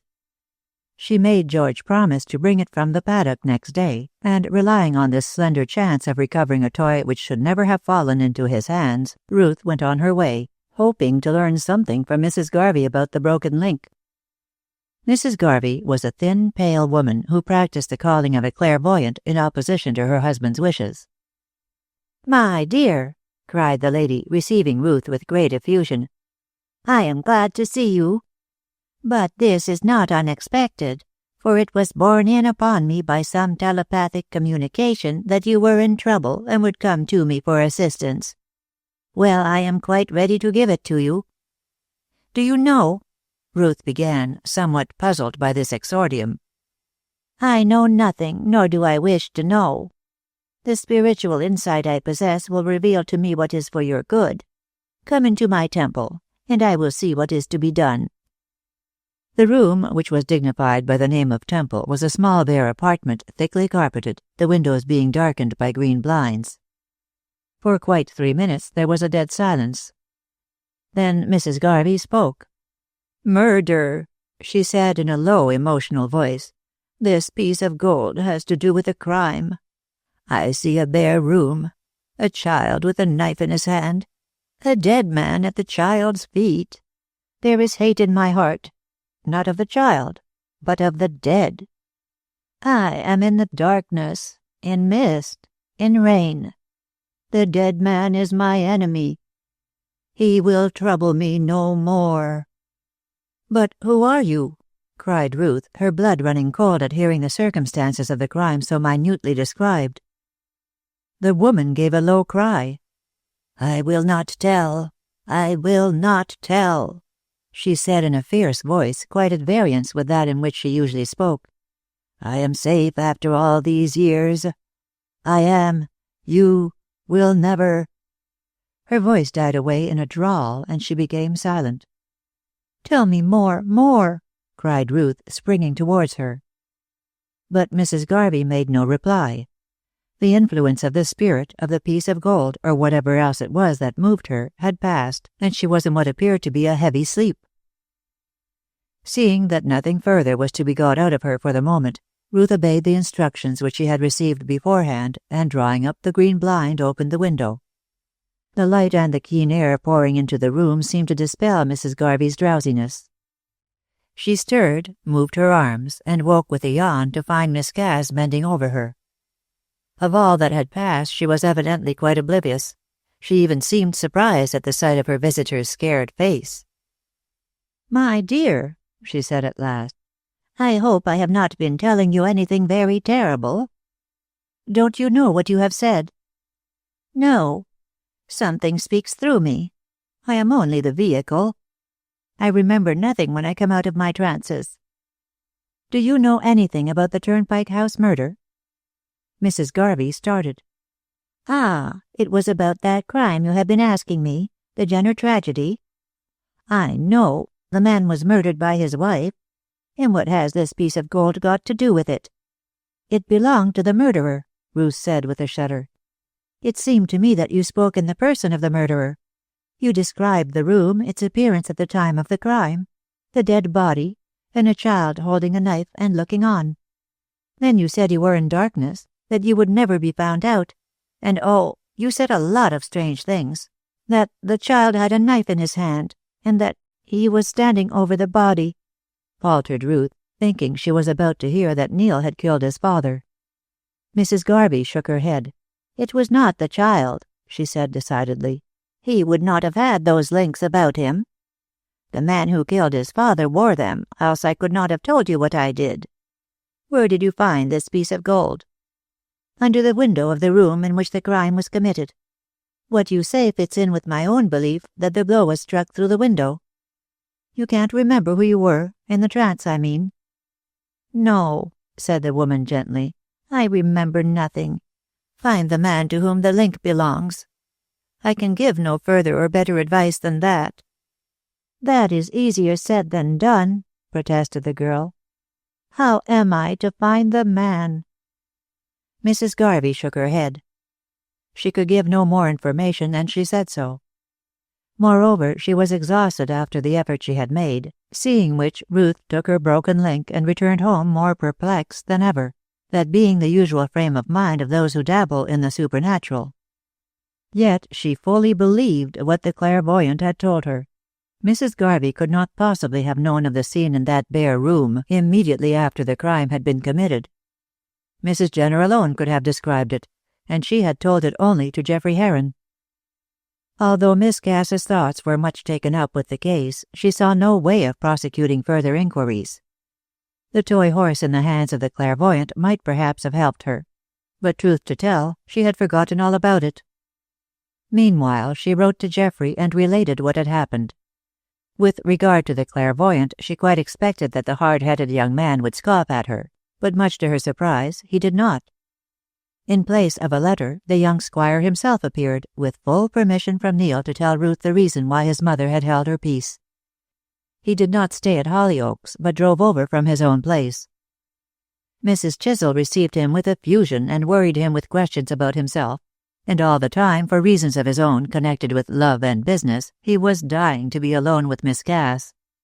At length, however, Mrs. Chisel, putting it in her own graceful way, thought it would only be fair to give poor Ruth her chance of pushing her conquest, so she left the winter garden on the plea that her dear children required their mother's eye, and Geoffrey Heron proceeded at once to the business which had brought him. "I am beginning to think something of your clairvoyant after all," he said. "What you wrote to me about Mrs. Garvey's description of the scene must be wonderfully accurate. Yes, even to the child with the knife in his hand. That child was Neil, and it was because his mother found him standing thus that she has undergone all this punishment without speaking a word in her own defense." "Gracious!" was Ruth's not very original exclamation. "Did she believe that he had killed his father? How terrible!" "Very terrible," said Heron gravely. "Now you can understand how it was that Webster was taken ill. For his mother had told him that she believed him to have killed his father. Then she forbade him to reopen the case. She was perfectly willing to remain where she was so long as he was safe and free." "Oh, she is a noble woman," cried Ruth. "But it was not Neil who either consciously or unconsciously committed the crime. Mrs. Garvey says he did not. But who it was she cannot tell. One moment, Geoffrey, and I will tell you all more explicitly than I could do by letter." And she proceeded to relate the whole story from beginning to end. "Well, we are as far from the truth as ever," Geoffrey said when she had finished. "I think the next step is to show that broken link to Mrs. Jenner. She may be able to remember someone who used to wear such an ornament." Ruth took the link out of her purse and gave it to him. "But you will send it back again when you have done with it," she said. "I want to keep it." "As a memento of this horrible affair?" he asked with a smile. "You are like the man who had a book bound in human skin. I do not care for such things myself, but you shall have it back with a full report of what Mrs. Jenner says. And now, dear, I think we may talk a little about ourselves. After all, this case is not the whole of life to us." And they did talk about themselves. Among other things, she told him of her encounter with Job the Sapengro, and his astonishment when she had spoken to him in the Romany tongue. "How on earth did you learn it?" he asked, amazed. "Oh, when I was at school, and after I left too, I was fond of reading Lavengro." Then they dropped the subject and were busy talking of themselves and their prospects when Mrs. Chisel glided into the room, and Geoffrey found that he had an important engagement at the nearest town, and took his leave. For the society of the elder sister was more than he could endure. They both went to see him off, and at the door a few whispered words passed between him and Ruth. Mrs. Chisel was immediately on the alert. "What did he say to you?" she asked as soon as he was out of earshot.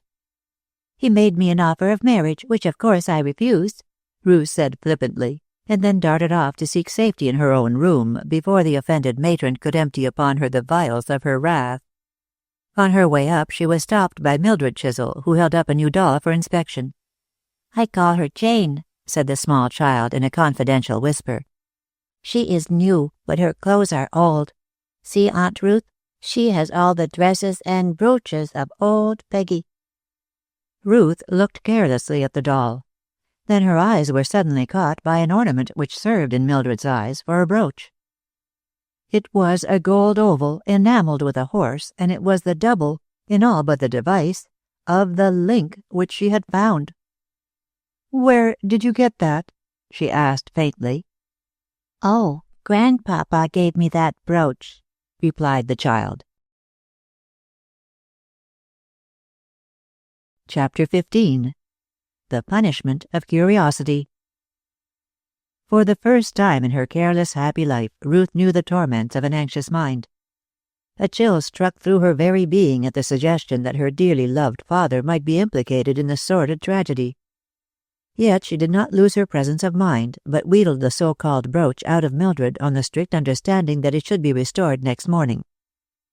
Her thoughts were painful in the extreme, for an examination of the piece of gold proved beyond doubt that it belonged to the same set of links as did the one she found under the window.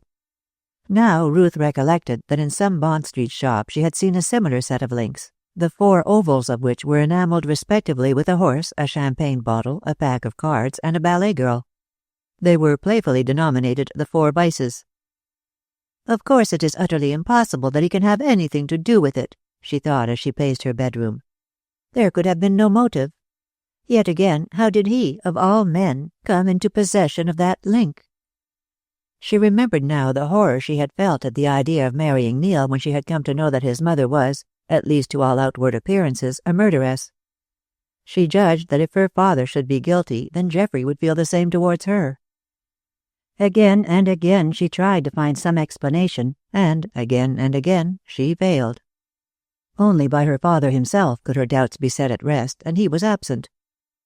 True, he would return in 3 days, but how to live during that time with this hideous doubt in her mind? She could imagine now how people felt when they were going mad. Sending down an excuse for not appearing at dinner, she went to bed. To face the world, even her own small world, was more than she could bear. Her only relief was in solitude.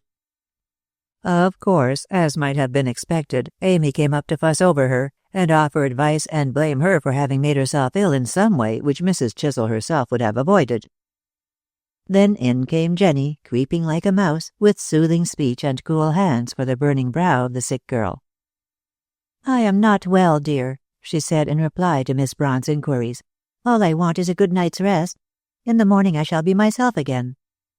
And with this answer Jenny had to be content. Left to herself, Ruth began her self-communings. It crossed her mind that her father, who had always been a great admirer of beauty, might have been attracted to Mrs. Jenner's good looks. But even as she thought of it, she dismissed the idea with a blush of shame. Who was she to think ill of her father? But she would certainly question Mrs. Chisel about her former governess, and would learn what had been Mr. Cass's attitude towards her. Ruth, anxious to propitiate her, offered on the following morning to help with the work, but was told she could not do it as Mrs. Chisel wished. In spite of this disagreeable speech, she waited patiently for an opportunity of introducing the subject of Amy's childhood and Amy's governess, and kept her temper, as best she might, under a deluge of platitudes and self-glorification on the part of her sister. At length, after having made attacks upon several of her acquaintances, the good lady indirectly introduced the subject upon which Ruth wished to speak by giving her opinion as to the incapacity of Jenny Braun as governess. "I do not say she does not do her best," she said magnanimously, "but oh dear me, Jane Braun," so she invariably referred to Jenny, "has no more idea of teaching than a Hottentot. I know how the thing should be done, as I have told her a dozen times, but she will not take advice." "What about your own governess?" put in Ruth artfully. "Was she any good, Amy?" "She was excellent, as a governess," returned Mrs. Chisel with a sniff of disparagement. "But as a woman she left much to be desired." "But, my dear Amy, how do you know that? You were only a child." "Children are much sharper than their elders give them credit for. I was 10 years of age when Miss Lawrence left, and quite old enough to see through her designs." "Miss Lawrence? Was that her name, Amy?" "Yes. She afterwards married a man called Jenner, a clerk in Papa's office, and we saw no more of her, as I had gone to school. A very good thing, too," went on Mrs. Chisel with an air of offended virtue. "My mother never liked her, and she did turn out badly after all, murdering her husband. I can only say it was a mercy it was not Papa." "Why should it have been Papa?" asked Ruth with a beating heart. Mrs. Chisel tossed her head and observed that men were always men. "Papa is as good as the best of them," she added, "but all the same he is a son of Adam like the rest. And when an artful minx— Ah, well, it does not do to talk of these things." "I see," said Ruth, taking the bull by the horns. "Miss Lawrence was pretty, Papa was weak, and Mamma—" "Ruth!" screamed her sister, stopping her ears. "I will not hear these things. How can you speak so of Papa? Pretty indeed. I never thought her pretty. If you like— oh, yes, she would have made a fool of Papa if Mamma had not dismissed her."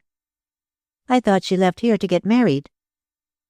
"You may think what you like," Mrs. Chisel said with dignity. "No one can say that I talk about the weaknesses of my parents. All the same, Mrs. Jenner, as she now is, was a minx. And made eyes at Papa. I saw something of that, and heard more. Though I was a child, I was not a fool, Ruth. Oh, it was as well that she left Hollyoaks, I can tell you. What an escape for poor dear Papa." And more than this Mrs. Chisel would not say. But Ruth had gathered that Miss Lawrence had been an apple of discord in the house. From all that she had heard, in the strange way in which sharp children do hear things, Ruth had come to think that her mother had been more than a trifle jealous. Doubtless, if Amy's story could be believed, she had hated Mrs. Jenner for her beauty and had got her out of the house.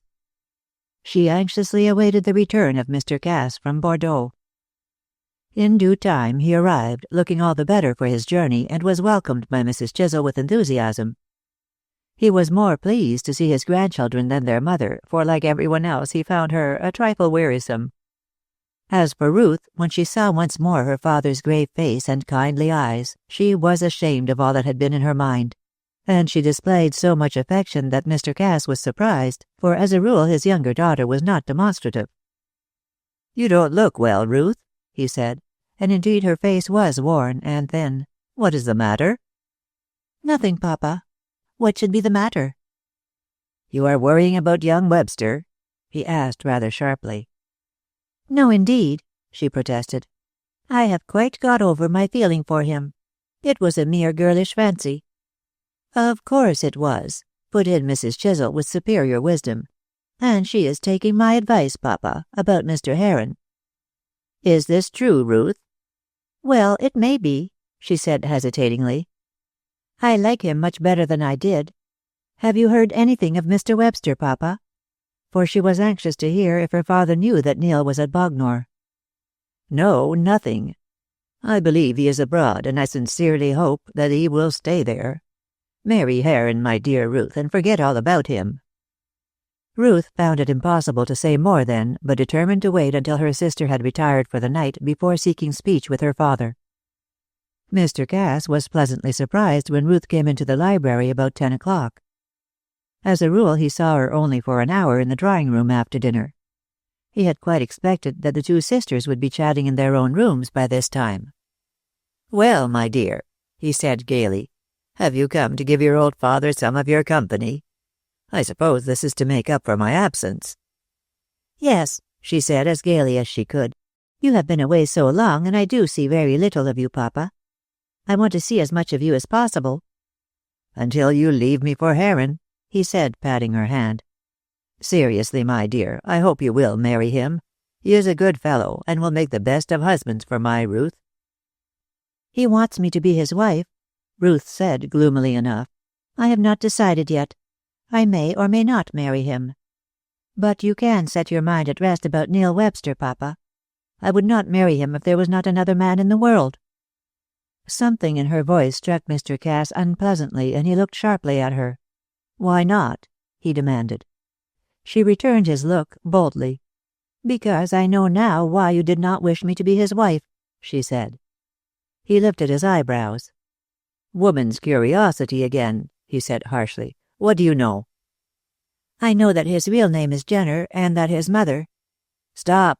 cried her father, his face growing haggard before her eyes. "Who told you this nonsense?" "It is not nonsense," she cried in despair. "Oh, why will you not trust me? I know that it is true. Mrs. Gent told me." "Oh, then that was why you went to Brighton?" "Yes, I was quite determined to find out why you forbade the marriage." "I see," he said ironically. "Well, are you any the happier for this discovery?" She hid her face with a cry. "Heaven knows I am the most unhappy girl in the world," she moaned. "Ah," said her father, a word of meaning in his voice. "So you do love the man after all." "No, but never mind. Tell me, Papa, is it true?" "Yes, you know so much now that you may as well know more. Mrs. Jenner murdered her husband and has suffered imprisonment all these years." "She did not murder him," cried Ruth. Mr. Cass, who was swinging the poker in his hands, dropped it with a crash. "Ah? And how do you know that she did not?" he asked in a stifled voice. "Because Geoffrey says—" "Heron?" He rose to his feet. "What has he to do with all this?" "He is a friend of Neil's, and—" "A friend of Neil's?" Mr. Cass said incredulously. "How can that be? They never even got on well together. They were rivals. I do not believe it." "Will you believe me when I tell you that Geoffrey is nursing Neil at Bognor in Mrs. Gent's house? He is, then. And Geoffrey wrote telling you that he was abroad, and Neil too, to keep you away from Bognor." Mr. Cass stood as though he had turned to stone, and the haggard look on his face seemed to grow more marked. "There appears to be a lot of plotting going on behind my back," he said quietly. "My own daughter is plotting against me. Why did you not tell me all this? No, never mind. You have told me so many lies that I cannot believe you. Do not answer that question. But I must ask you to tell me what this means." "I have told no lies," cried Ruth indignantly. "If you had been more open with me, Papa, I would never have set to work to find out this affair. I will tell you all, just as it happened, and you can judge for yourself if I have been wrong." "Nothing can excuse your silence," he said bitterly. "You don't know what harm may come of this meddling with what does not concern you. Well, I will hear your story." He sat down again and looked at the fire, while Ruth related all that had happened, and how Geoffrey and she had made up their minds to discover the truth. Mr. Cass listened without a word. Only when she had finished did he make an observation. "You have done wrong," he said sternly. "You should have told me all this at once. I am the best friend that Neil Webster has, and it was my place to look after him, not Heron's." "But is Mrs. Jenner innocent?" Ruth asked anxiously. "I cannot answer that question," he said evasively, but he clenched his fist. At all events, I will see Heron and Neil, and hear what grounds they have for believing that she did not kill the unhappy man. I can only hope, Ruth, that you will refrain from meddling in the matter any more." "Oh, I have done with it, Papa. I'm sorry if you think I have behaved badly, but I thought I was acting for the best. You can depend on my doing nothing more. The matter is in Geoffrey's hands now." "And it will soon be in mine," her father said coldly. "If Mrs. Jenner is to be released, I am the person to see to it." Ruth noticed that he did not say if Mrs. Jenner is guiltless, and her heart was like lead. She made up her mind to try the effect of the link, and rising as if to go, drew it from her pocket. "I will go to bed now," she said quietly. "By the way, here is something of yours." And she placed the piece of gold before him. "Yes, it is mine," he said, glancing at it. "I gave it to Mildred for her doll. How did it come into your possession?" She burst into tears. The strain was getting too much for her. "Oh, Papa, say it is not yours," she wept, stretching out her hands. "Ruth, you are hysterical," Mr. Cass said with some severity, and the girl noticed even then that he was a trifle nervous. "Why should I deny that it is mine? I had a set of these links made many years ago when I was foolish enough to wear such things. One pair I lost, the other remained in my desk amongst a lot of rubbish until one day I gave one piece of it to Mildred. I had intended to have the other pair replaced, but time went on and somehow I never had it done. Why should you cry about these things, and why do you show me this link?" "Because I found one oval like this under the window of the Turnpike House." Mr. Cass rose from his chair and looked at her with a frown. "Go on," he said. "I have nothing more to say," she cried with a fresh burst of tears. "I know now that the links did belong to you. How did you lose the one at the Turnpike House? The blow—" "Was struck through the window, you would say," her father finished with a cold smile. "And that I struck it." "No, no," she cried.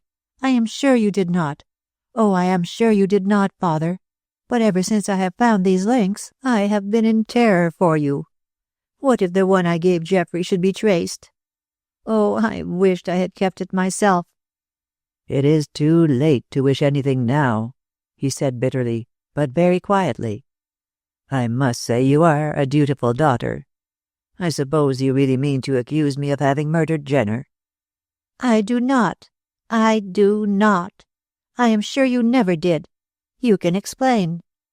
"I explain nothing," he interrupted sternly. "The links are mine.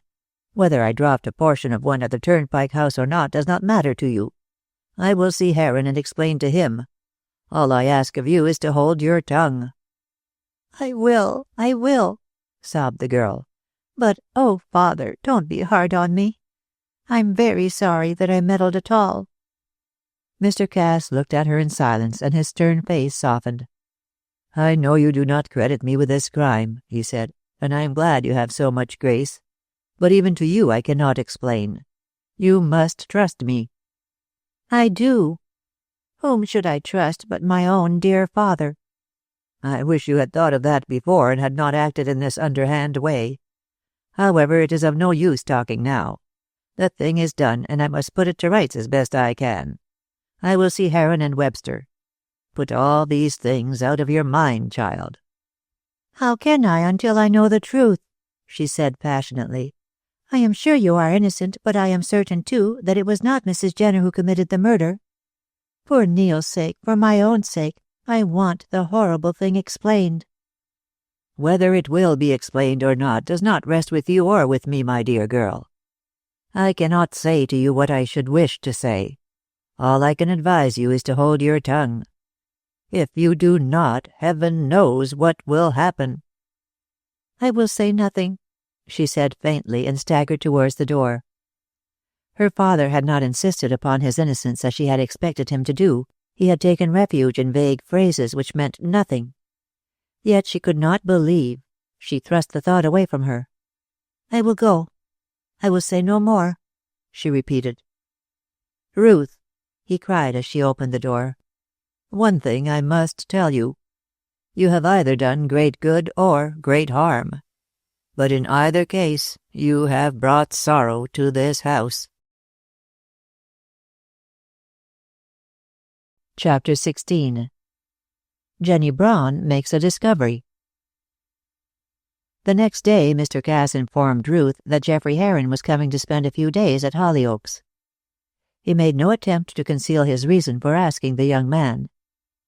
"It is necessary," he said, "that I should talk over this deplorable matter with him. Anything further that has to be done in connection with the possible release of Mrs. Jenner must be done through me. I am her oldest friend. I am her son's best friend, and I have a right to bring the matter to a creditable issue. Do you not agree with me?" He looked at her keenly. "Yes, Papa, I do," she replied, feeling more at ease in her mind now that she saw he did not shirk the investigation.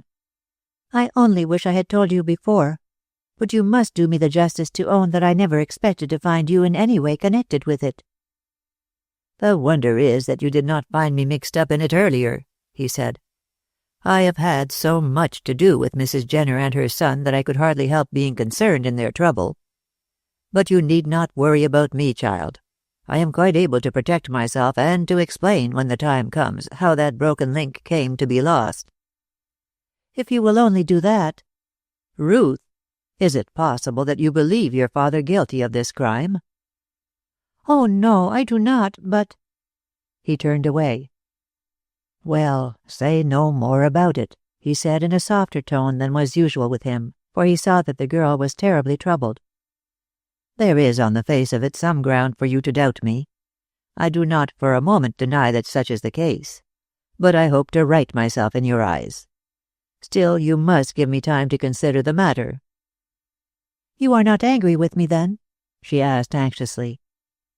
"I am displeased that you should have undertaken this investigation without telling me your intention. But I can forgive you, for I know how impulsive you are. Let us say no more about it. My task is to get at the truth of this matter, and with Geoffrey's assistance I hope to do so. All I ask is that you should be silent and leave things in my hands, and never conceal anything from me again." "I will do all you say," replied his daughter, and kissed him. In due time Geoffrey arrived. He was in high spirits and brought the best of news from Bognor. Neil was mending rapidly and would soon be on his feet again. Since he had found a friend and brother in Geoffrey, he had become much less morbid, and was beginning to take quite a cheerful view of life. If his mother could only be proved innocent and set at liberty, he would have little left to wish for. As for Ruth, his love for her had by some strange mental process been obliterated during his illness, and he rose from his sickbed with nothing more than a strong feeling of friendship for the girl who had so recently been all the world to him. And indeed, when Miss Cass came to hear of this, she was not over well pleased. But it was not long before she blamed herself for her vanity, and reminded herself that this was quite the best thing that could have happened to her former lover. After dinner, Mr. Cass carried Geoffrey off to the library. He particularly wanted to have a few words alone with him, he said. Heron had not the least idea what the subject of their talk was to be, Mr. Cass having merely invited him to spend a few days at Hollyoaks, saying he had an important subject to discuss with him. And it had passed through Geoffrey's mind that Ruth must have confided in her father their tacit engagement. He was a good deal astonished, therefore, when Mr. Cass abruptly informed him that the matter referred to was that of the Jenner murder. "Why, Mr. Cass," exclaimed the young man, "how do you know about that, and what do you know?" "Ruth told me that you were interesting yourself in it," was the reply, "and I know all that she could tell me. I was not very pleased to find that she had been getting mixed up in the affair." "It was her own wish," Heron said. "I did not like it myself, and I should have been the last person in the world to tell her anything about it. But after all, it was but the curiosity of a young girl. No one can blame her." "No one can blame any woman for being curious," Mr. Cass said dryly. "All the same, feminine curiosity can do a lot of mischief when it is not properly directed, as in this instance. Will you please to tell me, Heron, exactly how Ruth found it out?" Not knowing that Mr. Cass wished to compare his story with Ruth's, Geoffrey willingly consented and informed him of Ruth's visit to Mrs. Gent, and how the outcome of it all, so far as he was concerned, had been the discovery of the fact that Ruth was willing to marry him. "And that is, after all, what I care most about," he said with a happy look in his eyes. "I am very glad of it," Mr. Cass said soberly. "I always wanted her to marry you. I think you will be able to control her. I was afraid at one time that she would have run away with Webster." "I don't think that he would have run away with her," replied Geoffrey. "He decided to give her up when he learned the secret of his parentage. Now he has got over his love and is quite willing that she should marry me." "Poor Neil, he has had a bad time." "That could not have been prevented. I did my best to spare him the knowledge of his mother's fate. She asked me to make her the promise, and I did so." "Do you think she is guilty?" "I really can't say," replied Mr. Cass with some hesitation. "When she was arrested, I implored her to defend herself if she could, but she obstinately refused to open her mouth. She certainly never told me that Neil had killed his father." "Do you believe he did?" "No, certainly not. I believe the child got up from his bed in a dazed condition on suddenly waking out of the trance. He came into the room and found his father lying dead with a knife on the floor beside him. Naturally enough, the child picked up the knife. Then no doubt his reason became unsettled, added to which the cold to which he was exposed that night when his mother fled was altogether too much for him, and he fell seriously ill." "He remembers nothing of all that," Heron said. "I asked him myself. He remembers his childhood up to the time his mother put him to bed that night, or rather, I should say, up to the time when he struck at his father with a knife. His memory recommences from the time of his recovery from the illness which followed, but the interval is a blank. Of course, he might have seen the assassin. But I am sure," continued Heron firmly, "that his mother is not the guilty person. She denies having committed this murder and says she was silent on Neil's account." "Does she suspect anyone?" asked Mr. Cass, and Heron noticed that he did not give an opinion as to her guilt or innocence. "No, she cannot think who did it. I asked her about the links, or rather about the part of one which Ruth found under the window. I suppose she told you of her discovery?" "Yes, she did. By the way, have you the link with you?" Heron took it out of his pocketbook and laid it on the table. "It is a curious one," he said. "The pattern is an odd one and not in very good taste." "Oh, I don't know," Mr. Cass said with studied carelessness. "I have seen the same kind of thing. They were in vogue some years ago. Each oval has a different design on it. A ballet girl, a bottle, a horse, and a pack of cards. They were known as the Four Vices. What does Mrs. Jenner say about this?" "She cannot think who could have worn them. She says she never saw such a set before." Had Geoffrey Heron been an observant man, he would have seen a distinct expression of relief pass over the face of his host, but he remarked nothing, and Mr. Cass went on. "It is possible the person who killed Jenner may have dropped it," he said, "but I am afraid it is but a slight clue after all these years. Besides, if Mrs. Jenner cannot guess the motive for the crime, I don't see how we can." "She thinks the motive was fear of blackmail on the part of the assassin," said Geoffrey. "Ah," said the merchant significantly. "I am not astonished. Jenner was a clerk in my office, and as thorough a blackguard as ever walked. He was exactly the man who would have blackmailed another if he could have done so with safety. But what reason has Mrs. Jenner for thinking this?" "Because her husband had boasted to her that in a red pocketbook, which he flourished in her face, he had the materials for getting money. Now that pocketbook was not produced at the trial." "I see," said Mr. Cass, his chin on his hand. "You think the murderer stabbed Jenner as he stood by the window, stole the pocketbook, and had his link wrenched off in the struggle? That is the only way in which I can account for the crime." "It seems feasible enough," replied the merchant musingly.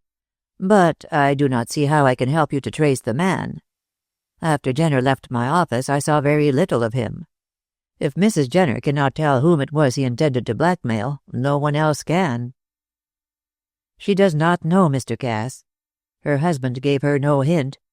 All he said was that he could make money out of what he had in that pocketbook. She held her tongue, as you know, for her son's sake. Now she sees that it was wrong. But she did it for the best." "I suppose she did," said Mr. Cass, giving the link back to Heron. "But I wish she had spoken out when I asked her. I could not induce her to be frank. She merely declared that she was prepared to suffer." "Well," Mr. Cass rose to his feet, "I don't think there is anything more to be said, Heron. But how are we to continue the search?" "Leave it in my hands for the moment. I will see Mrs. Jenner, and between the two of us, seeing we knew Jenner better than anyone else, we may find out who it was he intended to blackmail. If that should fail, I really don't know what to suggest." "Well, I will wait till you have seen her," Geoffrey said, and went off to bed. He rose early and was out walking up and down the terrace before breakfast. Ruth was not down, but he could see Jenny Braun playing with little George Chisel and Ethel. Mildred was not visible, but in a few minutes he found her seated in a disconsolate attitude on the steps. "What is the matter?" he asked, for he was fond of children. "It's Aunt Ruth," said the child tearfully. "She won't give me back my doll's brooch." "Oh, I'll ask her to give it back. What is it like?" He asked the question carelessly, little dreaming of what the answer would be, nor guessing the consequences which would ensue. "It's a gold brooch with a horse on it, a dear little horse." Even then it did not enter his mind that the brooch referred to had any connection with the links of which he had spoken to his host the night before. "How big was it?" he asked. "If Aunt Ruth won't give it back, I'll try and get you one like it." "Oh, I think Grandfather will give me another," Mildred said hopefully. "He gave me this. It is this size." She drew a small oval in the dust with her finger. "And that shape, with a horse on it in pretty colors, and a little thing on the back to put a thread through so that my doll can wear it. It is so pretty." Heron felt as if he had received a blow, for was not the child describing, with the exception of the design, the broken link he had in his pocket? And she had got it from her grandfather. Without a word he took the link out of his pocket and showed it to the child. She pounced on it with a scream of delight. "Why, that's my brooch," she cried, and then on a nearer view, "No, it isn't. Here's a nasty bottle. Mine had a horse on it." The young man remembered the description given by Mr. Cass of the links known as the 4 vices, and he could no longer refuse to believe that it was he who had given Mildred the link which matched the one now in her hands. And that link had been found under the window of the very room in which the crime had been committed. Could it be possible? "No, no," cried Geoffrey, staggering back, his ruddy face pale. "It cannot be." "What is the matter, Mr. Heron? Are you ill?" asked the child, rising. "No, I'm not ill, dear. But give me back my brooch." "I don't like it," she said, thrusting it into his hand. "The nasty bottle. Mine with the horse was much nicer. I'll ask Grandfather to give me another. Now I'm going to play, Mr. Heron. Do ask Aunt Ruth to give me back my dear little brooch." The prattle of the child worried him terribly. "Yes, yes," he said impatiently.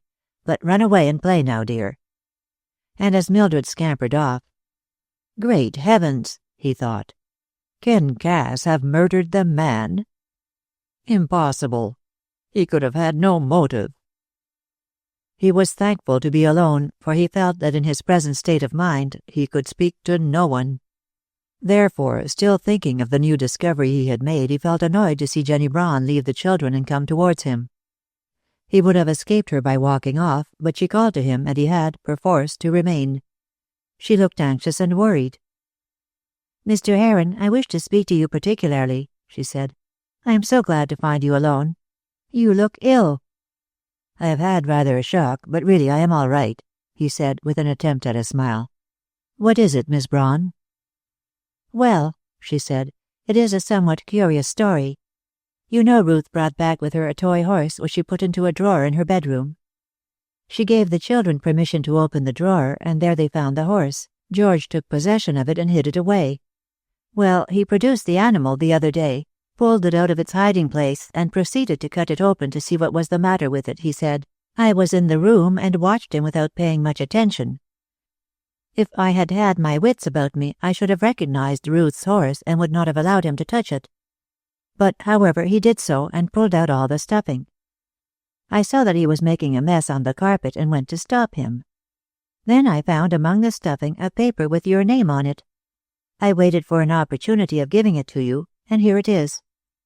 And Jenny put into his hand a bill of exchange, old, discolored, and crumpled. Hardly knowing what he was doing, Heron glanced at the document and saw that his father's signature, Geoffrey Heron, was written across the bill, while the signature at the foot was that of Frank Marshall. Chapter 17. Heron follows the trail. Ruth could not rid herself of a haunting doubt that her father knew more of the Jenner murder than he chose to confess. If he himself had not killed the man in a fit of impetuous rage, and the girl could not bring herself to think this, he knew who had struck the fatal blow. Ruth was certain now that Mrs. Jenner was innocent, notwithstanding the fact that she had been found guilty. This being so, she argued to herself that if her father were aware of the truth, he should at once take steps to remedy the grave miscarriage of justice which had taken place. But as he made no move, Ruth, perplexed and doubtful, became quite ill with suspense.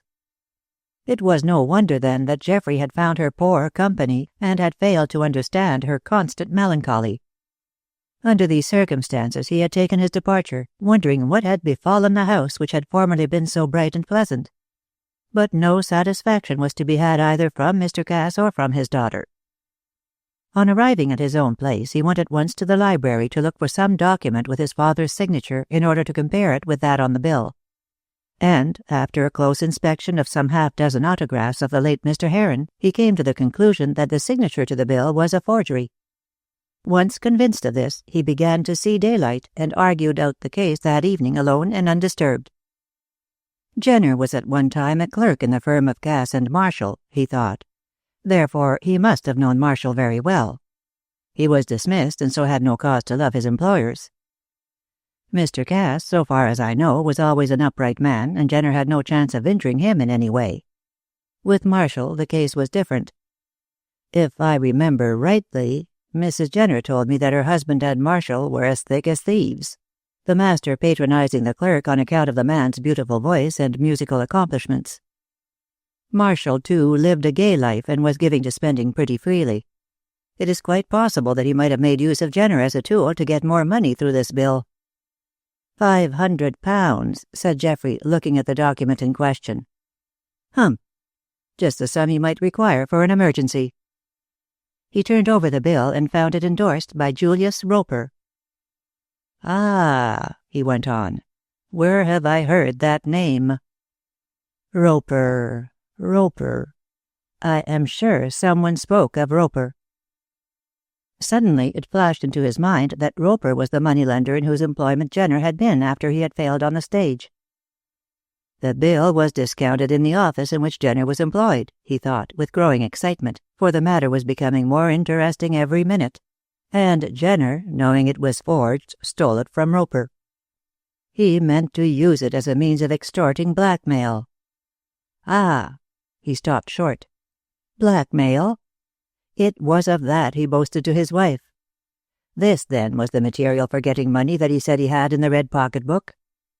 The pocket-book has disappeared, but the bill... How did he get it inside the horse? Could Jenner himself have put it there? If so, why? What was his reason?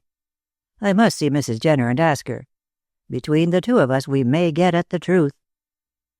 But although he was satisfied that his father's signature had been forged, he could not be absolutely certain that Marshall had been the forger. He had drawn the bill, it was true, but Jenner might have counterfeited the signature and have assisted Marshall to get the money.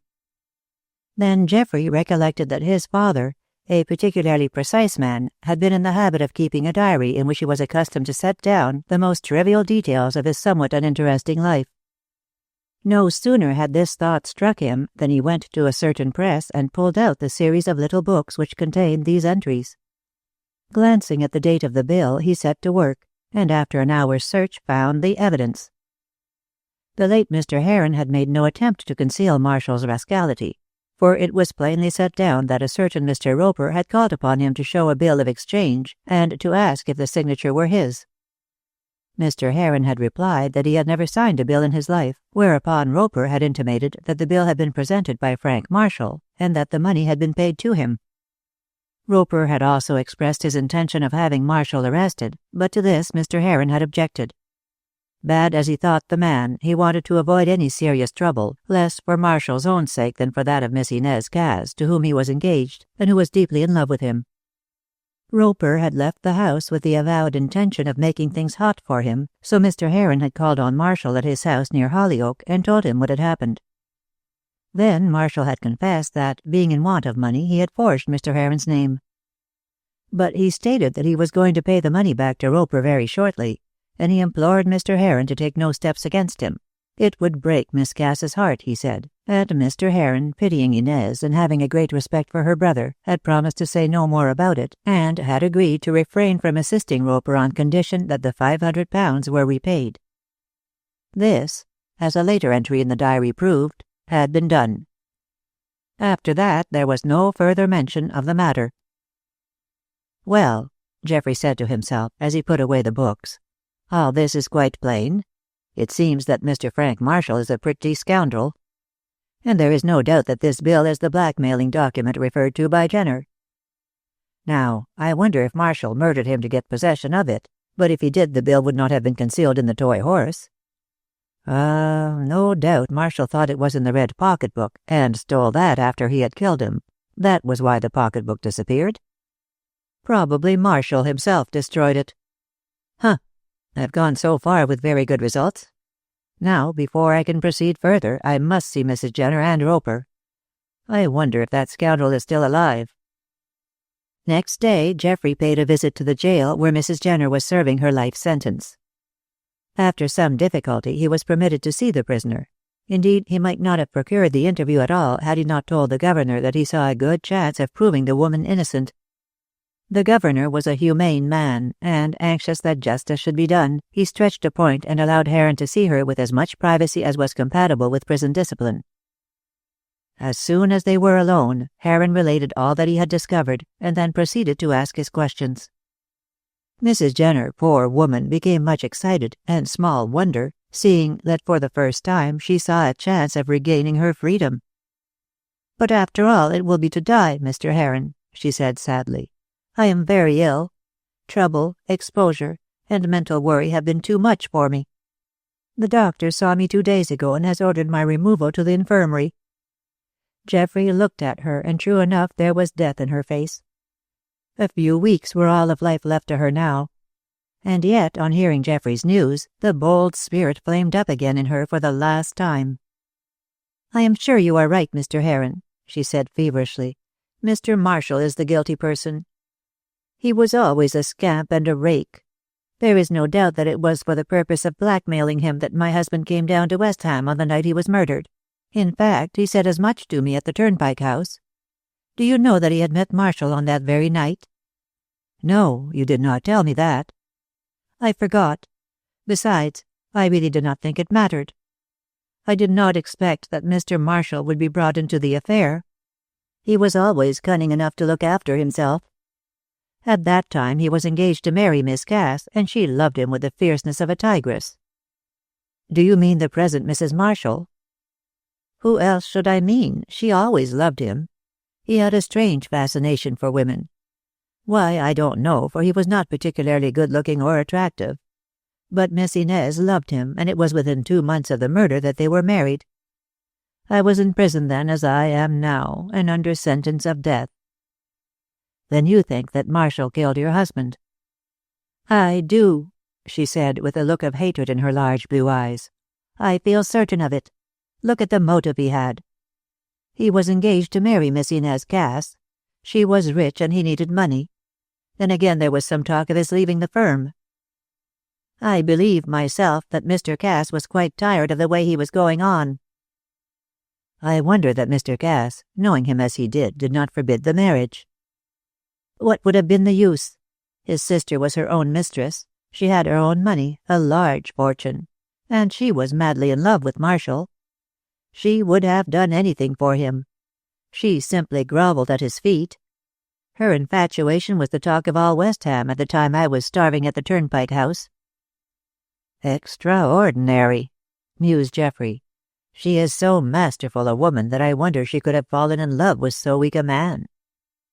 It is one of those things in which a woman's nature is stronger than her principles, said Mrs. Jenner. Besides, he was fascinating, and she was no longer a young woman, she added, with a touch of feminine spite. At any rate, she was delighted when he fell in love with her, and determined not to let him go. Was he in love with her? No, perhaps I was wrong to put it that way. No doubt he wanted her money. Did he leave the firm? Yes, shortly after his marriage. Ah, then depend upon it, Mr. Cass got rid of him. He married Miss Cass for her money. He must have been in great straits when he committed that forgery. Oh, I quite believe it was he who did it. He was wonderfully clever at imitating handwriting. I knew of that accomplishment long before I was married. How you hate him, Geoffrey could not help exclaiming. I am a very good hater, she said quietly, and I have every reason to hate that man. It was he who got my husband dismissed, and it was certainly he who led him into dissipated ways. For Jenner was not a bad man during the early years of our married life. It was only when he came under Marshall's influence that he took to drink and began to treat me cruelly. Oh, I know what I owe him only too well. I should like to see him arrested for this murder and hanged. Hanged! She spoke with such vehemence that Heron shivered. I hope he will be proved innocent for all that, he said. Remember, I am engaged to his niece. Miss Ruth is not his niece save by marriage. Still, the disgrace. Well, leave the matter alone, said Mrs. Jenner abruptly. I have suffered so much that a little more or less does not matter. When I am gone, there will be an end of all your trouble. Let Marshall live to repent if he can. I am willing to die with the disgrace on me. I can't well be worse off than I am, and my son will soon forget me. You do him wrong, Mrs. Jenner. He loves you dearly. But, let this be as it may, what I have to do is get to the truth of it all. If Marshall will confess his guilt, I will consult Mr. Cass and see what is to be done. I confess that on Ruth's account I do not want a scandal. Would you desert her? No, for I love her, and I am too just, I hope, to visit the sins of other people upon her innocent head. Mrs. Jenner seemed to be considering. Then, Mr. Heron, she said at last, you are a good man. Leave the matter where it stands, and let me die a guilty woman in the eyes of the world. If I were in good health, I might speak differently, but I am dying. Let me die. I have suffered so much that now I could not even enjoy freedom. There is no rest for me but in the grave. Believe me, it is better to leave things as they are. Well, we'll see about that. But tell me, how did the bill get inside the toy horse? Ah, that is difficult to explain. The horse belonged to my boy. He was playing with it before the fire on that evening. I left it there when I took the child to bed. It is likely enough, she went on musingly, that my husband, knowing he had driven Marshall into a corner, was afraid he might lose this bill. He may have sewn it up inside the horse when I was out of the room. He knew very well that I kept all my boy's toys, and he thought it would be safe there. No one would ever have dreamt of looking for it in such a hiding place. It is really most wonderful, when one comes to think of it, that it has come to light at all. Can you tell me where Jenner met Marshall on that night? No, I cannot. All I know is what he told me, that he had seen him 2 hours before he came to see me. He boasted of his blackmailing. That is all I can tell you. Geoffrey rose. Well, you have given me some information, if not very much, he said. Now I will go and see Roper to make certain how the bill came to be stolen. My husband stole it when he was with Roper, said Mrs. Jenner. And with this last piece of information, Geoffrey departed to follow up the clue. Chapter 18. The Moneylender. Mr. Julian Roper had an establishment in Golden Square, Soho. Although this gentleman was over 80, he had not yet repented of his many iniquities, but callously continued to conduct his evil transactions. His offices, 2 dingy rooms, were on the ground floor of the house, the apartments overhead being occupied by himself and a crabbed old woman who acted as his housekeeper. The hag was, if possible, worse than her master. and from long years of association she possessed considerable influence over him. She was a widow, or at least it was as such that she described herself, for her husband had left her many years before in sheer disgust at her tyranny. Mrs. Hutt was her name, and she had a son who acted as clerk to Julian. When Geoffrey Heron arrived at this sordid temple of Mammon, he was received by the drudge, a young old person of no particular age, dressed in a suit of rusty black. He informed the visitor that his master was absent. The clerk, who answered to the name of Jerry Hutt, gave Mr. Heron a broken-backed chair and returned to his desk, which was smuggled away into a corner. With a shrug at the poverty of the place and the apparently enfeebled intellect of the person in charge, the young man took a seat and amused himself by taking stock of his surroundings. Jerry took not the slightest notice of Geoffrey after the first greeting. He wrote hard with his tongue thrust into his cheek, giving vent at times to a faint chuckle which was positively uncanny. Coming to the conclusion that he was half-witted, Heron came to regard him in the light in which most people saw him, more as an article of furniture than a man. But in this he, in common with the rest of the visitors to that den, was wrong. For underneath his assumed stupidity, Jerry was as sharp as the proverbial needle.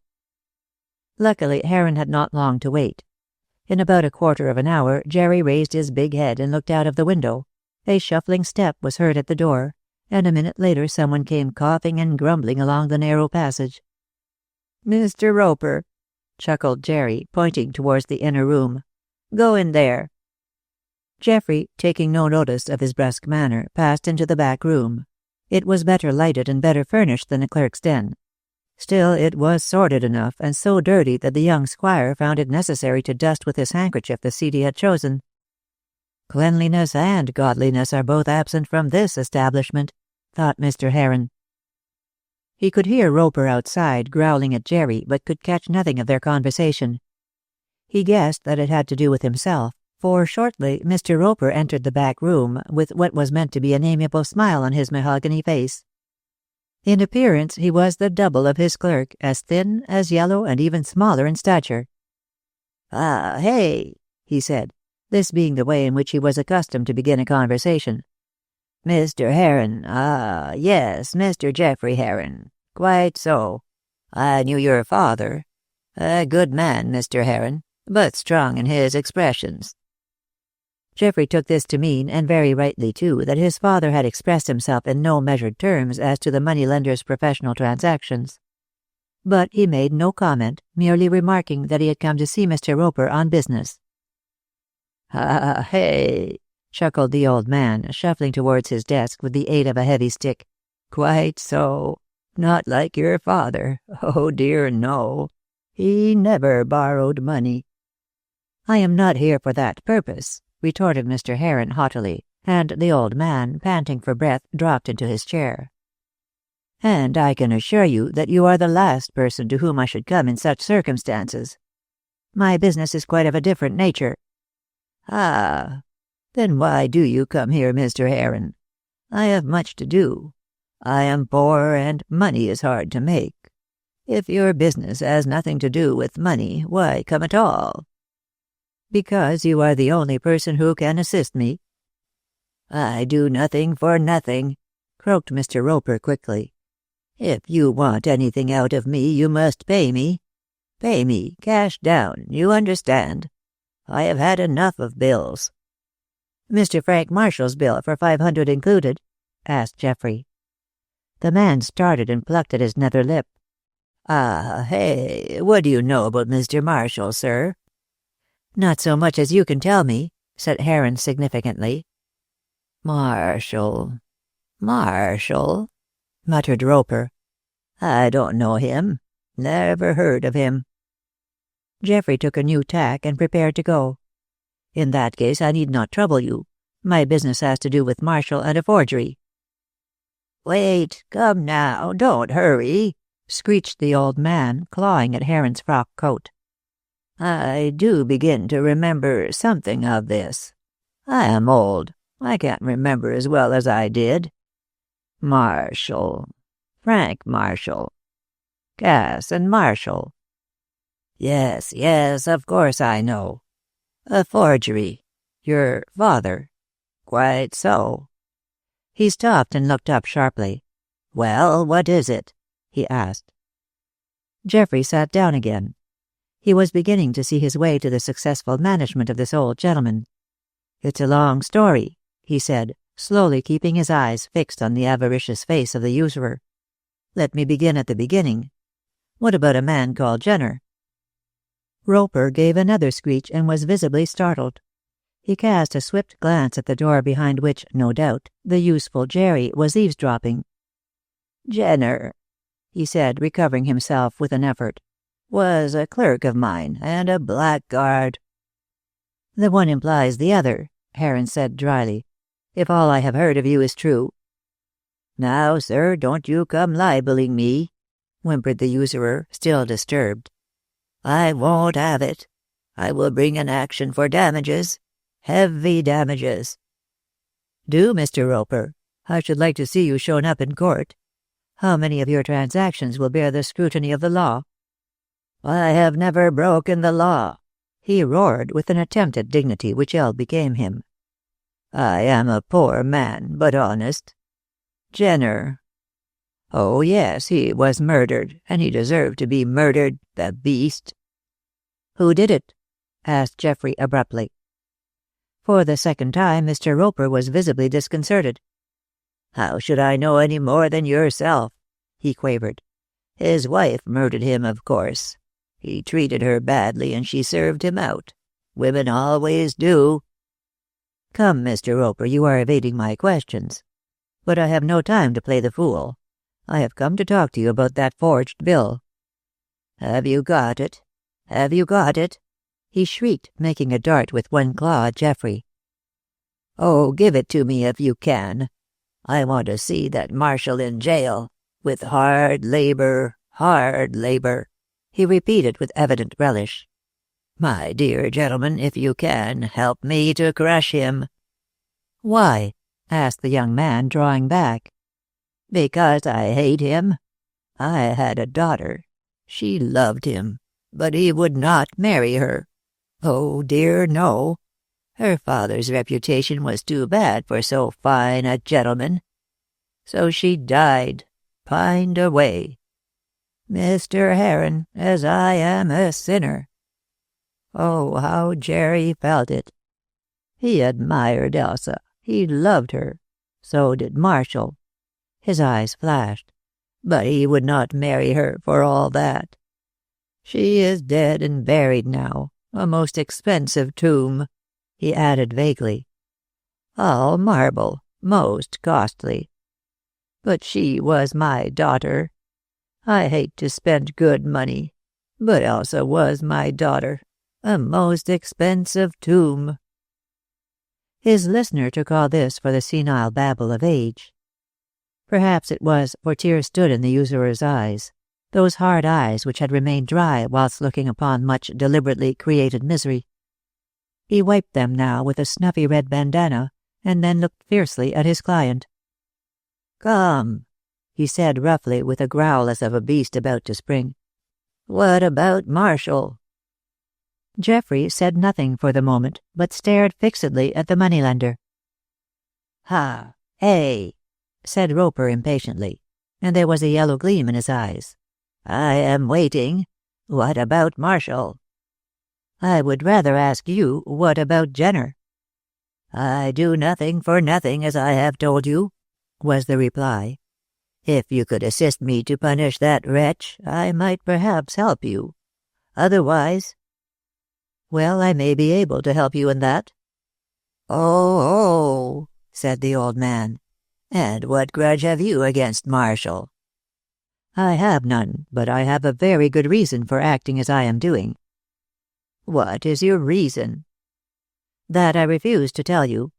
Speak freely to me, or leave the matter alone, my good man. I can do without your assistance." "No, no," cried the usurer with a frightful energy. "If Marshall is to get into trouble, I am the man to assist. He broke my Elsa's heart. I wish to be revenged. What is it you want to know?" "Tell me about Jenner," Heron said curtly. He saw that the old man, moved by the recollection of Marshall's behaviour to his daughter, was in the mood to be confidential. He would get all that he could out of him before the wind changed. Roper commenced speaking in a hurry, as though in fear that his resolution would fail him. "Jenner was a wretch, a scamp," he said. "He was in my employment before Jerry grew up to assist me. I took him off the streets, and he repaid my kindness by robbing me." "Of the bill of exchange on which was the forgery of my father's name." "Oh, you know that?" he said with a glance of surprise. "Well, I dare say. Your father, worthy man, would no doubt tell you. Yes, Jenner took the bill, just when I thought I had Marshall in the palm of my hand. Ah, that was a blow. I would have given hundreds to have kept that bill, to have lodged Marshall in jail. But when that was gone, I could do nothing. Have you the bill? Do you know where it is? Give it to me. I'll work the matter." "I have not the bill," said Geoffrey deliberately. He saw that the honor of the Cass family would be lost if entrusted to the hands of this man.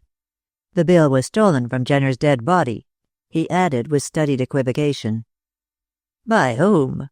Roper asked abruptly. "Do you not know?" "Certainly not," he said with violence. "Are you about to accuse me of the crime?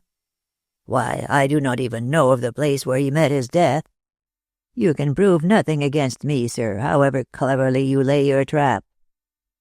"I am not laying any trap," Geoffrey said mildly. "I want to know something more about Jenner, as I have told you at least 5 times. He was in your employment, you say?" "Yes, I took him off the streets. One day Marshall brought that bill. I discounted it and gave him £500. Then I found out, how it does not matter, that your father's signature had been forged. I saw your father. I know all about that interview. You saw my father, and he refused to prosecute, did he not?" "He did. But I would have prosecuted myself, and would have called your father as a witness. Well, I came back after that visit, and placed the bill in my safe. Then I told my housekeeper all about it. Jenner must have listened. Shortly afterwards he disappeared. I made a search to see if he had taken anything. Then I found that the bill had gone, that Marshall had escaped me. I managed to set the police on Jenner's track, and he was arrested. I offered not to prosecute if he would give me back the bill, but he refused. Then I prosecuted him for stealing my money, and he got 3 years. When he came out, I believe he went down to the country to see his wife, and she murdered him. What became of the bill I never could discover. He must have destroyed it." "It is possible," said Heron. "I suppose that the bill was valuable to Marshall as well as to you. No doubt he paid Jenner to destroy it." "Or else he murdered Jenner to obtain possession of it," the old man said gloomily. "But no. Mrs. Jenner killed him. I was at the trial. I heard all the evidence. Nothing could have been clearer or fairer. She killed her husband. Now, I wonder if she could have taken possession of that bill. No, I don't think so. It would have been found on her when she was arrested. I believe Marshall must have bribed Jenner to destroy it. More's the pity. I'll never get at him now, the beast."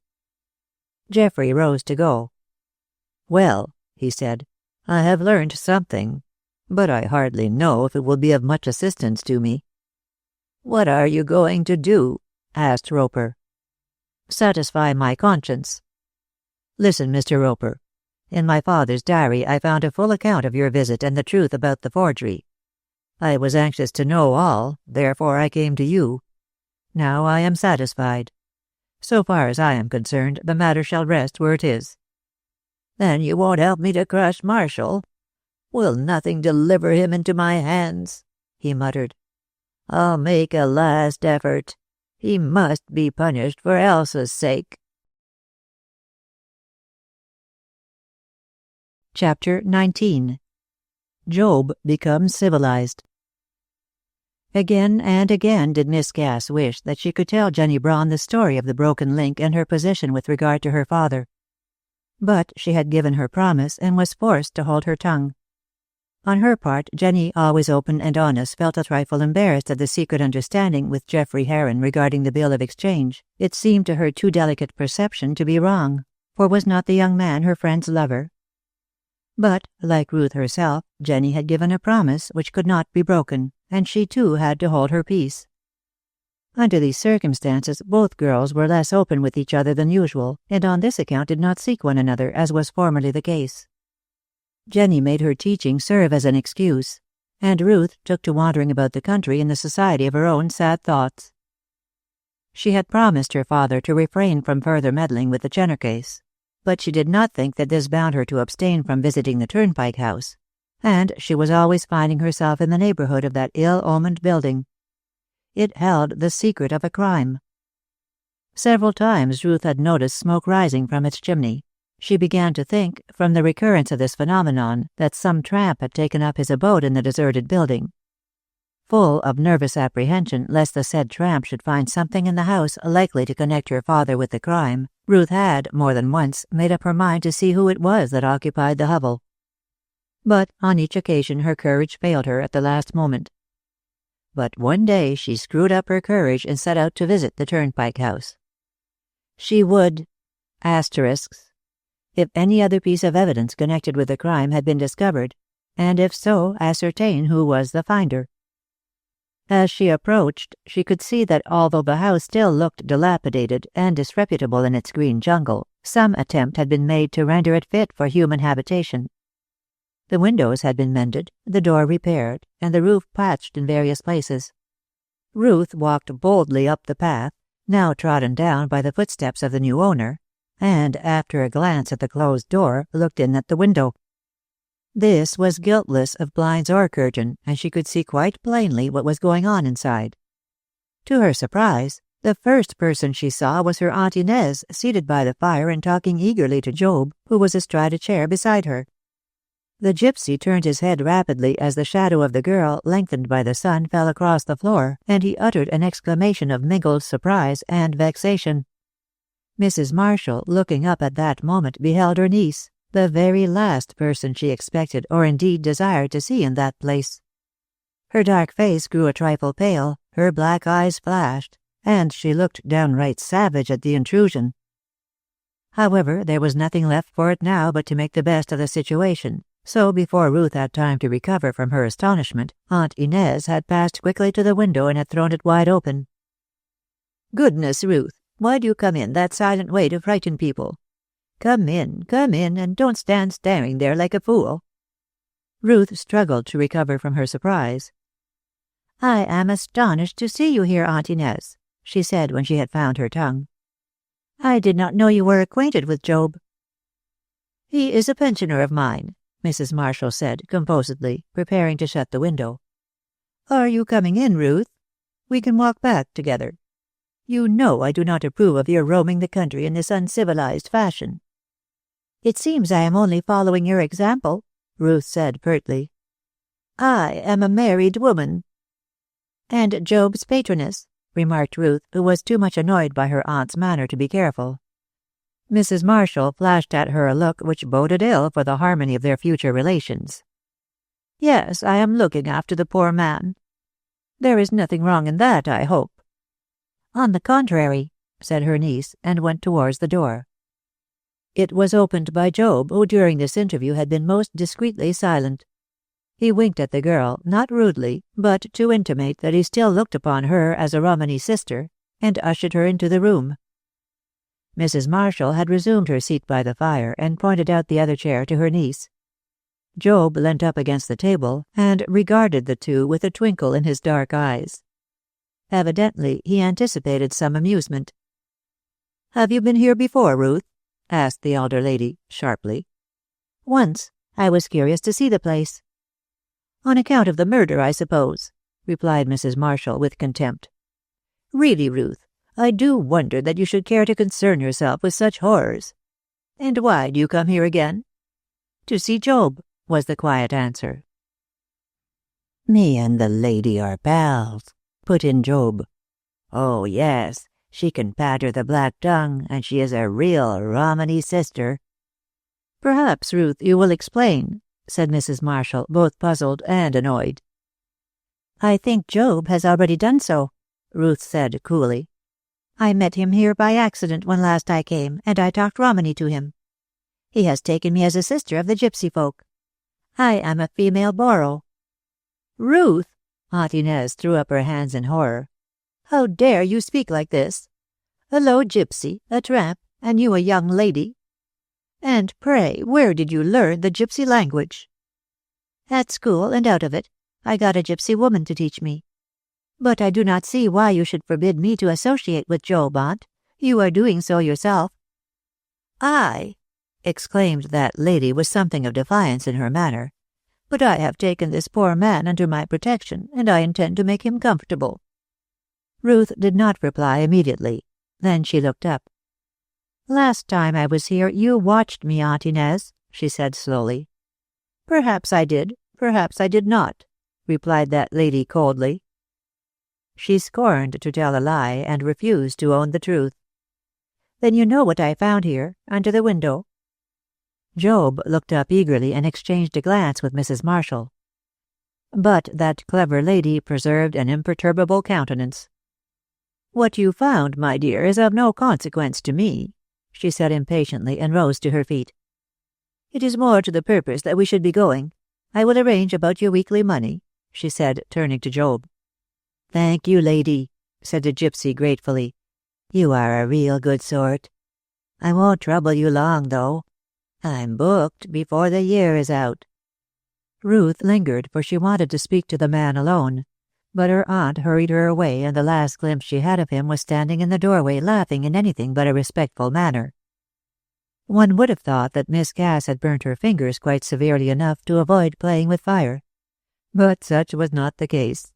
Her curiosity was stronger than her prudence. Besides, after the smile she had seen on Job's face, she began to doubt her aunt's plausible explanation. Unfortunately, Mrs. Marshall escorted her niece right up to the gates of Hollyoaks Park. But she refused to go in. I have left my carriage at the inn, she said, and as your uncle is not very well, I must go home at once. I hope you will come and see us, Ruth. You are neglecting me very much. I will come with pleasure, Aunt. Will next week do? Any week will do. I am always at home, except on an occasion like this when I am employed in charitable works. I shall expect you next week. When her aunt had gone, Ruth waited until she was out of sight, then took a short cut across the meadows to the Turnpike House. Within the hour she again presented herself at the door. It was opened so suddenly that she felt sure that Job had been watching her, and his greeting proved that such was the case. "I expected you, sister," he said. "Come into my tent. Duvel, that a Romany should dwell under a roof-tree like a Gorgio." "It is better for your health than wandering about the roads," said the girl, sitting down. "I am dying," interrupted Job quietly, "and I am not the man to decay like a tree. If I find that I can never recover, I will die after my own fashion. I am not afraid." Ruth did not know what reply to make to this. She glanced round, hoping to find a fresh topic of conversation. "You are comfortable here, quite civilized. I am sure that you will get better now that you are so well housed." "I do not think so, lady, but I yielded to Mrs. Marshall's request to take shelter here. One place is as good as another to die in. She is good to me. I have this house and a little money to buy food." "Why is she so kind?" asked Ruth sharply. "Such kindness is not in her nature. Have you done her a good turn?" "Perhaps I have. Maybe I have not," Job said coolly. "See here, sister, I knew you would come back to ask questions. I saw it in your eye. But I know when to keep my mouth shut." "You do, when it pays you. Well, I have no wish to pry into your secrets, Job. Keep your own counsel." "I intend to," replied the man, "and it is a good thing for your family that I do." "What do you mean?" "Nothing that I can tell you." "Job," Ruth looked at him sharply, "are you hinting at any disgrace?" "No. What disgrace could befall so noble a family? I hold my tongue." Because you are paid for it, retorted Ruth. Already her wits were at work trying to search out the reason for all this. She scented a mystery and began vaguely to connect it with the Jenner case. Half in jest, half in earnest, she asked a leading question. "Do you know anything of this murder?" "No, Duvel, I should think not. It was before my time." "Yet I wonder you are not afraid to sleep in this room. It was here that the body was found." Job laughed and stared at the stains on the floor near the window. "Yes, it was here," he said. "But I know nothing." "You know what I found last time I came to this place," she said, recalling the glance exchanged between her aunt and the gypsy. "Perhaps," replied Job, then he began to laugh. "Oh, you are a rare one, lady, you are," he said. "You would rob me of my new tent by asking me to speak about what does not concern you." "Ah, then you have something to conceal?" "Perhaps," said Job again. "But you may as well stop, sister. I hold my peace until I die." Ruth looked at him fixedly. By this time she felt quite sure that the secret which procured for Job food and fire and roof-tree was connected with the murder. "What you know has nothing to do with Mr. Cass, with my father?" she asked in a low voice. "No, no, on my soul it has not," he said earnestly. "Why do you think so, sister?" "Has it anything to do with the murder?" "I cannot tell you." "You need not, for I can see the truth in your face. Tell me this, do you know what I found under that window?" He looked at her. "Yes, I know," he said softly, and refused to speak another word. Chapter 20. What Mr. Cass had to say. Mr. Cass arrived home in a more cheerful frame of mind. His business, whatever it was, had evidently prospered, and the look of anxiety which his face had worn had given place to his usual imperturbable smile. He was relieved, too, to hear that Amy had gone. Altogether, when the dinner hour arrived, Ruth found that he was pleased as ever to be alone with her. "By the way, my dear," he said, after the dessert was placed on the table and they had had some desultory chat, "we are about to have a visitor." "Geoffrey?" asked Ruth eagerly. She was longing to see her lover again. "No, Neil Webster. I have been to Bognor to see him. He is much better, poor fellow, though still far from well. However, he is coming down here, where he will be surrounded with more comfort than Mrs. Gent can provide. Before long, I hope he will be quite restored to health." "I am glad he is coming, Papa." She hesitated, and then continued in a low voice. "Are you going to assist him?" "I thought we had agreed to close that discussion, Ruth," said her father with some coldness. "Assist him? What can I do? I have told him that I will endeavor to prove his mother's innocence, but I have not much hope of success. Whatever you may say, Ruth, I believe the woman is guilty." "I think she is innocent," cried the girl, throwing back her head with a look of defiance. "I know you do. Well, if her innocence can be proved, so much the better. At present, Neil has promised not to worry more than he can help. I want to see him on his feet again, therefore he must have cheerful company to distract his mind." "Is that why you asked him down here?" asked Ruth ironically. "I am afraid his spirits will not rise in this house. Amy left it because she found the dullness intolerable." "Amy is a frivolous butterfly, my dear. I hope you have more sense. You must do your best to amuse Neil, and above all you must say nothing to him about this case. It is becoming a sort of monomania with him, and his thoughts must be kept off it." "In that case I shall get Jenny to amuse him," replied Ruth, "for I find it difficult not to become a monomaniac on the subject myself. Besides, I want her to marry him." Mr. Cass stroked his chin and did not appear to look unfavorably on this proposal. "Neil might do worse," he said, after a pause. "Jenny is a good little creature and will make him a very adaptable wife. You would never have suited yourself to the boy. Geoffrey Heron is more in your way, Ruth. He will be at once your husband and your master." "So long as he is not a domestic tyrant, I do not care. I am very, very fond of Geoffrey, now that I have got over my foolish feeling for Neil. I do wish Geoffrey would come to see me oftener." At that moment, as if in answer to her words, a servant appeared with a card, which he presented to his master. "Queer," exclaimed Mr. Cass, glancing at it through his eyeglass. "Here is the very man you want." "Geoffrey!" she cried joyfully. "Yes. I wonder why he did not send me notice of his coming. He wants to see me on business." "Business," he repeated with a frown. "Humph. I hope he has found no new mare's nest with your assistance." "I have meddled no more with the case, Papa, if that is what you mean," said Miss Cass. "But where is he?" "In the library. I will see him first. You can talk to him afterwards." "Ask him to stay, Papa," said Ruth, following her father to the door of the dining room. "Of course he can stay if he likes," Mr. Cass said, looking at his daughter as if he were about to make some remark. However, he thought better of it and hurried out. Ruth guessed that it had been on his mind to say something about the unhappy affair in which they were all interested. She was irritated at not being admitted into his confidence, for her nerves were worn thin with the constant strain. However, he had been quite determined to see Geoffrey alone, and all she could do was to possess herself in patience until such time as the conversation should have ended. Meanwhile, the two men were sitting opposite one another in Mr. Cass's room. Geoffrey refused to have any dinner. He had dined before leaving home, he said, but he did not decline a cigar and a glass of good port. Mr. Cass was at once convinced, from the expression of tragic gravity on the young man's face, that he had something serious to say, and he concluded that it had to do with the Jenner case.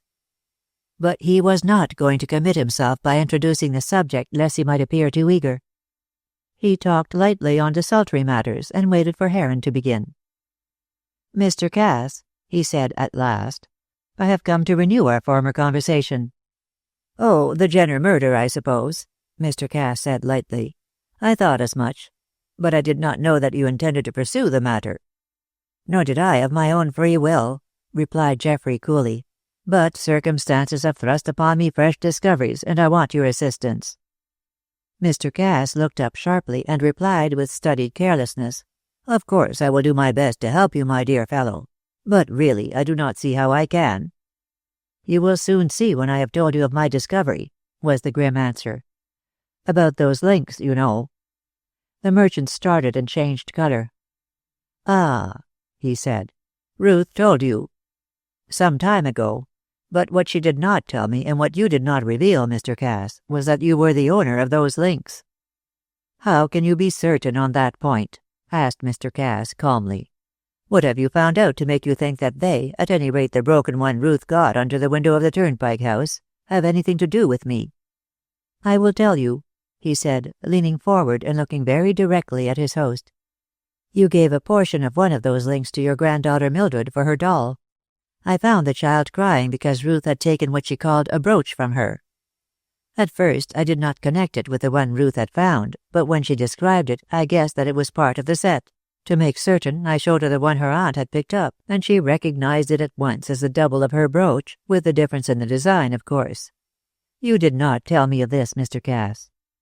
"Why should I have told you?" Mr. Cass's tone was slightly defiant. "I did give such a link to Mildred, and it was one of a set." "Have you the set?" asked Heron.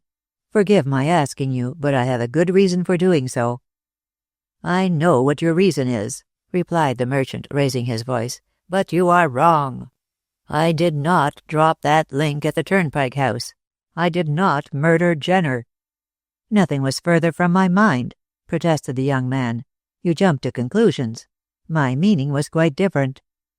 The expression on Mr. Cass's face was one of half relief, half of uneasiness. "What do you mean, then?" he demanded. "I have a right to know." "You shall know. It was in order to tell you that I came over this evening. But first, have you the remaining links?" Mr. Cass crossed the room to an old-fashioned desk which stood in a corner, and began to search.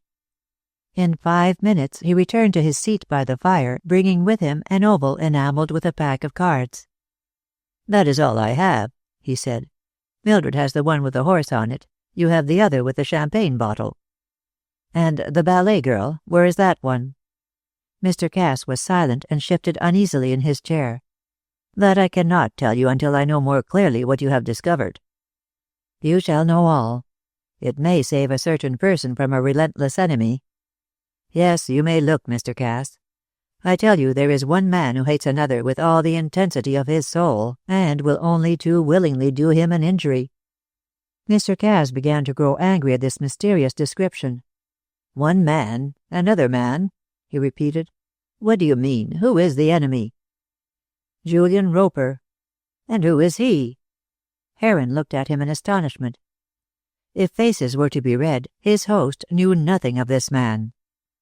"I am surprised that you do not know who Roper is," he said slowly. "Why should I?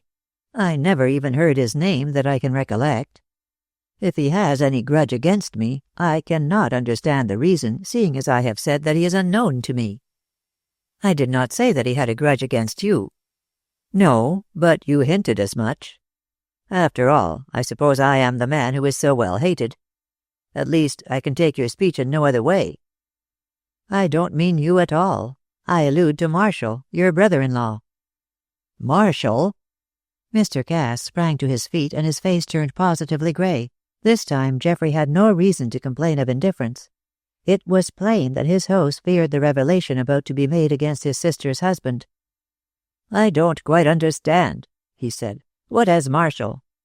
"I think you understand very well, Mr. Cass, and I can only wish that during our last conversation you had spoken out. If you want the truth in plain words, I say that Frank Marshall murdered Jenner at the Turnpike House to recover a bill of exchange on which he had forged my father's name." "Stop, stop," cried Mr. Cass, dropping back to his seat. What grounds have you? Such an accusation! Is it not true?" "Upon my word of honor, I cannot say." "I think you can, Mr. Cass. You know that Mrs. Jenner is innocent and that Marshall is guilty." The merchant became vehement. "I cannot say that," he cried, dashing his fist on the table. "Because I don't know.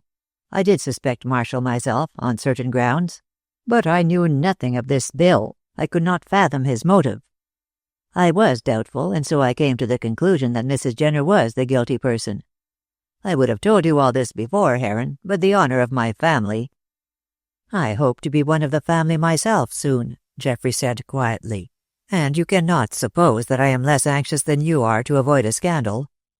I must know the truth now at all costs." "You shall know everything I can tell you. Oh, heavens! If it should be so, if he should be guilty! I could never be sure, never, or I would have taken steps to get that unfortunate woman released. I did not want her to suffer. In some way, without incriminating Marshall, I would have managed it, if only I had been sure. But this bill— that was his motive, and I never knew. He did not tell me that. As to Roper, I can assure you that this is the first time to my knowledge that I have heard his name. Yet he discounted the bill. It was in his office that Jenner was employed after he had failed on the stage. I took no interest in the man after I had dismissed him. I never even heard his employer's name. He stole the bill, I suppose. Ah, yes, I begin to understand. And he came down here to blackmail Marshall. Quite so. Great heavens! Can he be guilty after all? I'll have the truth out of him at all costs." "That is the difficult part of it," Geoffrey said with a flush. "I can make Marshall speak out, but I dread his confession. By rights we should give him up to the law, and yet the disgrace, We must get at the truth first. Afterwards we can decide how to get the woman released and how to punish my wretched brother-in-law. Tell me what proof you have against him." Heron produced his pocketbook and took therefrom the bill of exchange, which he gave to Mr. Cass. He started as though a snake had stung him. "Forged?" he asked, placing his finger on the signature of Geoffrey Heron. Then, on a nod from that young man, he added, "Did you find this among your father's papers?" "No, that is impossible. Jenner must have had it on the night he was murdered. Yet if Marshall killed him to get possession of it, how came it into your hands?" "Because Marshall lost the fruits of his wickedness. He never gained possession of this bill. Jenner was too clever for him. It seems, as I learned from Mrs. Jenner, that she left him alone while she put her child to bed. During that time he, fearing no doubt lest Marshall should try and recover it, sewed it up in the body of a toy horse with which his boy had been playing. Neil sent the horse to George Chisel, your grandson, and he, as children will, cut up the animal. Miss Braun saw this paper among the stuffing and gave it to me. Does she know? Has she said? She knows nothing of the connection of this with the murder, and she has said nothing, for I made her give me her word that she would not. No one but you and I, and she, are aware of its existence. Roper. What of Roper? He knows nothing about it.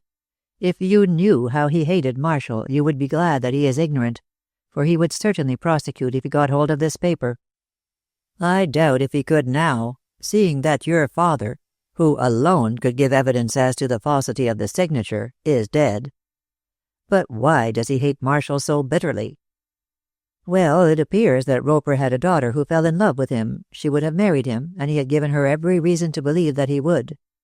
But, of course, he stopped at that, and she died of a broken heart. I don't think there was anything scandalous about the affair, nothing worse than the playing fast and loose with the affections of the unhappy girl. He always was a scoundrel. I paid him a large sum to leave my firm, as I feared he would do something criminal some day. Then he married my sister. I begged her to give him up, but she was headstrong and insisted.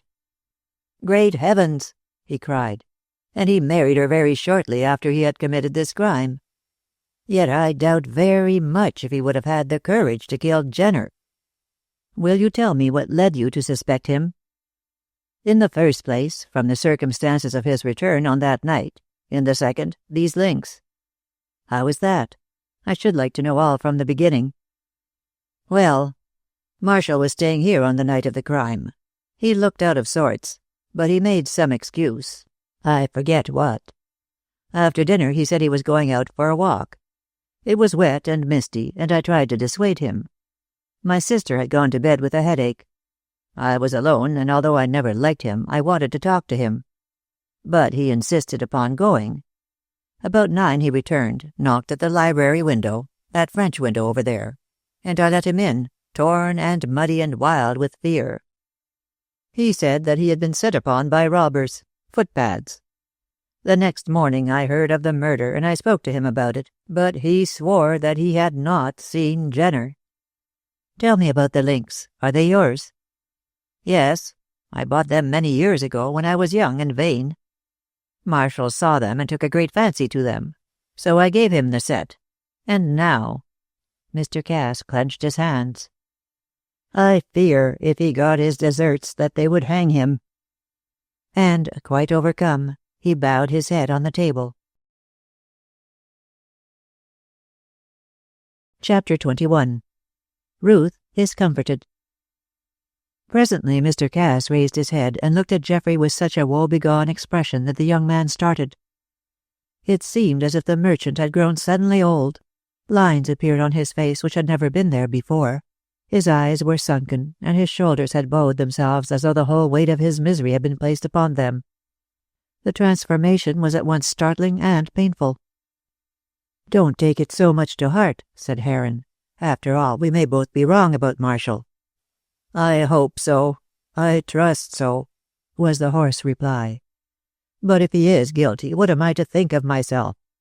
I had a suspicion, on the grounds of which I have told you, yet here I have allowed an innocent woman to spend all these years in jail, when that scoundrel should have been in her place.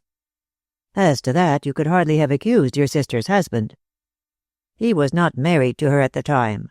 If I had insisted upon an explanation that night when he came in torn and dirty at yonder window, I might have prevented the marriage.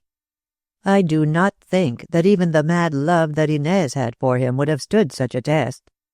But Mrs. Jenner held her tongue when she should have spoken out, so I had no clue. Even if she had spoken out, she could have done nothing. She was silent because she fancied that Neil in his madness had killed his father. She never suspected Marshall. But retrospection can do no good. The thing is done, and what we have to consider now is how best to get out of it. If Marshall is guilty, he must give us a written confession and leave the country, without our connivance. What purpose would it serve to have him suffer at this stage? Besides, from all I have heard from Mrs. Jenner, her scamp of a husband quite deserved his fate. Marshall's confession would set her free." "At the cost of publicity," burst out Mr. Cass. "How? 3 asterisks. Disgrace, Heron. Think of my sister, of Ruth, of Amy, my married daughter. It would mean ruin to them all. And you, how could you marry into such a family?" "Oh, as to that, I am not afraid to face the world. I should be a mean hound if I were to visit Marshall's sins on Ruth. Whatever happens, you may be certain that Ruth will be my wife, and that she will receive from me all the love and affection due to so charming and honest a girl." "Thank you, Heron." He grasped the young man's hand. "But," exclaimed the younger man, "as to Marshall, when we know the truth for certain, we will decide how to act. Above all, we must not be in a hurry. You say you gave the links to him." "I did, and what is more, he wore them on that night. I remember his calling my attention to them at dinner." "Hum. Then he alone could have lost that one at the Turnpike House. I suppose you did not notice if one was missing from his cuff when he came into this room?" "No, I never gave the matter a thought. There was no reason why I should. I believed that he had been attacked by gypsies. You know how many there are always about these lonely roads. An assault of that nature would have been quite enough to account for the mud on his clothes and their torn condition. I never thought he had met Jenner." "Was there bad blood between them?" "Well, I am not quite sure. It seems that Marshall had persecuted Mrs. Jenner with his attentions, but her husband was not of the sort to take any trouble about that. He and Marshall had been boon companions for a long time. Whether they parted on account of some row, I don't know, but one thing is clear, that Jenner saw Marshall again when Marshall called on Julian Roper to discount that bill, and finding that it was a forgery, stole it to come down here and blackmail his former friend." "How could he find out that it was a forgery?" "Oh, very easily. Roper might have talked, or Jenner might have listened. At all events, he knew the truth. I suppose they met that night at the Turnpike House." "No," said Heron, suddenly recollecting his conversation with the dead man's widow. Jenner had seen Marshall before he came to the Turnpike House. Of course, Marshall might have followed him and watched him through the window, then seeing the pocketbook, which he supposed would contain the bill, he might have killed him and cleared off. But this Marshall must tell us. That's if he can be made to tell." "I'll force it out of him," Mr. Cass said grimly. "Those sleeve links, for instance. He has to explain how he came to lose one at the Turnpike House. I remember after Marshall went away from here, the housemaid brought me the pair enameled with the pack of cards and the horse, which she said Mr. Marshall had left in his room. I thought he must be tired of them, and that he had probably taken the other pair with him by mistake. So I put those he had left into my desk, and I thought no more about it. When Mildred wanted a brooch for her doll, I separated them and gave one to the child, the one with the horse. The one with the pack of cards I left on my table, intending to give it to Ethel." "I have the champagne bottle link which was dropped under the window," Geoffrey said. "Now, what has become of the other one, the ballet girl?" "No doubt that also will be found at the Turnpike House," said Mr. Cass. "I must tell you that the fastening of the links was somewhat worn, and that a slight tug would have broken them. In putting his arm through the window to grasp the knife, which Mrs. Jenner says was on the table, I dare say Marshall's cuff caught in a nail and the links were torn apart. Both would have fallen to the ground. One has been found, the other no doubt is still on the ground." "In that case we must make a search tomorrow," said Geoffrey, rising. "No, we must see Marshall first," Mr. Cass said very decidedly. "I would go over with you tonight, but that would make Inez suspicious. I do not want her to know anything of all this. And after all, we may be mistaken. But he must give us an explanation. I will write a note to him this evening and ask him to come over tomorrow. You call here, Heron, at 11 o'clock, and we will force the truth out of him." "Very well. I think that would be the best. I hope he will be able to exculpate himself. If Mrs. Marshall should get to know—" "She would fight for her husband tooth and nail. You don't know what a tigress my sister is when she is roused. The Spanish blood, I suppose. By the way," he went on, looking at Heron with a faint smile, "I am half Spanish too, and no doubt I am credited with a fiery temper. Confess now, Heron, you thought from my silence that I had killed this man." Geoffrey nodded with some embarrassment. "I did," he said frankly. "But can you blame me? Appearances were against you." Mr. Cass shrugged his shoulders. "No, I don't blame you," he said. "But you might have given me the benefit of the doubt. Appearances are against Marshall, too. Well, we shall see if he's as wrongly suspected as I was. Are you going now? It is early. I should like to see Ruth for a few minutes." "Well, she will be quite as glad to see you. She is dull, poor girl, and the horror of this thing, so much as she knows of it at least, has got on her nerves. Go and see her, and come here at 11 tomorrow. Of course, you will tell her nothing." "Certainly not. Good night. By the way, I forgot to tell you that Webster is coming down next week. He is much better, and I think the change will do him good." "Huh. Will you tell him of this discovery?" "I don't know. What do you think?" "I should say nothing until we are quite certain. Let us hold our own counsel for the honor of the family." "I think you are right," said Mr. Cass with a sigh. "Heaven grant for the happiness of us all that we are wrong in our suspicions. Now go, my dear boy, and leave me to think the matter over. Ruth is waiting for you." Heron found Ruth in the winter garden and in tears. She told him she was the most miserable girl in the world, and that nobody cared for her, which last statement Mr. Heron was not inclined to hear without venturing to put forward his own claims. "My darling girl, how can you say so?" he asked, pressing her closely in his arms. "I love you more than all the world." "Every man says that when he can think of nothing else to say," replied Ruth, who was much too disturbed to be wholly just. "And if you really loved me, you wouldn't have neglected me so." "My dear, I was busy. You know what took up my time." "Yes, I know, and I wish I didn't know. This horrid business has troubled me morn and night. I wonder my hair hasn't turned grey." "Nonsense," cried Geoffrey. "It is as black as ever." "Black as the outlook of our lives." Heron could not help a smile at this grandiloquent speech. It was so unlike Ruth to indulge in what the Americans call tall talk. "Leave the wretched affair alone, dear," he said, kissing her. "You need not trouble your pretty head any more about it."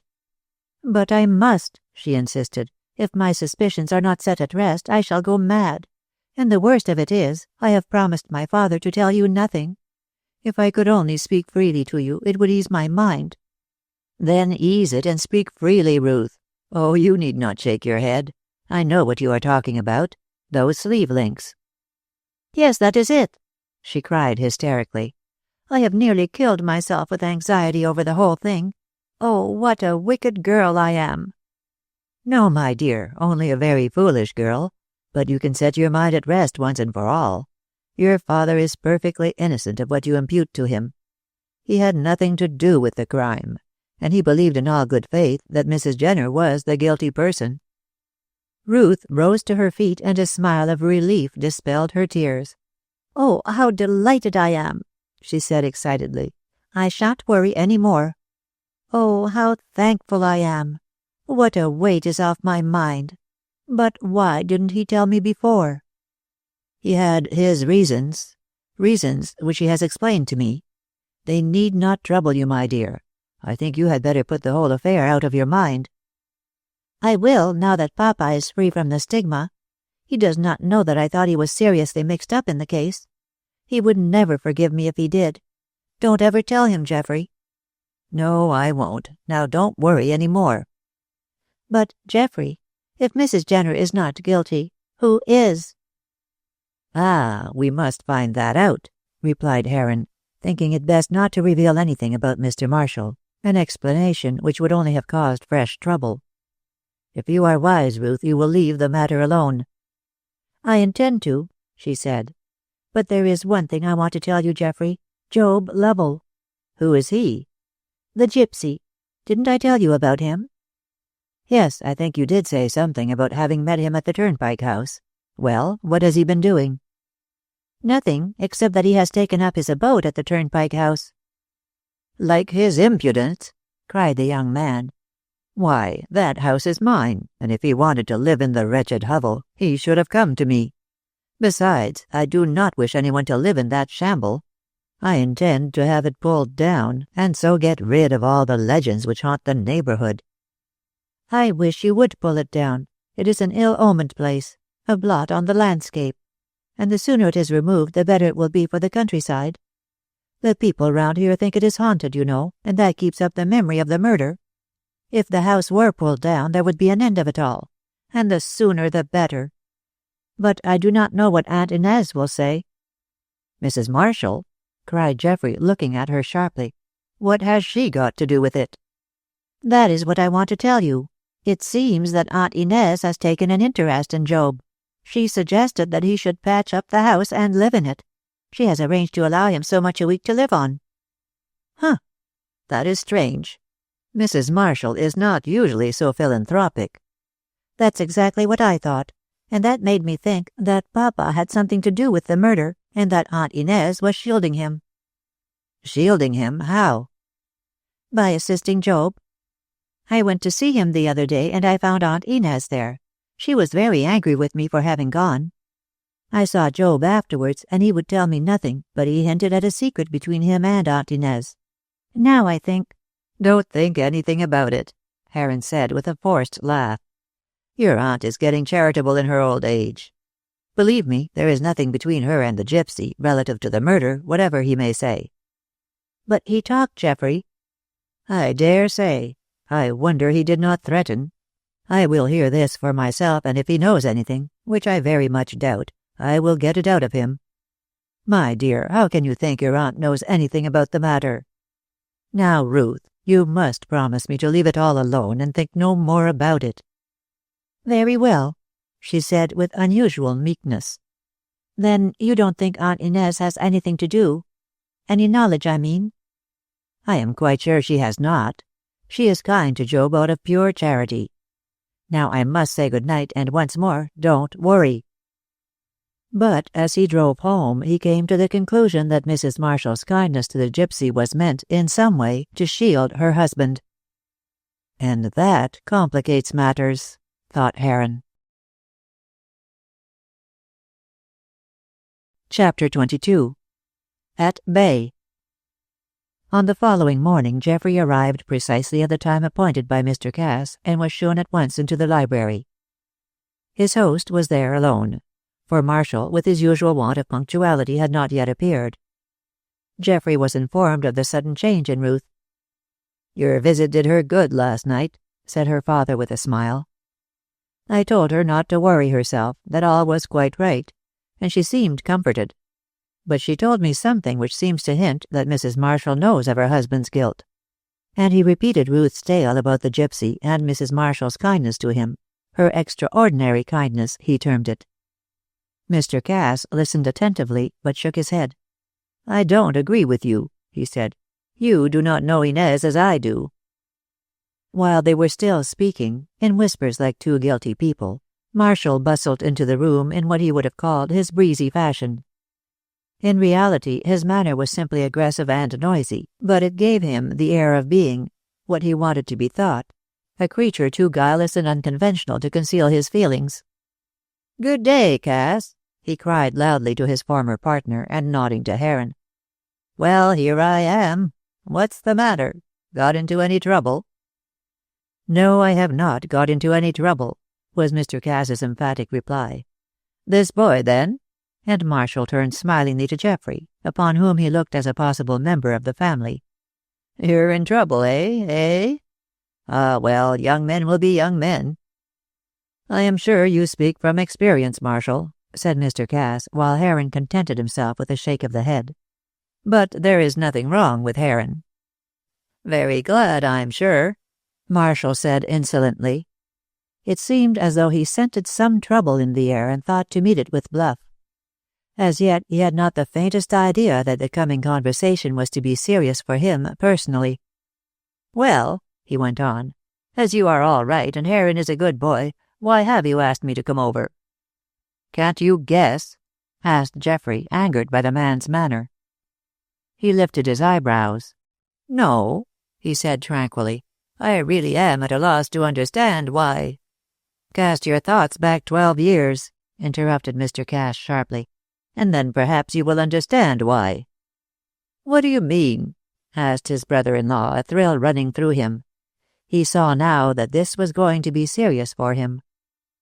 "Do you remember the night when you came in at yonder window, muddy and ragged," Mr. Cass said slowly, "when you told me a lie, that you had been attacked by footpads and—" "It was no lie," cried the man, moistening his dry lips. "I told you what had actually happened." "Oh, no, you didn't. For instance, you never told me that you had seen Jenner." He uttered a faint cry and flung himself back in his chair with a startled look. "I did not see Jenner," he said. "Nor did you tell me that you had been at the Turnpike House," continued Mr. Cass, not noticing the interruption. "That I deny. I was not near the Turnpike House." With a look of scorn, Mr. Cass picked up an object which was lying on the table and held it out. "Do you know what this is?" "A piece of gold, so far as I can see. What is that to me?" "Evidence that you were at the Turnpike House on that night." "I tell you I was not there," he cried desperately. "Oh, don't trouble yourself to tell lies," Mr. Cass said wearily.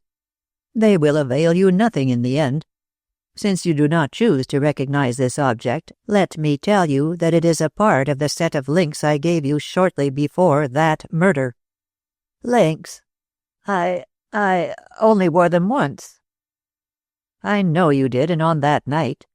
You lost one pair and left the other in your bedroom, where they were found by the housemaid and returned to me. You would have been better advised had you destroyed them, Marshall." "Why should I have destroyed them? I lost one pair, it is true. The catch between the ovals was worn, and the links broke." "Not of their own accord," Mr. Cass said quickly. "Your cuff caught on a nail when you put your arm through the window to kill Jenner."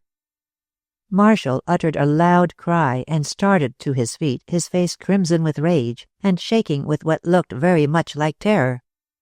"I deny that," he cried. "I deny that I was at the Turnpike House. That I killed—" "This link was found under the window," interrupted Mr. Cass. "The man who wore it was the man who killed Jenner. You are the man." "I killed Jenner? It is a lie." Marshall continued to stare at the piece of gold which his brother-in-law continued to hold up as though he were fascinated.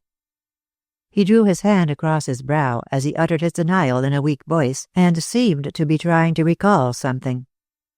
"Why should I have killed him?" he asked.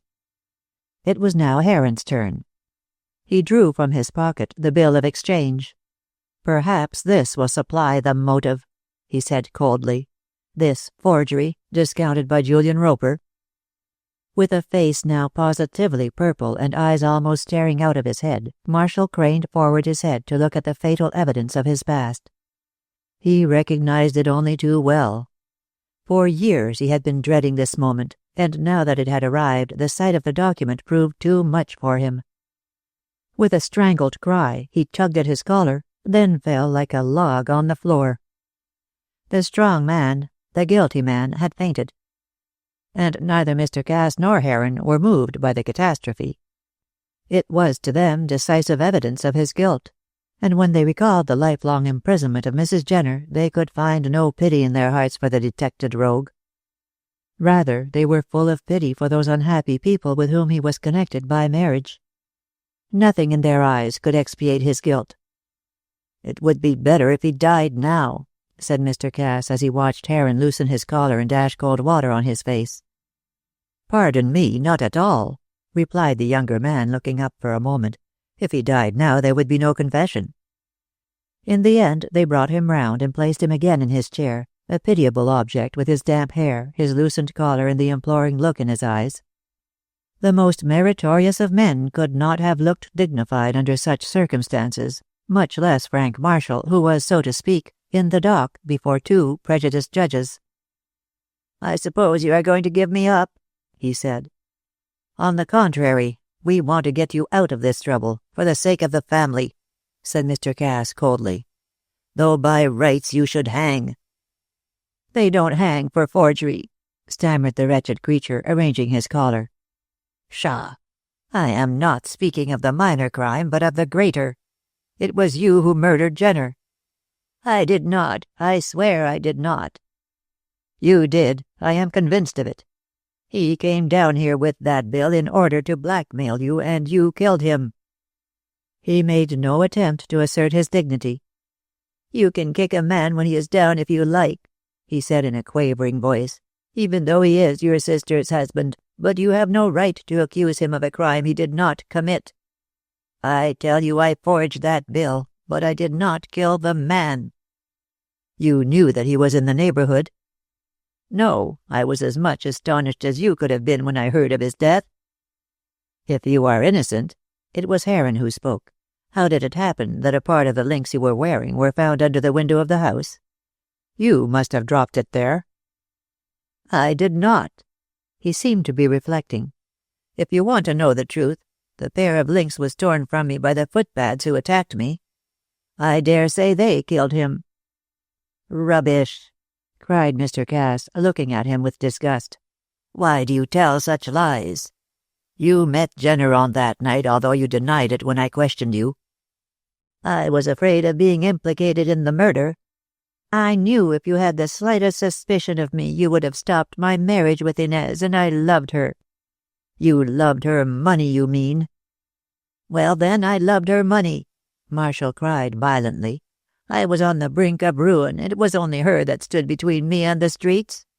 I had to pay Roper the £500. He could not have prosecuted as the bill was missing, but he could have talked, and he would have talked had I not paid him the full sum. It was only when I had possession of the money, my wife's money, that I was able to shut his mouth. I knew before then that the bill was lost."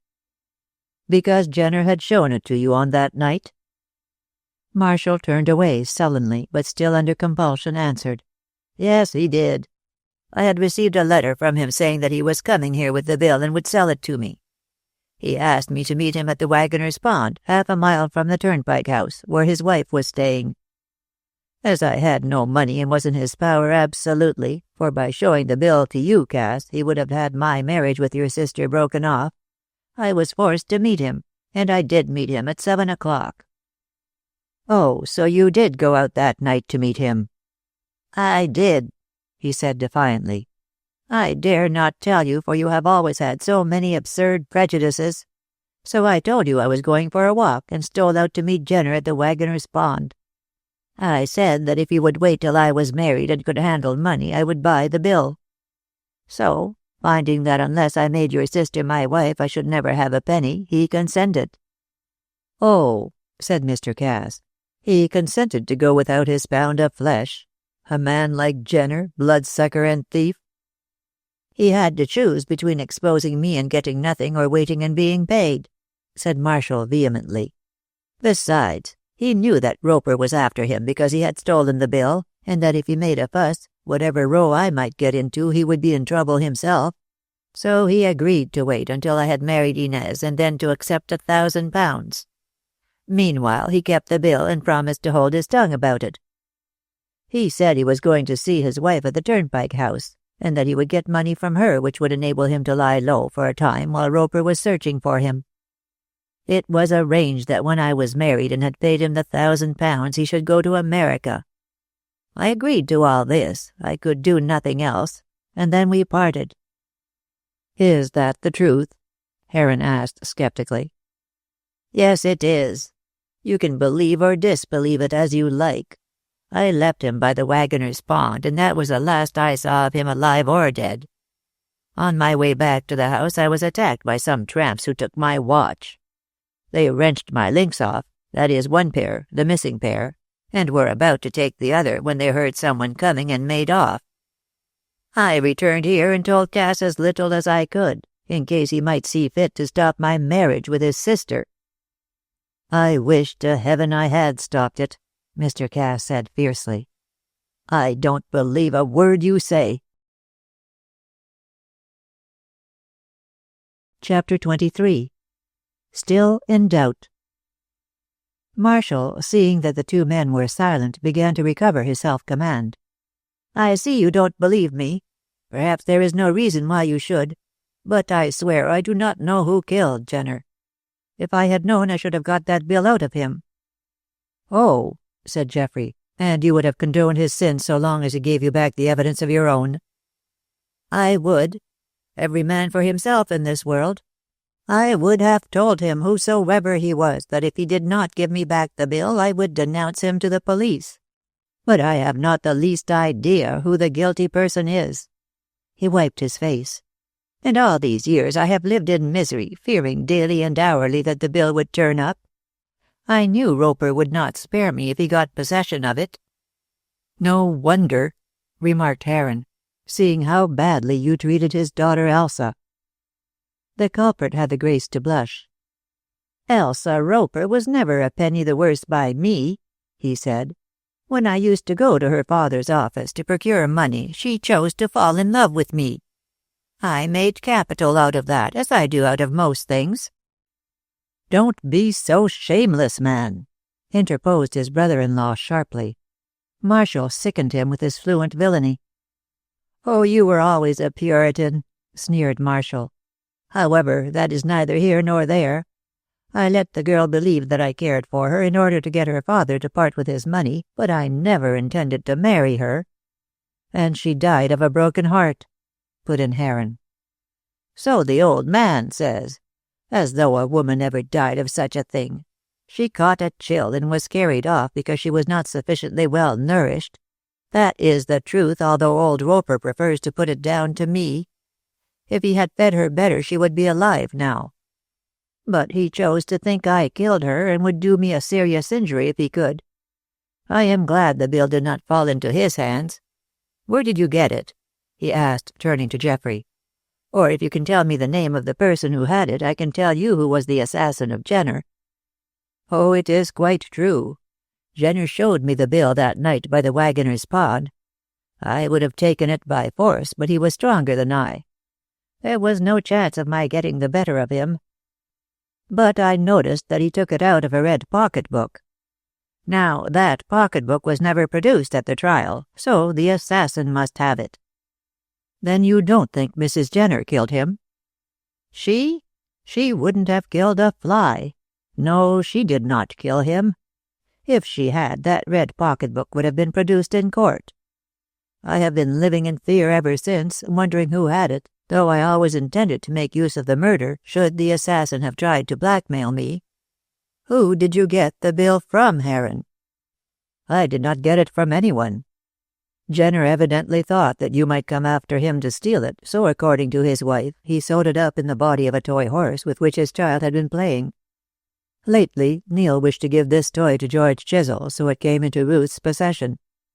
The boy cut it open, and Miss Braun found the bill.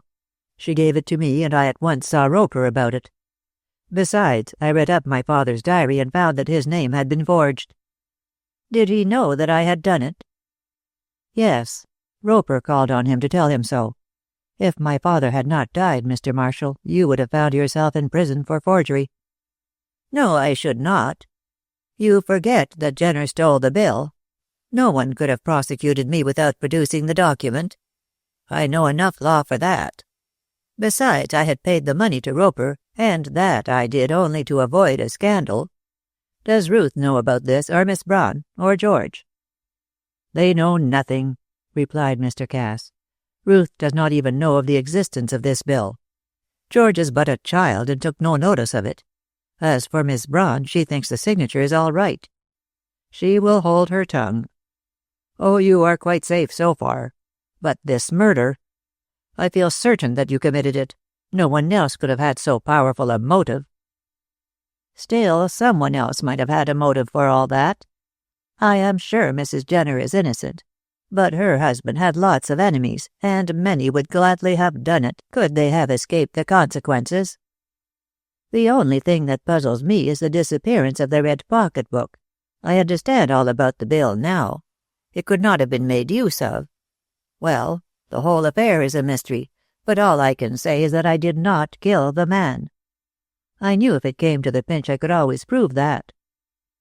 "It has come to the pinch now," said Mr. Cass sternly. "Prove your innocence if you can. For my part, I believe you are guilty." "More fool you," was the retort. "On that night, if you remember, we had dinner at 6. A light dinner, dished up in a hurry. Your wife had to go to London. You told her you would have some supper at 9, did you not?" "Yes, I remember something of that," said Mr. Cass after a pause. "Was I not in to supper?" "Yes, you were. I remember that too." "And supper was at 9. "Yes, it was ordered for 9, and I postponed it till past because I did not feel hungry." "I was here when you gave the order because you asked me whether I would prefer supper at once or wait." "That is true enough. Well?" "Well, if you will look again into the evidence given at the trial of that unfortunate woman, you will find that the doctor said that Jenner had been killed at 9 o'clock. Therefore it could not have been I who struck the blow. By your own showing, I was with you at the time. Now, am I innocent or guilty?" Mr. Cass looked at Geoffrey. "All this is true enough," he said quietly. "I begin to believe that you did not do it after all. If you can be so honest as to admit that I was in this room at 9 o'clock, I could not have killed Jenner, who was at that very time being murdered by some unknown person 4 miles away. I am a forger, I admit that, but," here he became finely scornful, "I am not a murderer. Foolish I may have been. Wicked I never was." The two listeners gazed at each other in amazement. Then Marshall went on. "Now I know where the bill is, I feel relieved," he said, and his self-pity was almost pathetic. "I can sleep in peace, more especially when it has been destroyed." As he spoke, he advanced his hand towards the table with the intention of taking the paper. Mr. Cass anticipated him and snatched the incriminating document away. "No, Marshall," he said, putting it in his pocket. "I keep this. You are too dangerous a man to be allowed to go your own way. I use this bill as a whip to manage you. Behave yourself and act a decent part for the remainder of your life, and no one shall ever know of this. But try any of your tricks, and you will be laid by the heels." "Do you call this honorable?" blustered Marshall. "I call it caution. You are quite safe with me, and I am sure our friend Heron will say nothing." "Certainly." "I shall be guided entirely by Mr. Cass." "But Roper might get hold of it, and then I should be lost." "Roper will not get hold of it. I keep it, Marshall. It is for your wife's sake only that I am thus lenient. So far as you are concerned, nothing would give me greater pleasure than to see you suffering a just punishment. You are the most unblushing scoundrel I have ever seen." "You had better look out, Cass," said Marshall threateningly. "I can make you pay dearly for these insults." "Can any person possibly insult you?" sneered Mr. Cass. "Do what you like, but remember," he touched his breast pocket, "I will exact payment. Now you know. As for the rest, I don't want you in my house again, but as that might provoke remark on the part of Inez and lead to an explanation, I will permit you to call occasionally. But I hope your visits will be rare. Were I in your place, I should go abroad. Now you can go." The man was livid with rage. He was evidently inclined to make trouble. He knew that he could go pretty far, for only the direst extremity would force Mr. Cass into creating a scandal by producing the bill. But he could find nothing to say in face of the threat held over him, and cowed by the looks of the two men, he finally sneaked out of the room. Then he left the house, but he had recovered himself sufficiently to make a gay remark to Ruth and Jenny, whom he met returning from their walk. Truly, the man was bad to the core. "Do you believe him?" asked Heron when they were alone. "Yes, what he says is perfectly correct. I confess I am greatly relieved. So am I. But do you think he knows who killed Jenner?" "He might, but that we shall never get out of him. On the other hand, I am inclined to think he does not know, for believing the assassin to have had the bill, he would have made an attempt to get it from him. But what is to be done next? Mrs. Jenner is still in jail and ill." "And that reminds me," said Geoffrey, taking a letter out of his pocket. "I had this from Neil this morning. I intended to show it to you, but our interview with our friend put it out of my head. He is coming down today." "What?" exclaimed Mr. Cass, running his eyes over the letter. Is he well enough to travel?"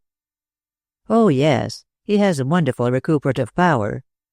You see, he says there that he intends to see his mother. It appears she has sent for him. He must have gone to her yesterday, as he is coming down today.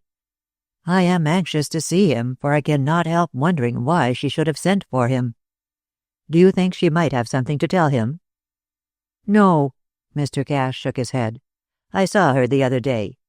She is quite ignorant who killed her husband. She is in the infirmary now, and very ill. I don't think the end is far off. I expect she sent for Neil to bid him goodbye." Mr. Cass paused for a moment.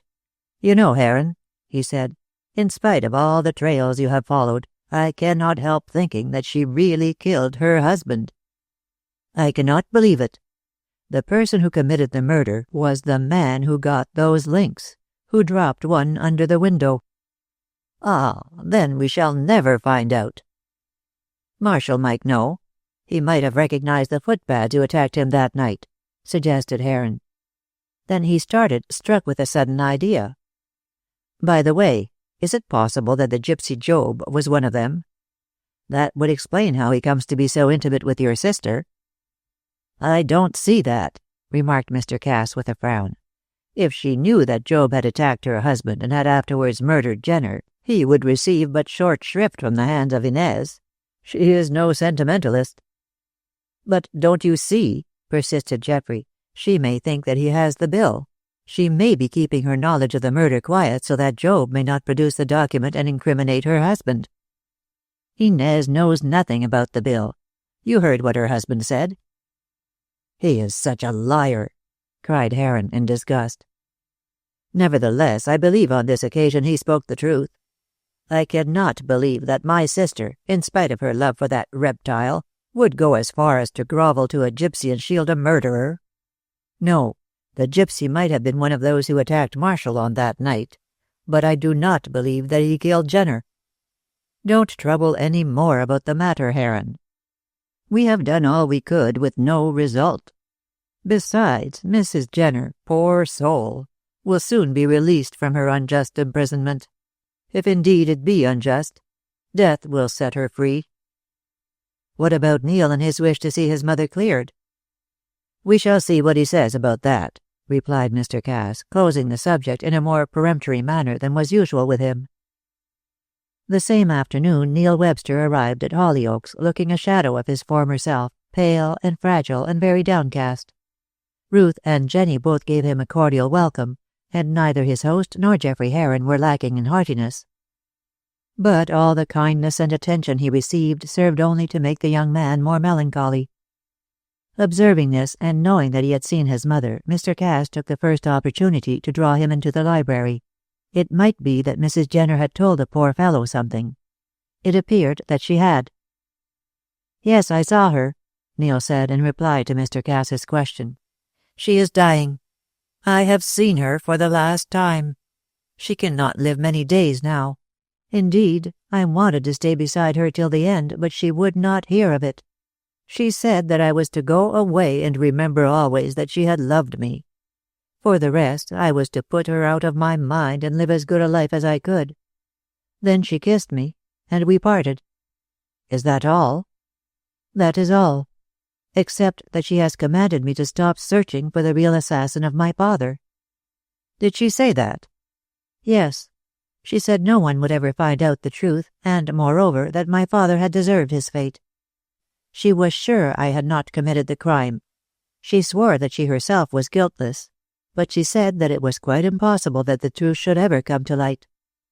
"Do you think she knows the truth, Neil?" "No, I am sure she does not. She said if she did she would have told me, if only to put my mind at rest. But she knows nothing. Poor mother!" "And what do you intend to do?" "Obey her commands," said Neil. "I shall search no more." Chapter 24. Another piece of evidence.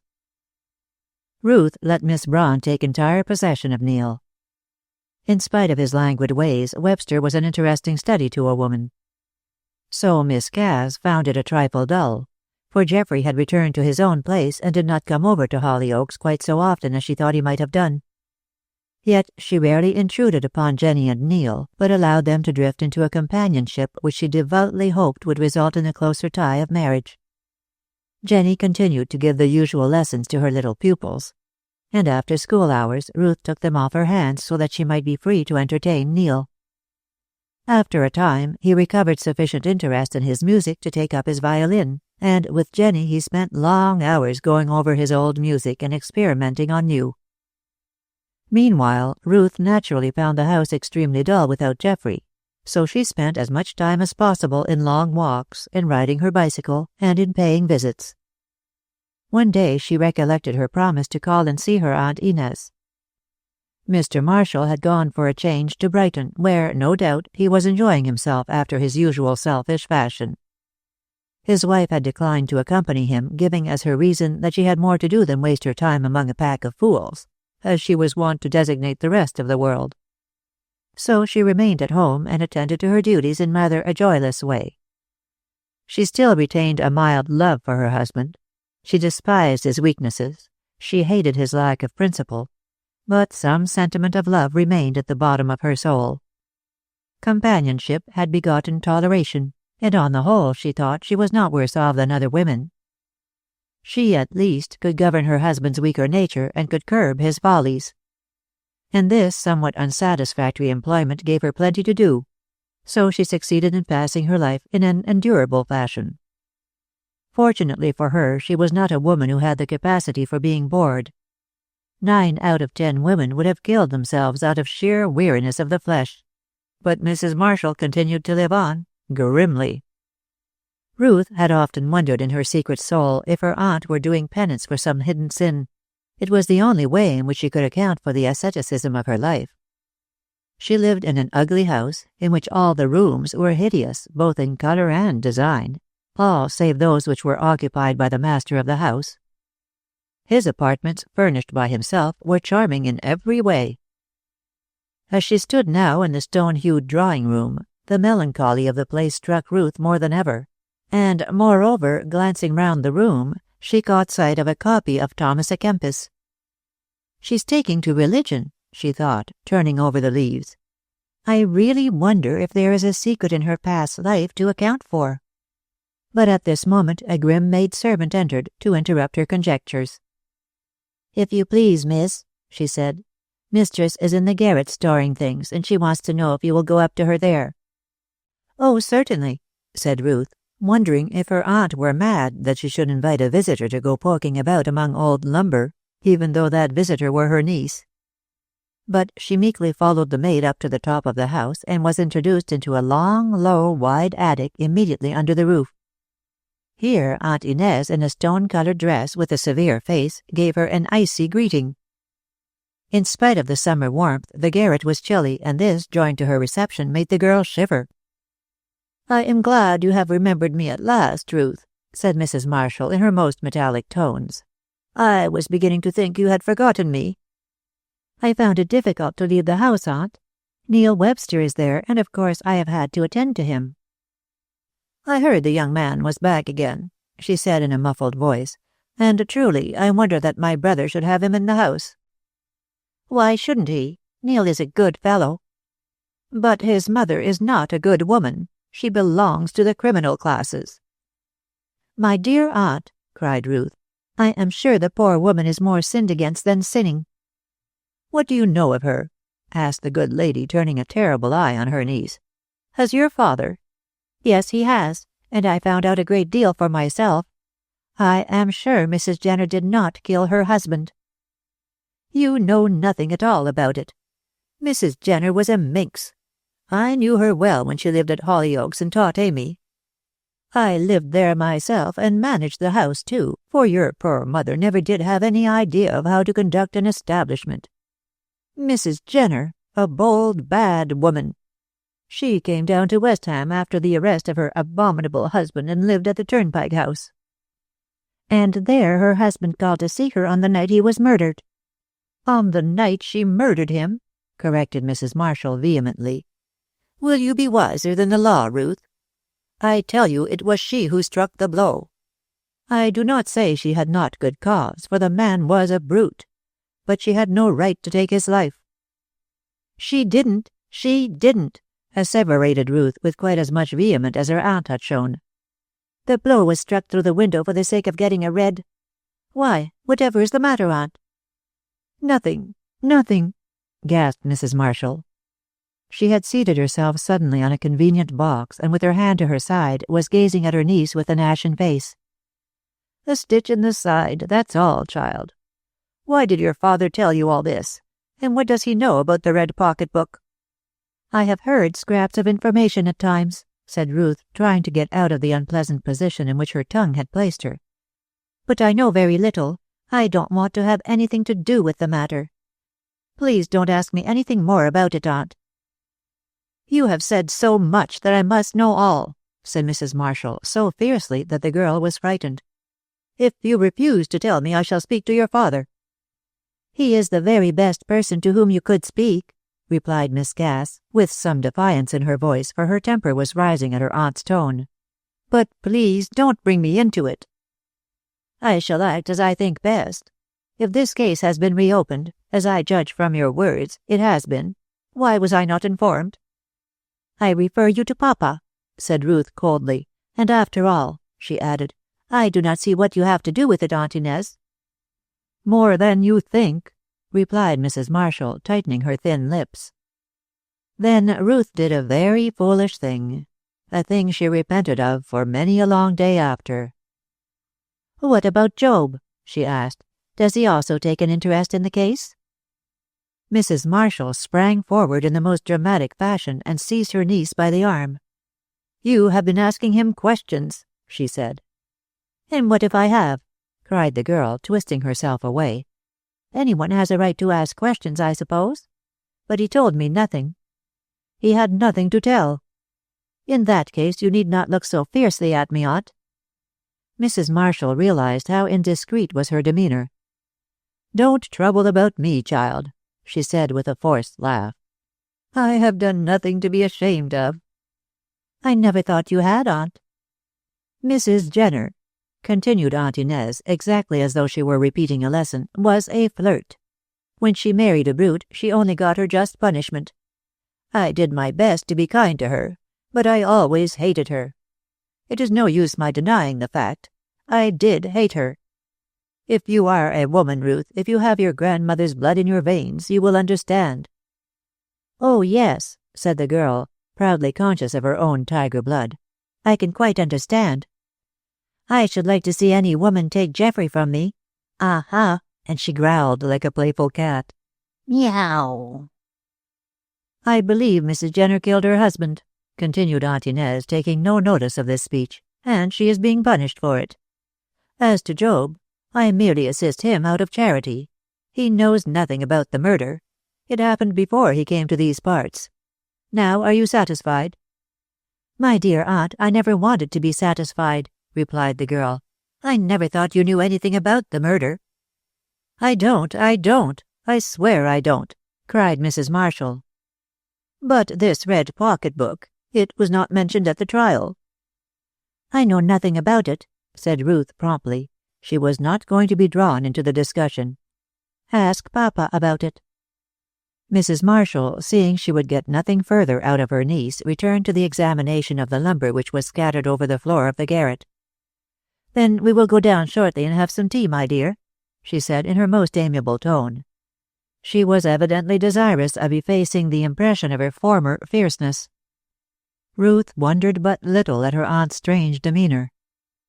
In a meditative way she watched Mrs. Marshall moving about on the other side of the garret, so close under the slope of the roof that her head touched it.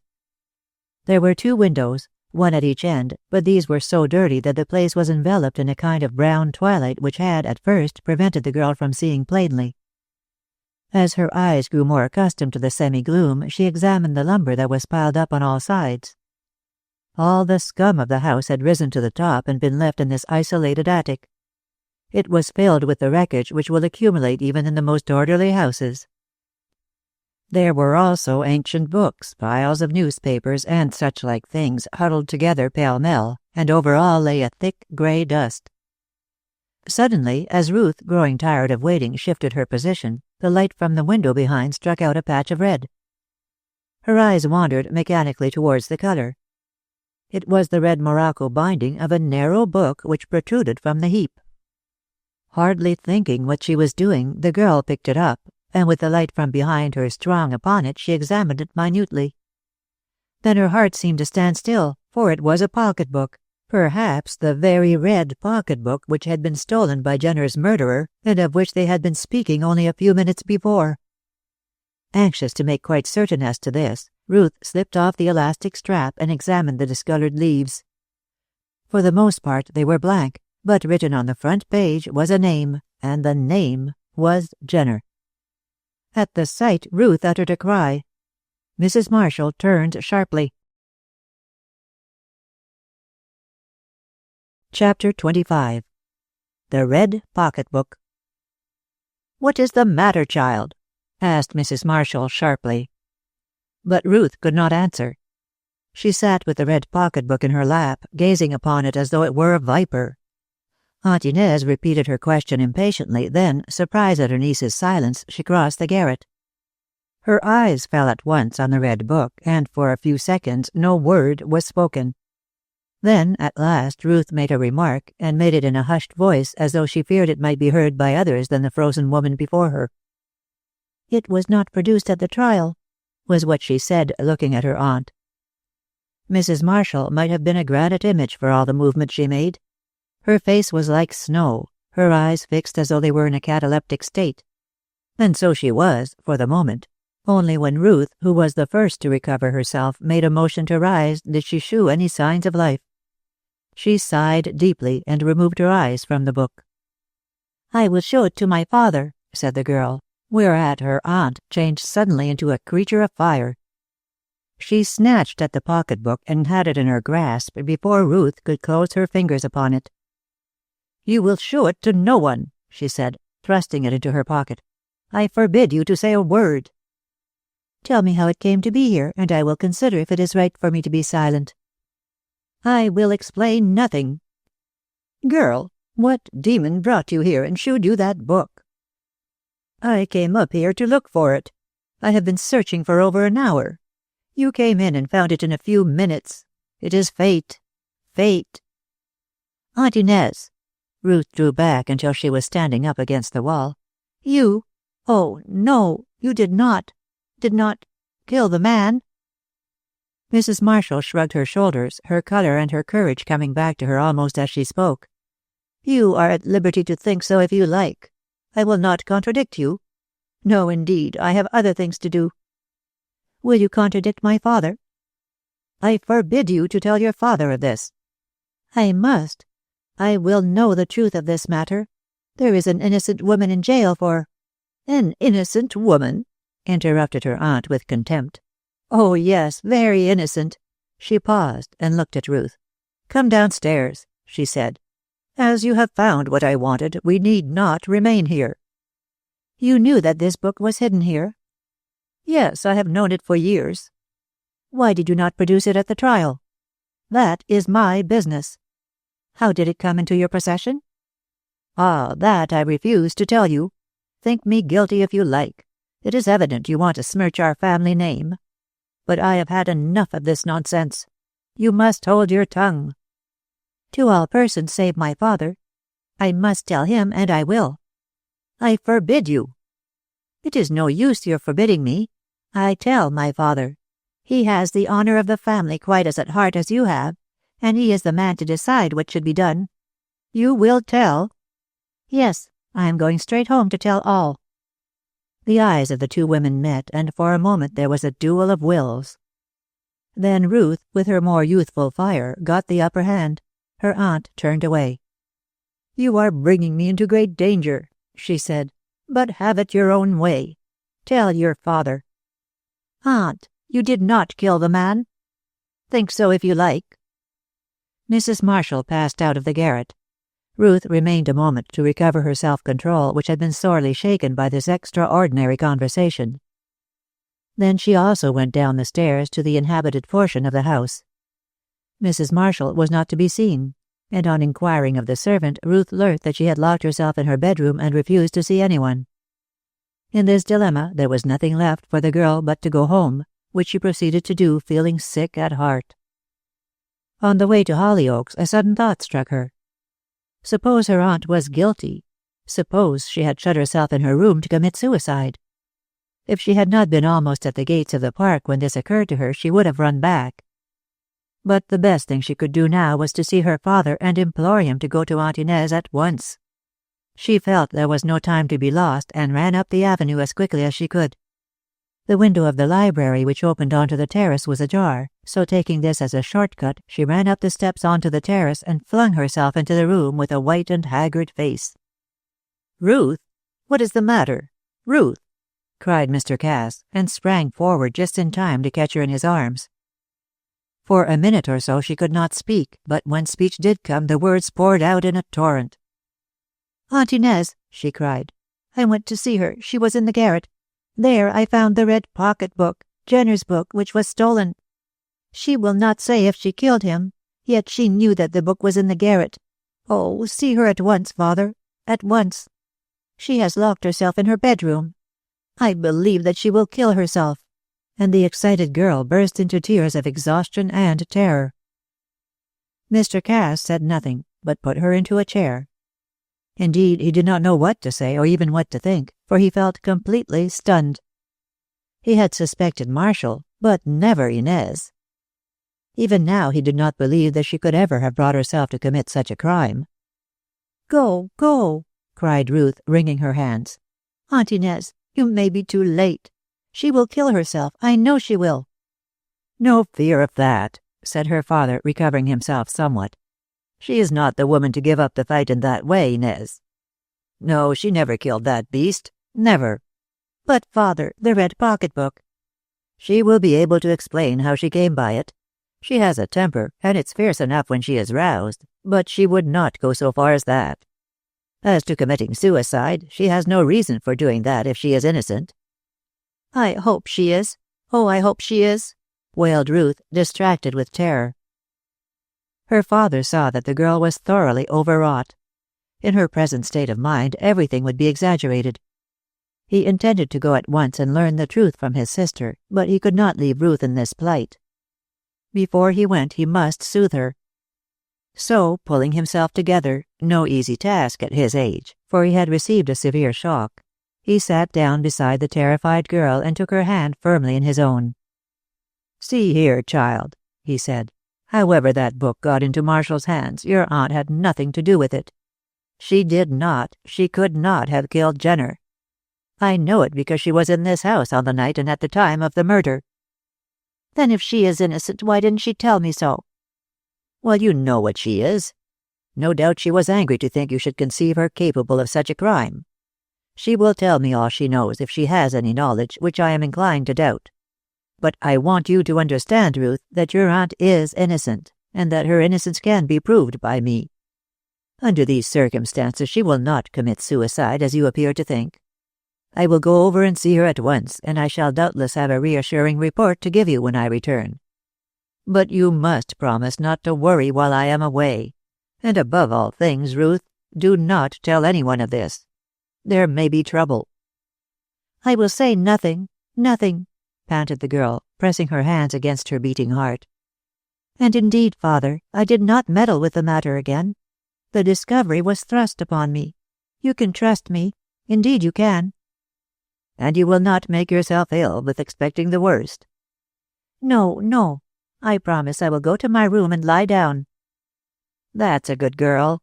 And I will walk over at once." "Ride, ride. You don't know what may happen." "Nothing bad, at all events." "Yes, I will ride. Now go to your room, dear, and leave me to attend to this." "Yes, father," she said faintly. She had the utmost belief in his capability of arranging the situation. "But kiss me before you go. I am rather frightened."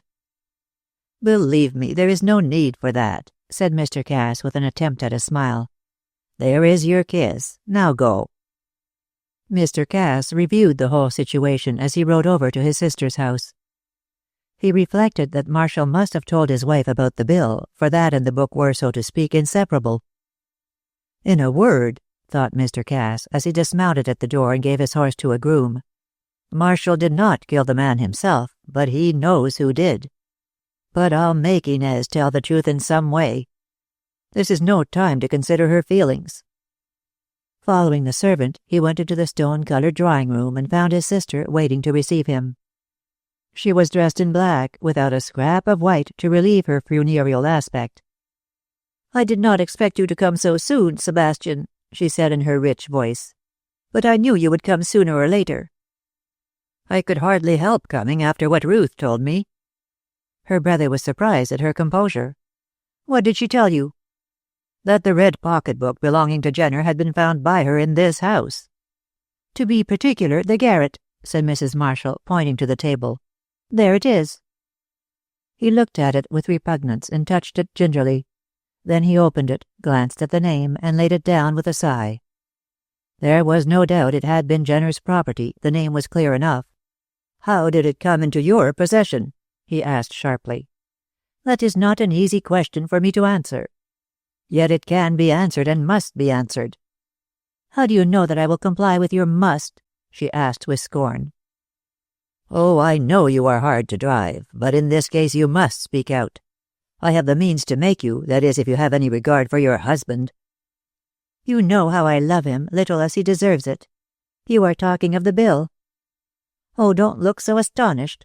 Frank told me of his conversation with you. It was by my advice that he went away."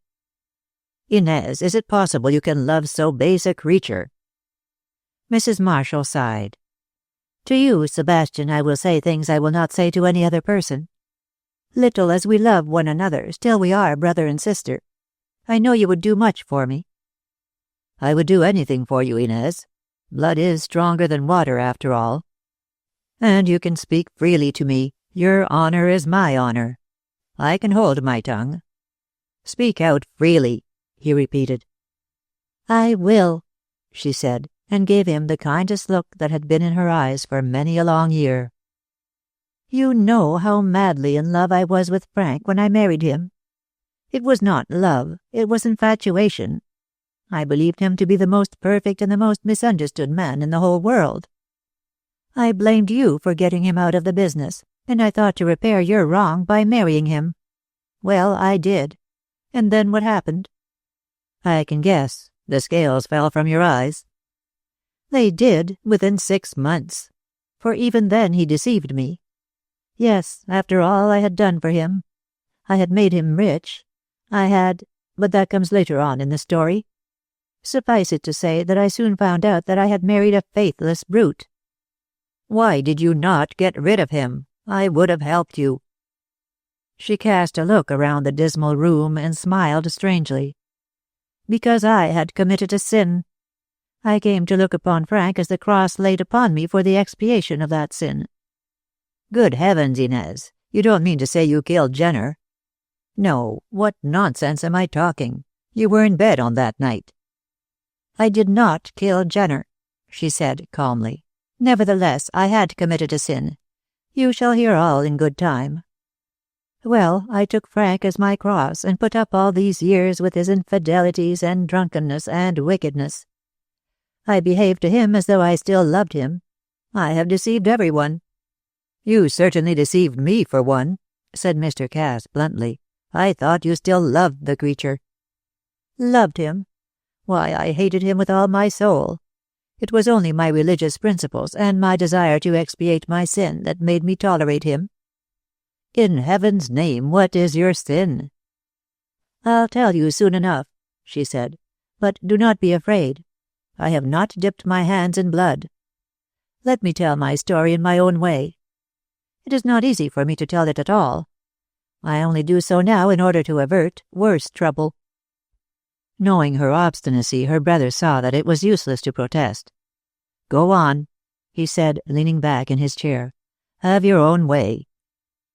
"I often wish we had kept to our mother's faith," continued Mrs. Marshall. "She was of the true church, and Catholicism is such a comforting religion. One has a confessor. That would have done me good. I have often longed to confess and relieve my mind." "Why did you not confess to me?" "I had no reason for making you my confidant, Sebastian," she said icily. "Well, I was of the Protestant faith and could not confess, so I had to bear my own sorrow as best I could. Frank tried me at times with his dreadful ways, but I had a whip to manage him." "What was the whip?"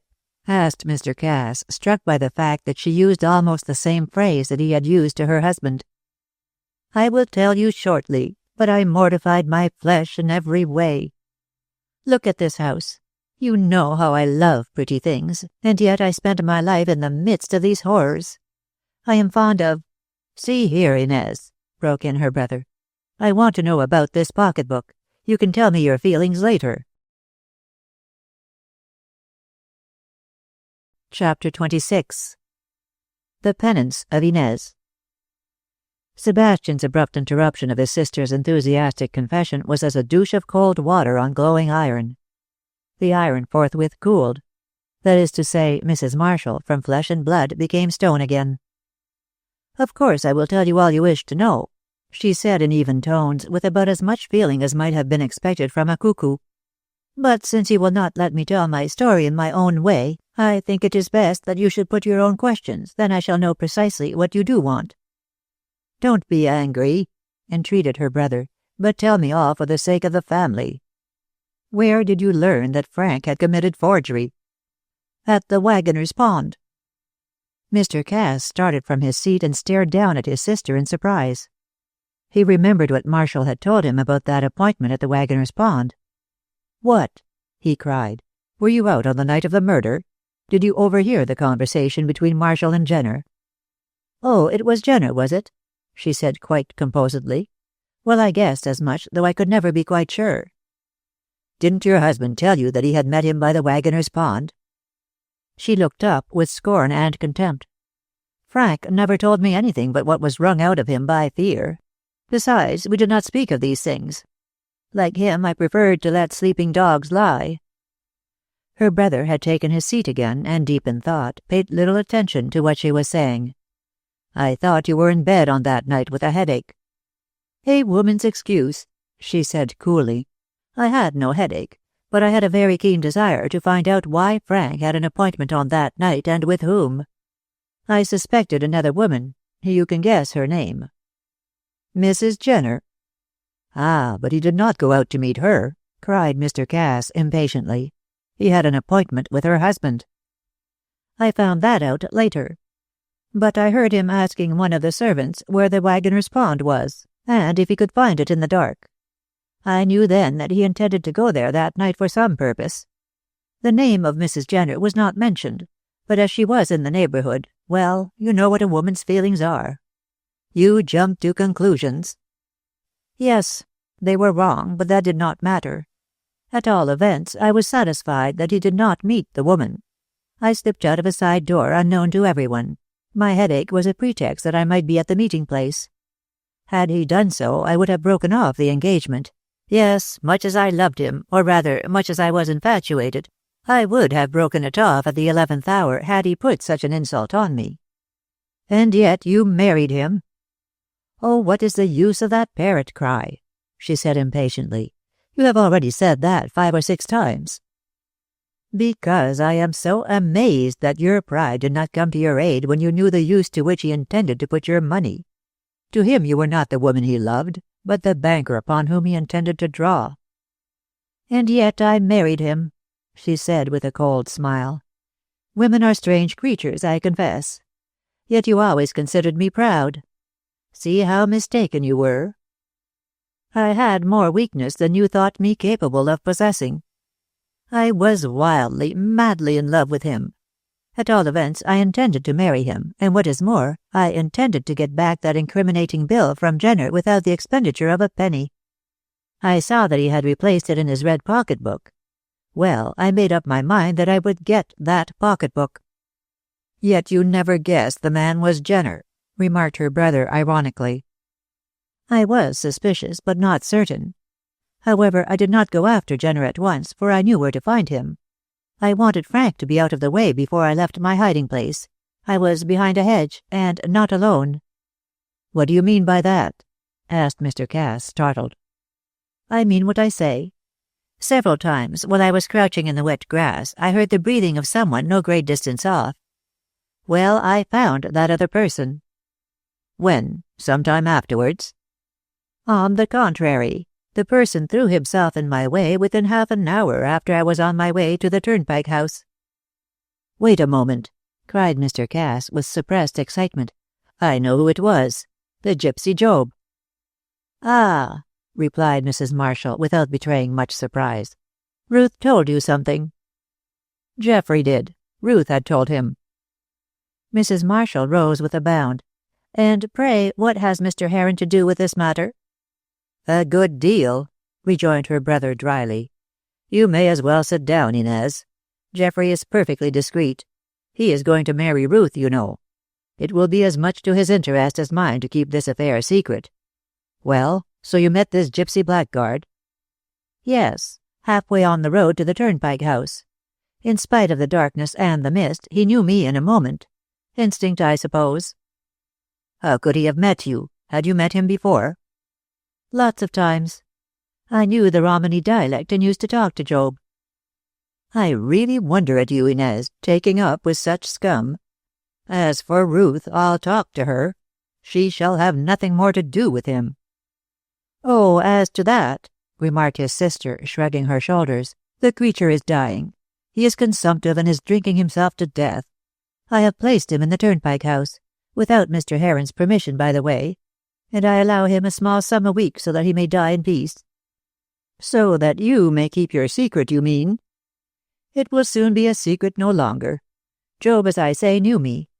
He told me that he had been sleeping behind the hedge, near me, I suppose, and had been aroused by the sound of voices.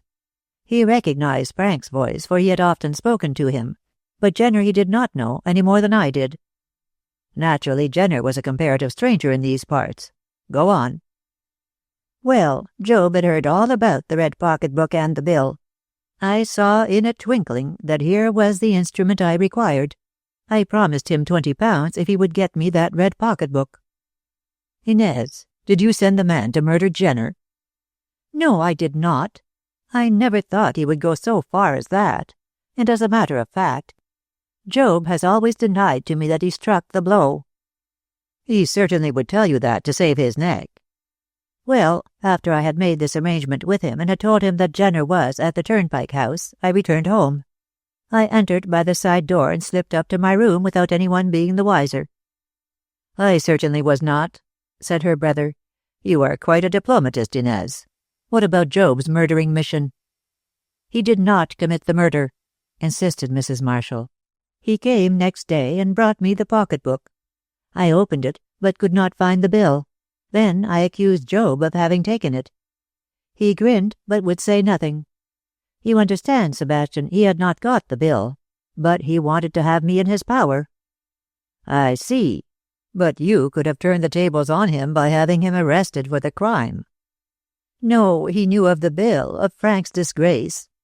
I thought if he were arrested he would tell all, which he certainly would have done. Then Frank would have been prosecuted. Remember, I thought Job had the bill. All these years I have believed he had it in his possession. You do not know the blackmail I have paid that man. He was always worrying me for money. At last, seeing he was ill, I put him into the Turnpike House. And, well, I have told you all that. But now you know why I assisted him. Assisted a murderer? Job denied that he had killed the man. Then how did he get the pocket-book? He said that he had met Jenner before he got to the Turnpike House, and robbed him of the book. That is a lie, cried Mr. Cass, and a feeble lie to boot. Jenner had the book when he was in that room, before he was killed. Mrs. Jenner said that the book was on the table near the window, and my own opinion is that the blow must have been struck through the window and the book stolen. But why believe Mrs. Jenner more than Job? I will tell you all. The bill was in the pocket-book. You yourself saw Jenner put it there. Well, he thought Marshall might steal the bill, so he sewed it up in the body of a toy horse with which his child was playing. Neil kept the horse, and a short time ago he sent it to George, who cut the animal open. The bill was found, and it is now in my possession. So you see, Job could not have taken the pocketbook which contained the bill before Jenner got to the house. He must have murdered the man and stolen the book after the bill had been placed inside the horse. But nothing of all this came out at the trial. No one knew anything about it, least of all Mrs. Jenner. But now you are satisfied that Job committed that murder? I suppose so. It looks like it. Oh, the wretch, to let me think all these years that he had the bill, and that he was innocent of killing the man. Had you no suspicion of his guilt? She thought for a moment. I confess I had, she said after a pause. But you see, I had to put all such suspicions behind my back. If I had denounced Job, I thought he would have produced the bill and ruined Frank. I see. Well, here is the bill. No one knows of it but Heron, and he will say nothing. I thought of keeping it as a useful whip for your husband, should he treat you cruelly. But now that I find you do not care for him, I think it had better be destroyed. No, she said, putting it into her pocket. I will keep it, to hold over Frank myself. I hate him and would gladly divorce him, which I could easily do. But I am as proud of the family name as you are, and I do not want a scandal. So I shall not separate from him. But now I shall know how to make him behave himself. She tapped her pocket with a grim smile. Did you ever speak to him about the red pocketbook? No, he never knew I had it. I put it away, and afterwards sent it up to the garret, where I thought it would be safe. Hardly anyone ever goes there but myself. Besides, if I had told Frank, he would have worried Job about giving him the bill, and heaven only knows what would have happened then. No, I was wrong, I suppose, but I acted for the best.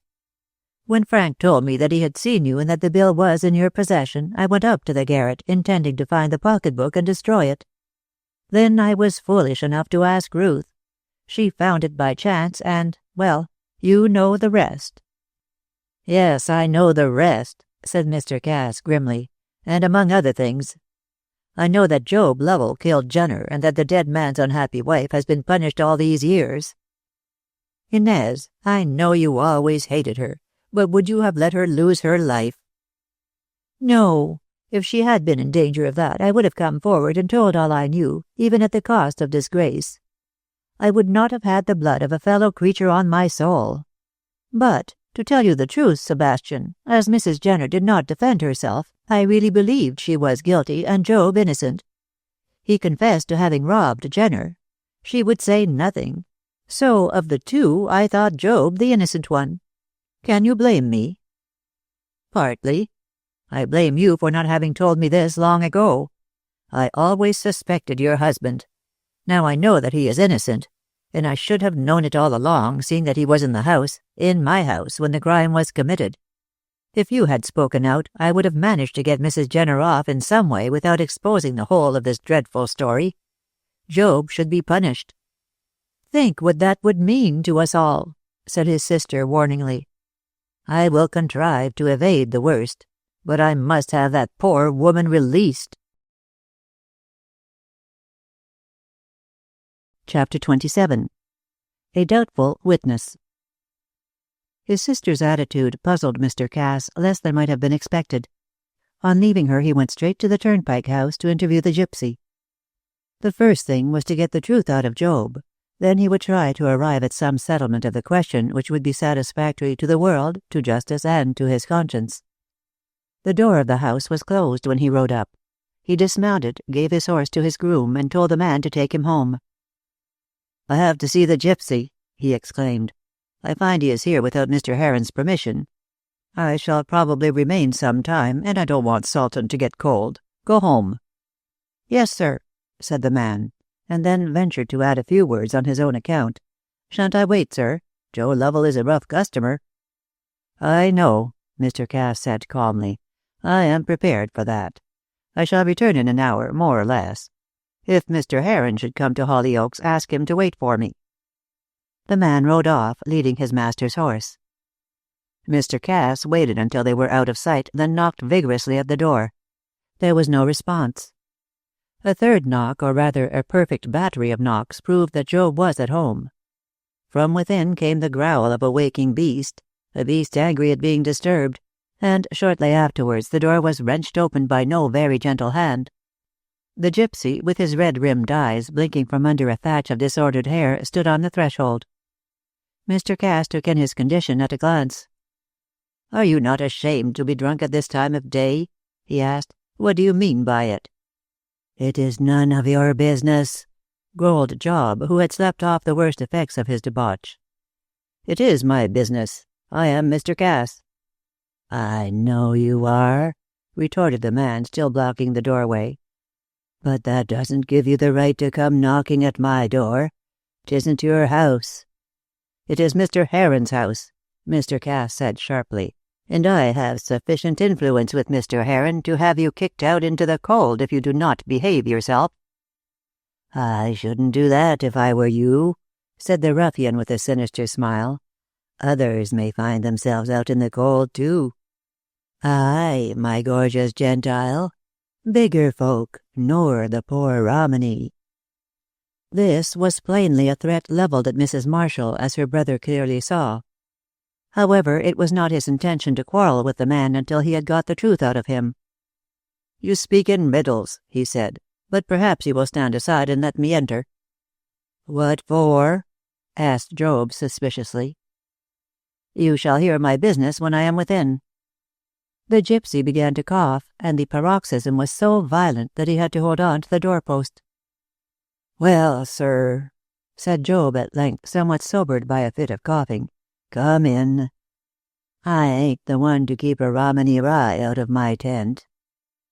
Mr. Cass entered and followed the man into the sitting-room in which Jenner had been murdered by, so far as Mr. Cass knew, its present occupant.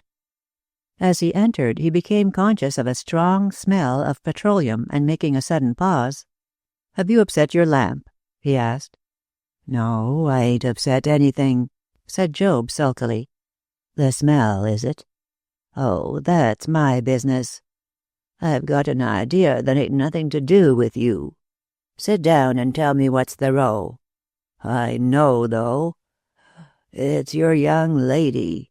Well, I haven't done her no harm. She's a sister to me, because she patters the black lingo. Has she been setting your back up, Rye?" "My visit has nothing to do with Miss Cass," said her father sharply. "Leave her name out of the question. I know all about her visit to you and how you behaved. I am not blaming you. But my business here has to do with a very serious matter. Perhaps you can guess my errand when I tell you that I come from Mrs. Marshall." The mere mention of that name drove the remaining fumes of drink from the gypsy's head, and he cast a sharp glance at his visitor. Mr. Cass sustained this scrutiny with the greatest calmness, and, finding the smell of the petroleum quite unbearable, threw open the window and placed his chair close beside it so that he could breathe freely. Then he turned round and looked again at the man. Job, open-mouthed at these liberties taken with his domestic arrangements, stared insolently at Mr. Cass, but at length he found his tongue. "You'll give me my death," he grumbled. "I want that window shut." "You shall not have it shut, then," said Mr. Cass coolly. "The air here is horrible with the smell of that petroleum, whatever you are doing with it. Sit down over there, and you will be out of the draught. I have something serious to say to you." "So you said before," growled Job, surrendering the point of the window and pitching himself onto a broken-backed chair. "What's she up to now?" "If you are speaking of Mrs. Marshall, be more respectful," Mr. Cass said angrily. "However you may have intimidated her, you ruffian, you cannot deal with me in the same way. I'll make an example of you." "Ha, ha, ha, you touch me at your peril," retorted Job, who was getting exasperated. "At your peril, you mean? Now then, my man, no equivocation, but a plain confession. Out with it." "Confession? What have I to confess, my Gentile cove?" "Be respectful, I tell you, or I'll lay my whip across your shoulders. What have you to confess about, you ask? If the walls of this shambles could speak, they might tell you, not but what you know well enough what I mean." "Ah," cried the man, his eyes glittering, "she's blown the gaff." "Precisely. And it should have been blown long ago. You blackmailing beast. Now then, I'm here to learn the truth." Oh, she's not told it to you, then? Yes, she has, but I want it confirmed by you. What am I to confirm? Asked the gypsy with a savage oath. The story of how you murdered Jenner in this room. He started from his seat with a howl and flung himself towards Mr. Cass. But the merchant was ready for this, and pushing back his chair, sprang to his feet. Job found himself recoiling before the barrel of a revolver. "You get back to your seat, or I'll blow your brains out," said Mr. Cass, and said it with such ferocity that the ruffian crawled back like a whipped dog. But then Mr. Cass had the blood of many a slave-owning Spaniard in his veins, and was much more savage than an ordinary Anglo-Saxon. "Do you think I would trust myself here without protection, you wretch?" he asked, resuming his seat.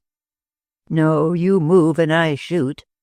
I am less English than Spanish, let me tell you. And perhaps I do not consider my actions so carefully as the people of this country." "You're a fierce one, you are, anyway," grumbled the man, climbing up to his seat with an uneasy eye on the weapon which still covered him. "My sister is just like you, plucky as a bantam she is." "Which sister do you mean, Mrs. Marshall or Miss Cass? You have two, you know, adopted sisters." "Oh, she told you that, did she?" said Job, rubbing his head and evidently perplexed at the extent of his visitor's knowledge. "Well, it seems you know a lot, you do." "Enough to hang you," was the curt reply. "That's a lie," shouted Job. "I didn't lay a finger on him." "Then how did you become possessed of the red pocketbook?" The gypsy started and gave Mr. Cass another of his keen glances. He did not reply immediately, but seemed to be reflecting. At length, "How do I know you are not laying a trap for me? The business I had with the high-born Gentile lady concerns her only. She has not told me to speak of hidden things to you." "If you don't tell me, and tell me quickly too, you will have to reply to a magistrate." "What magistrate, Rye?" "The one before whom I will bring you," was the quiet answer. "Understand that I have sufficient evidence in my possession to have you arrested on suspicion of having murdered the man Jenner. For reasons which you will doubtless appreciate, I am willing to deal gently with you. But," he raised a threatening finger, "only on condition that you make a clean breast of all to me, and at once." "Anything you do to me, Rye, will harm your sister. I hold something which can break her heart." "The bill of exchange you heard Marshall talking about to Jenner?" Job fell back in amazement. "You do know all?" "Yes, I hold the bill, the forged bill which can put in prison." "No one. That is quite enough. You need tell no more lies. You got possession of the pocketbook." "Yes, and I took the bill out before I gave it to the lady." "I see," said Mr. Cass tranquilly, although he marveled at the daring of the man. "And you made use of your assertion that you had possession of the bill to blackmail Mrs. Marshall." "I only got a little money out of her, my Gentile. She has been kind to me, and she has given me this house to die in." "Then the sooner you die the better. You are no good to anyone so far as I can see." "You scoundrel! To blackmail a lady! She believed you. I do not."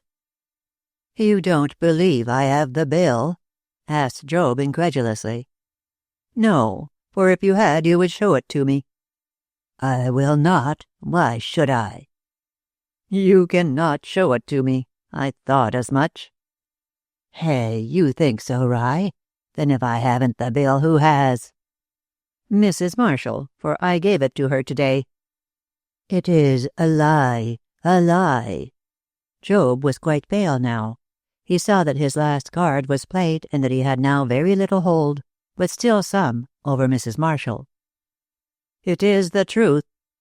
The bill was taken out of that pocketbook by Jenner in this room, and placed in hiding. I need not explain where. It is sufficient for you to know that the bill came into my possession, and that I gave it to my sister. Your teeth are drawn, Tiger." The gypsy saw that he was beaten, and began to whine.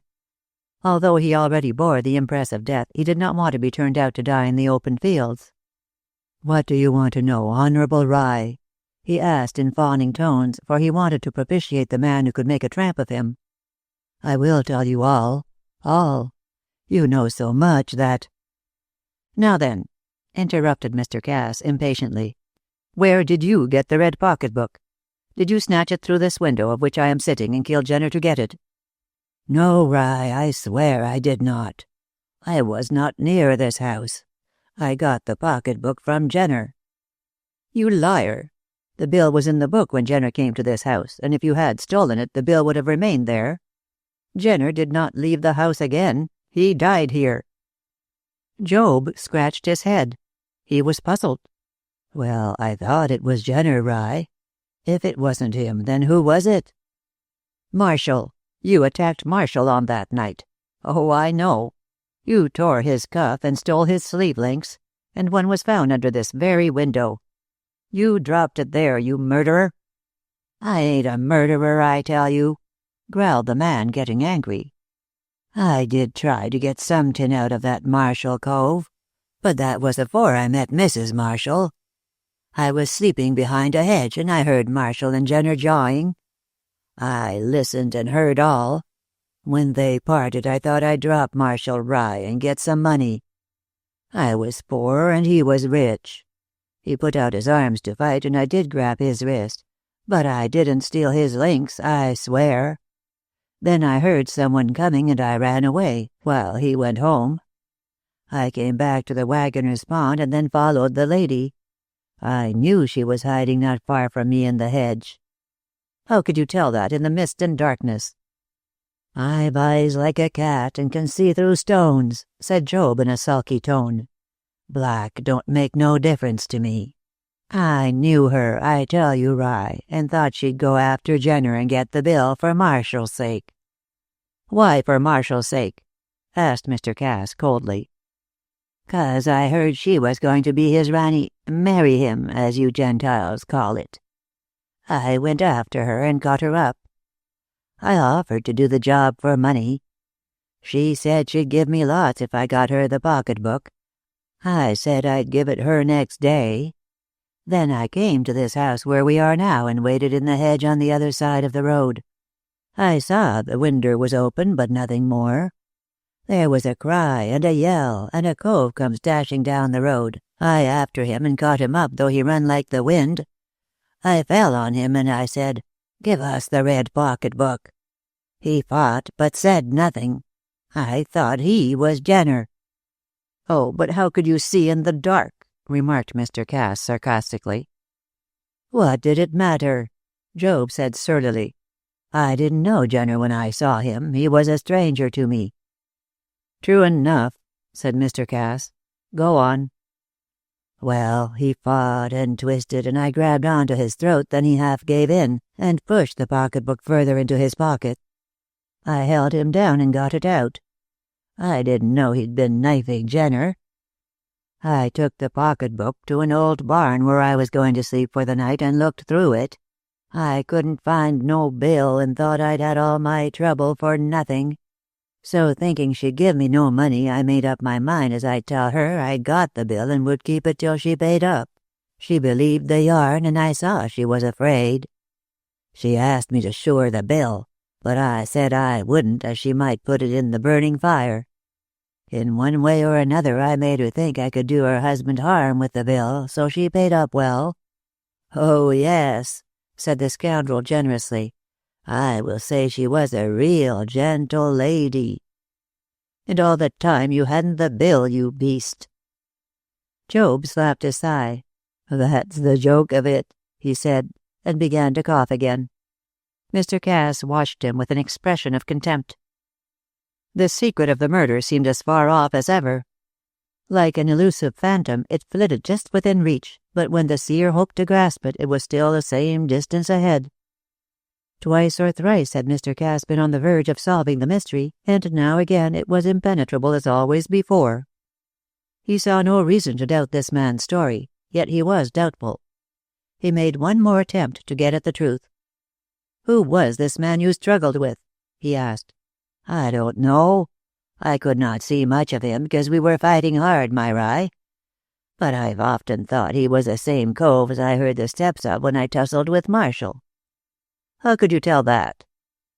"I can't tell, Rye," was the candid response, "but I feel it was the same. When I heard of the murder next morning, I knew he'd killed Jenner to get that pocketbook, but the lady said she didn't know. I told her it was Jenner, and she thought I'd tackled him going to the house, but it was when the man had left the house and then Jenner was inside, dead." Mr. Cass had by this time learnt as much as he was capable of taking in, and the mystery of the murder was deeper than ever. He resolved that he would go away and think the matter over quietly. "I will go now," he said. "And give me up to the peelers?" asked Job with a scowl. "No, I am doubtful now if you are guilty. I cannot say. But I shall not tell the police just now. I will see you again. One thing, don't go near Mrs. Marshall." And he left, his brain in a perfect whirl. "Won't I just?" growled Job. "I'll get some more money out of her and cut the country. No, I won't." Here he sniffed the petroleum. "I'll try that game first. The Gentiles chuck me. The Romany won't have me. There ain't nothing but that." He sniffed again. "For poor Job." And he swore. Chapter 28. The Unexpected Happens. Geoffrey was at Hollyoaks when Mr. Cass arrived home. He had come over simply to see Ruth, never dreaming that any further revelations about the case awaited him. But his host lost no time and at once invited him and Neil Webster into the library. There he left them for a moment while he went upstairs to see his daughter and tell her that all was well with her aunt. "You need not trouble your head, my dear," he said. "Your aunt got that pocketbook from Job, who—" here for obvious reasons he suppressed the truth— "who picked it up on the road. Now, is your mind at rest?" "Completely." She kissed her father fondly. "But Geoffrey, I sent down to say that I was ill. He will be disappointed." "I will speak to him. Meanwhile, try and get some sleep. You can see him another time." In this way he managed to set her mind at rest. Then he returned to the library to have the matter out with the two young men. He found a letter lying on the table and, making some excuse, opened it at once, for he had become so accustomed now to the occurrence of unforeseen events that the sight of an envelope addressed in an unknown hand had made him anxious lest it should bring some new element of trouble. "Ah, Neil," he said as he ran his eyes over the contents. "This is from the prison chaplain. Your mother wishes to see me." "Can't I go with you?" asked the young man, rousing himself. "I think not. She told you to keep away, and it is only right that you should obey her. Tomorrow I will go up, and when I return you shall know all that has passed between us. Meantime, I have a painful story to tell you and Geoffrey." "Oh," said Heron quickly. "More about this case?" "Yes, I think we are getting near the truth now. I have made several important discoveries. By the way, Geoffrey, Ruth will see you tomorrow. She is not very well. In fact, she had rather a severe shock today." "This confounded case, of course," remarked Heron, forming his own conclusions, and naturally enough, for his mind was now wholly occupied with Mr. Cass's promised revelation. "Yes, about the case," said Mr. Cass again. "I want you to give me your closest attention. And first, both of you must promise me to say nothing of what I have told you until I have given you leave. For the matter concerns a member of my family." And forthwith he plunged into the middle of the exciting history, and told it with as much detail as he could remember. It was necessary to make things perfectly clear to his listeners, as he relied upon their judgment to help him out of the cul-de-sac into which the whole affair was now wedged. At the conclusion of the story, Neil, who had been more or less excited throughout, although he had refrained from interruption, jumped up and began to pace the room. "There isn't the slightest doubt," he said, "that Job Lovell killed my father to get possession of that pocketbook." "I thought you would say that," said Mr. Cass dryly. "And what do you say, Heron?" "It seems probable that Job did kill the man," said Heron with a grave nod. "Marshall, you say, Mr. Cass, was in this house at the time. Your sister had got back to her bedroom. Now only these two knew that the bill was in the pocketbook or had any interest in getting it." You forget Job. He knew all." "Job must be the murderer," exclaimed Neil with flashing eyes, "and my mother is innocent. Now she must be released." "I will see to that," said Mr. Cass composedly. "But you must let me manage the matter in my own way. I do not wish the rascalities of my precious brother-in-law made public. If Job can be proved guilty, he must be punished. In any case, as soon as we are certain of his guilt, Mrs. Jenner must be released." Mr. Cass paused, then added abruptly, "I hold you both to your promise." "If I had my way," said Neil, "I would go at once to Job and force the whole truth out of him. As it is, I shall not move in the matter until you give me permission. My mother told me to leave things as they were. You have asked me to do the same. I owe you too much, Mr. Cass, to break my promise." Mr. Cass, much affected by this speech, shook the young man warmly by the hand. Then turned an inquiring eye upon Geoffrey, who answered the look. "I will do nothing, Mr. Cass, since it is your pleasure to thresh the matter out yourself. But I only warn you that Job may kill himself." "How do you mean, kill himself? On account of this murder?" "Maybe, I don't know. But he is dying slowly and in much pain. His fellow gypsies will have nothing to do with him. He is too much of an outcast even for the Romany. I heard from one of my servants that Job, in a drunken humor, had threatened to put an end to himself by burning down the Turnpike House. In order to do this, I believe he has lately bought a large quantity of petroleum." "Ha!" exclaimed Mr. Cass suddenly. "I know. The house smelt terribly of petroleum. I dare say he has soaked the whole place in it, that it may burn the more quickly. What is to be done? The man seems to be in earnest." "You must get his confession as to how he committed the crime." "That would be the best thing, no doubt," assented Mr. Cass. "But tomorrow I want to go up and see Mrs. Jenner. She seems to be very ill and wishes to see me at once." Heron had quite made up his mind that he would see Job the first thing in the morning, but Providence intervened with a sprained ankle. Returning home late from Hollyoaks, he was overtaken by darkness, and in some way, how he could not explain, he stumbled and rose with an aching ankle, which next morning was so painful and swollen that his housekeeper begged of him to give himself a day's rest, but he declined this advice and managed to drag himself to the library. It was a dreary day, but towards the end the monotony was broken by the announcement of a visitor, and to his surprise, a figure in rusty black clothes was shewn in, a creature which smirked and grinned and rolled its head in a half-witted way. Geoffrey stared. "Jerry Hutt!" he exclaimed in surprise. "What are you doing in this galley?" "I am Mr. Hutt when I pay visits," said Jerry with dignity.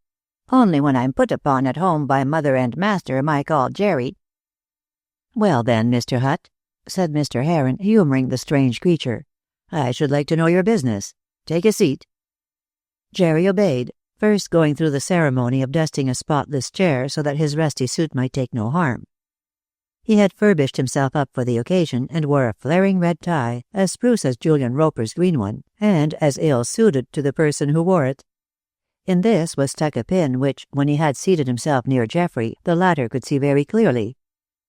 It was an oval piece of gold adorned with the enamelled figure of a ballet girl.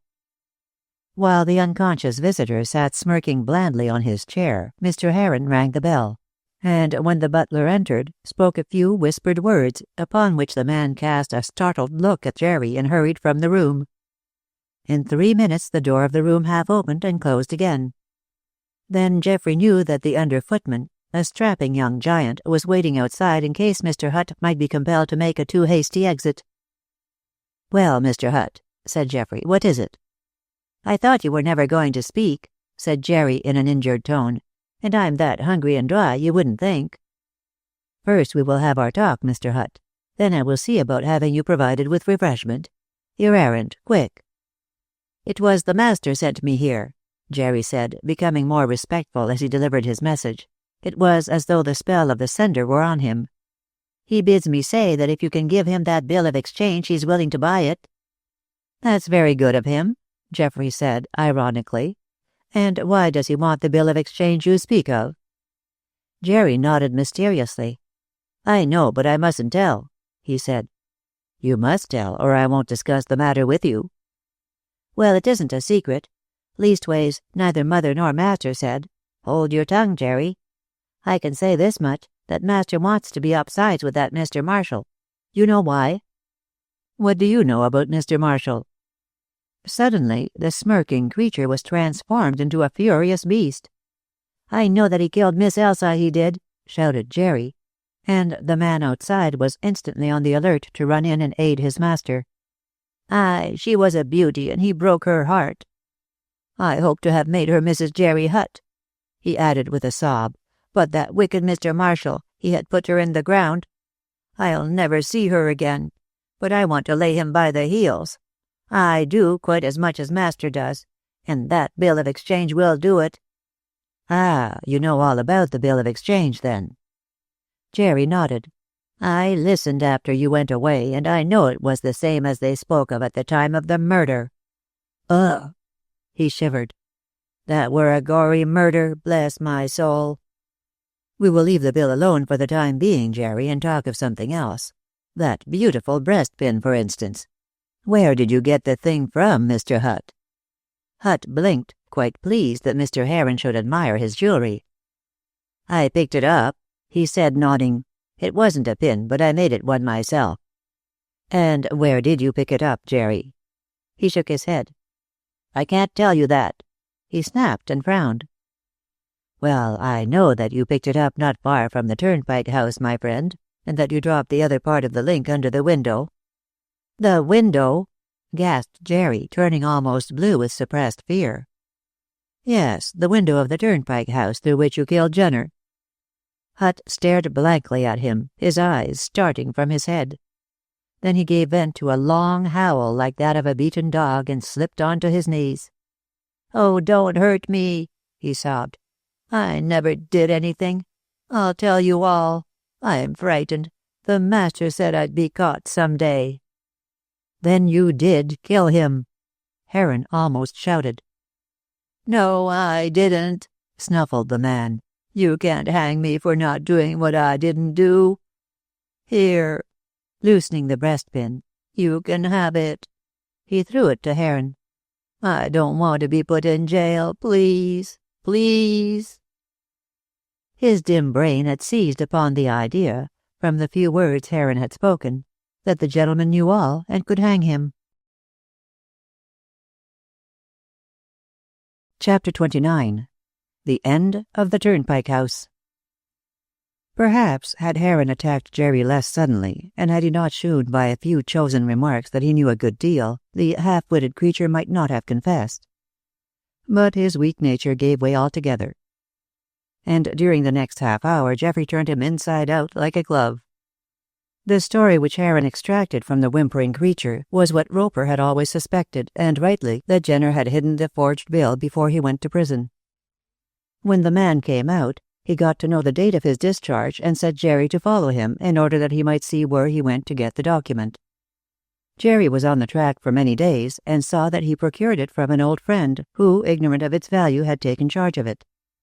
The document was in a sealed envelope, and Jerry had seen Jenner place it in a red pocketbook. All this he reported to Roper, and he was then ordered to follow Jenner and get it from him at all costs. Jerry got again on the track of the released prisoner and followed him down to West Ham. In one way or another the spy kept himself out of sight, for Jenner, having been Roper's clerk, knew the lad, as he was then. The rest may be told in Jerry's own words, which were many and rambling. "He got down here on a misty, rainy night, sir," he said, fiddling with his clumsy fingers, "and I kept at his heels. At a wayside pub he took victuals and drink. I watched the door from the other side of the road, and ate what I had with me. I daren't go inside lest he should see me." "Didn't you lose him in the mist?" asked Geoffrey, who was listening eagerly. "I never lose anything, sir," returned Jerry. "I can see anywhere and follow like a dog. You don't slip me. I've had enough following to do for the master. Well, Jenner, he goes to a large pool of water." "The Wagoner's Pond. Go on." "Oh, that's it, is it? I never knowed. Well, there he meets with Mr. Marshall. Oh, I knowed his voice. I was hiding near them behind a hedge, I was, and a ghost came past me, sir. A ghost with a long black dress." Heron saw that the man was ignorant that Mrs. Marshall also had been listening, and this was all the better. It was well that Jerry had taken her for a ghost. "I hate him so, you see," explained Jerry. "He killed Miss Elsa, and I was cruel fond of her. I was. Well, them two was talking about the bill, and Jenner he shewed it to Marshall, but he wouldn't give it up till he got money for it. Marshall said he'd give him money when he was married, and after that they parted. I tried to foller Jenner, but I thought the other, Marshall, would a spot me. I didn't mind, though, as I knowed Jenner was going to the Turnpike House to see his wife." "But you were a stranger. How did you know where that was?" "I had passed it in the afternoon, and from what Marshall said to Jenner, I knowed it was the Turnpike House. Well, sir, I scrambled a lot and got mixed. I don't know where I got. Then I heard a scuffle and a cry, and I saw in the mist 2 men fighting." "Marshall and Job," thought Heron. Then aloud, "Go on." "I thought as someone else might be after the red book, so I was going to run forward when one cove he slipped away, and after groaning awful the other he went too. He was shaken a lot by the fight. I stayed where I was for a time, then I creeps forward and lights a match." "What did you do that for?" "I wanted to see if in the fight the red book had been dropped. How was I to know that one of them wasn't Jenner in spite of his going on to the turnpike? When I cast a light," he resumed, "I saw something glittering on the ground. It was a broken link, and I examined it by another match. There was 2 links. One piece was a champagne bottle, just as you said, sir, and the other was my pin with the girl. I thought they were pretty and saw they were gold, so I puts them into my coat pocket." "How did you lose them, then?" Geoffrey asked, thinking his explanation perfectly feasible. "I only lost one, the champagne bottle," said Jerry quite gravely, "'cause there was a hole in my pocket I knowed nothing of. The other I took home and got made into a pin. I never knowed till you spoke where I lost the one. Was it under the turnpike window?" he inquired. "It was found there," assented Heron. Jerry scratched his head. "I must have shook it out when I was looking in at the window," he muttered. "Oh, you did look in at the window, then?" "Of course I did, sir. Wasn't I follering Jenner? After I picked up the links I went straight to the turnpike, but didn't get there for a long time through having mistook the way. I see a light in the window, and I sneaks up to it through the bushes. The window was open, and Jenner, he was leaning against it. On a table under the window I saw a knife, and the red pocketbook with the bill. Jenner was talking to himself and cursing some child." "Poor Neil," muttered Heron. "I waited a bit to steal the book, when I heard Jenner give a yell, and saw a kid come into the room looking frightful. He ran at Jenner, who gave a skip and dodged him. The child's eyes was like diamonds and fixed. I never seed anything like the looks of him in my born days. Jenner, he screeched again and pitched himself at the child to fall on top of him. Leastways it looked like it. But I didn't wait. I saw my chance, and grabbing the pocketbook I ran like a deer. I did. Just as I got a little way off, a cove jumped out on me and collared my throat, singing out for the red book. I wouldn't give it up, and shoved it deeper into my pocket. But he held me down with one hand and dug it out with the other. My heart," sighed Jerry, rubbing his hand.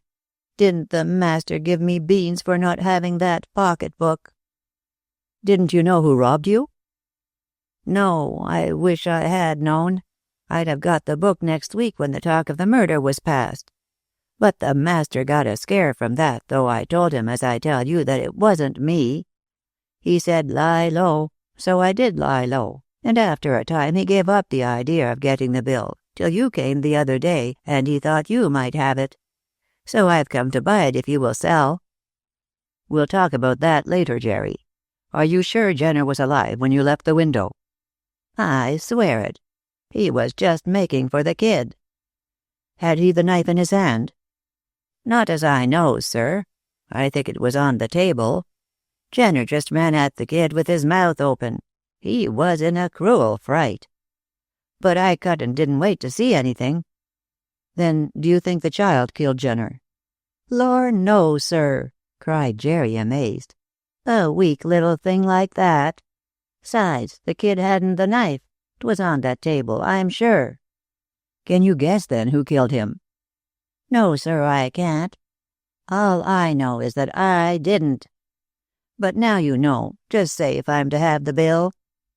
"I'll tell you tomorrow morning." "I must know tonight. The master wants me back tonight."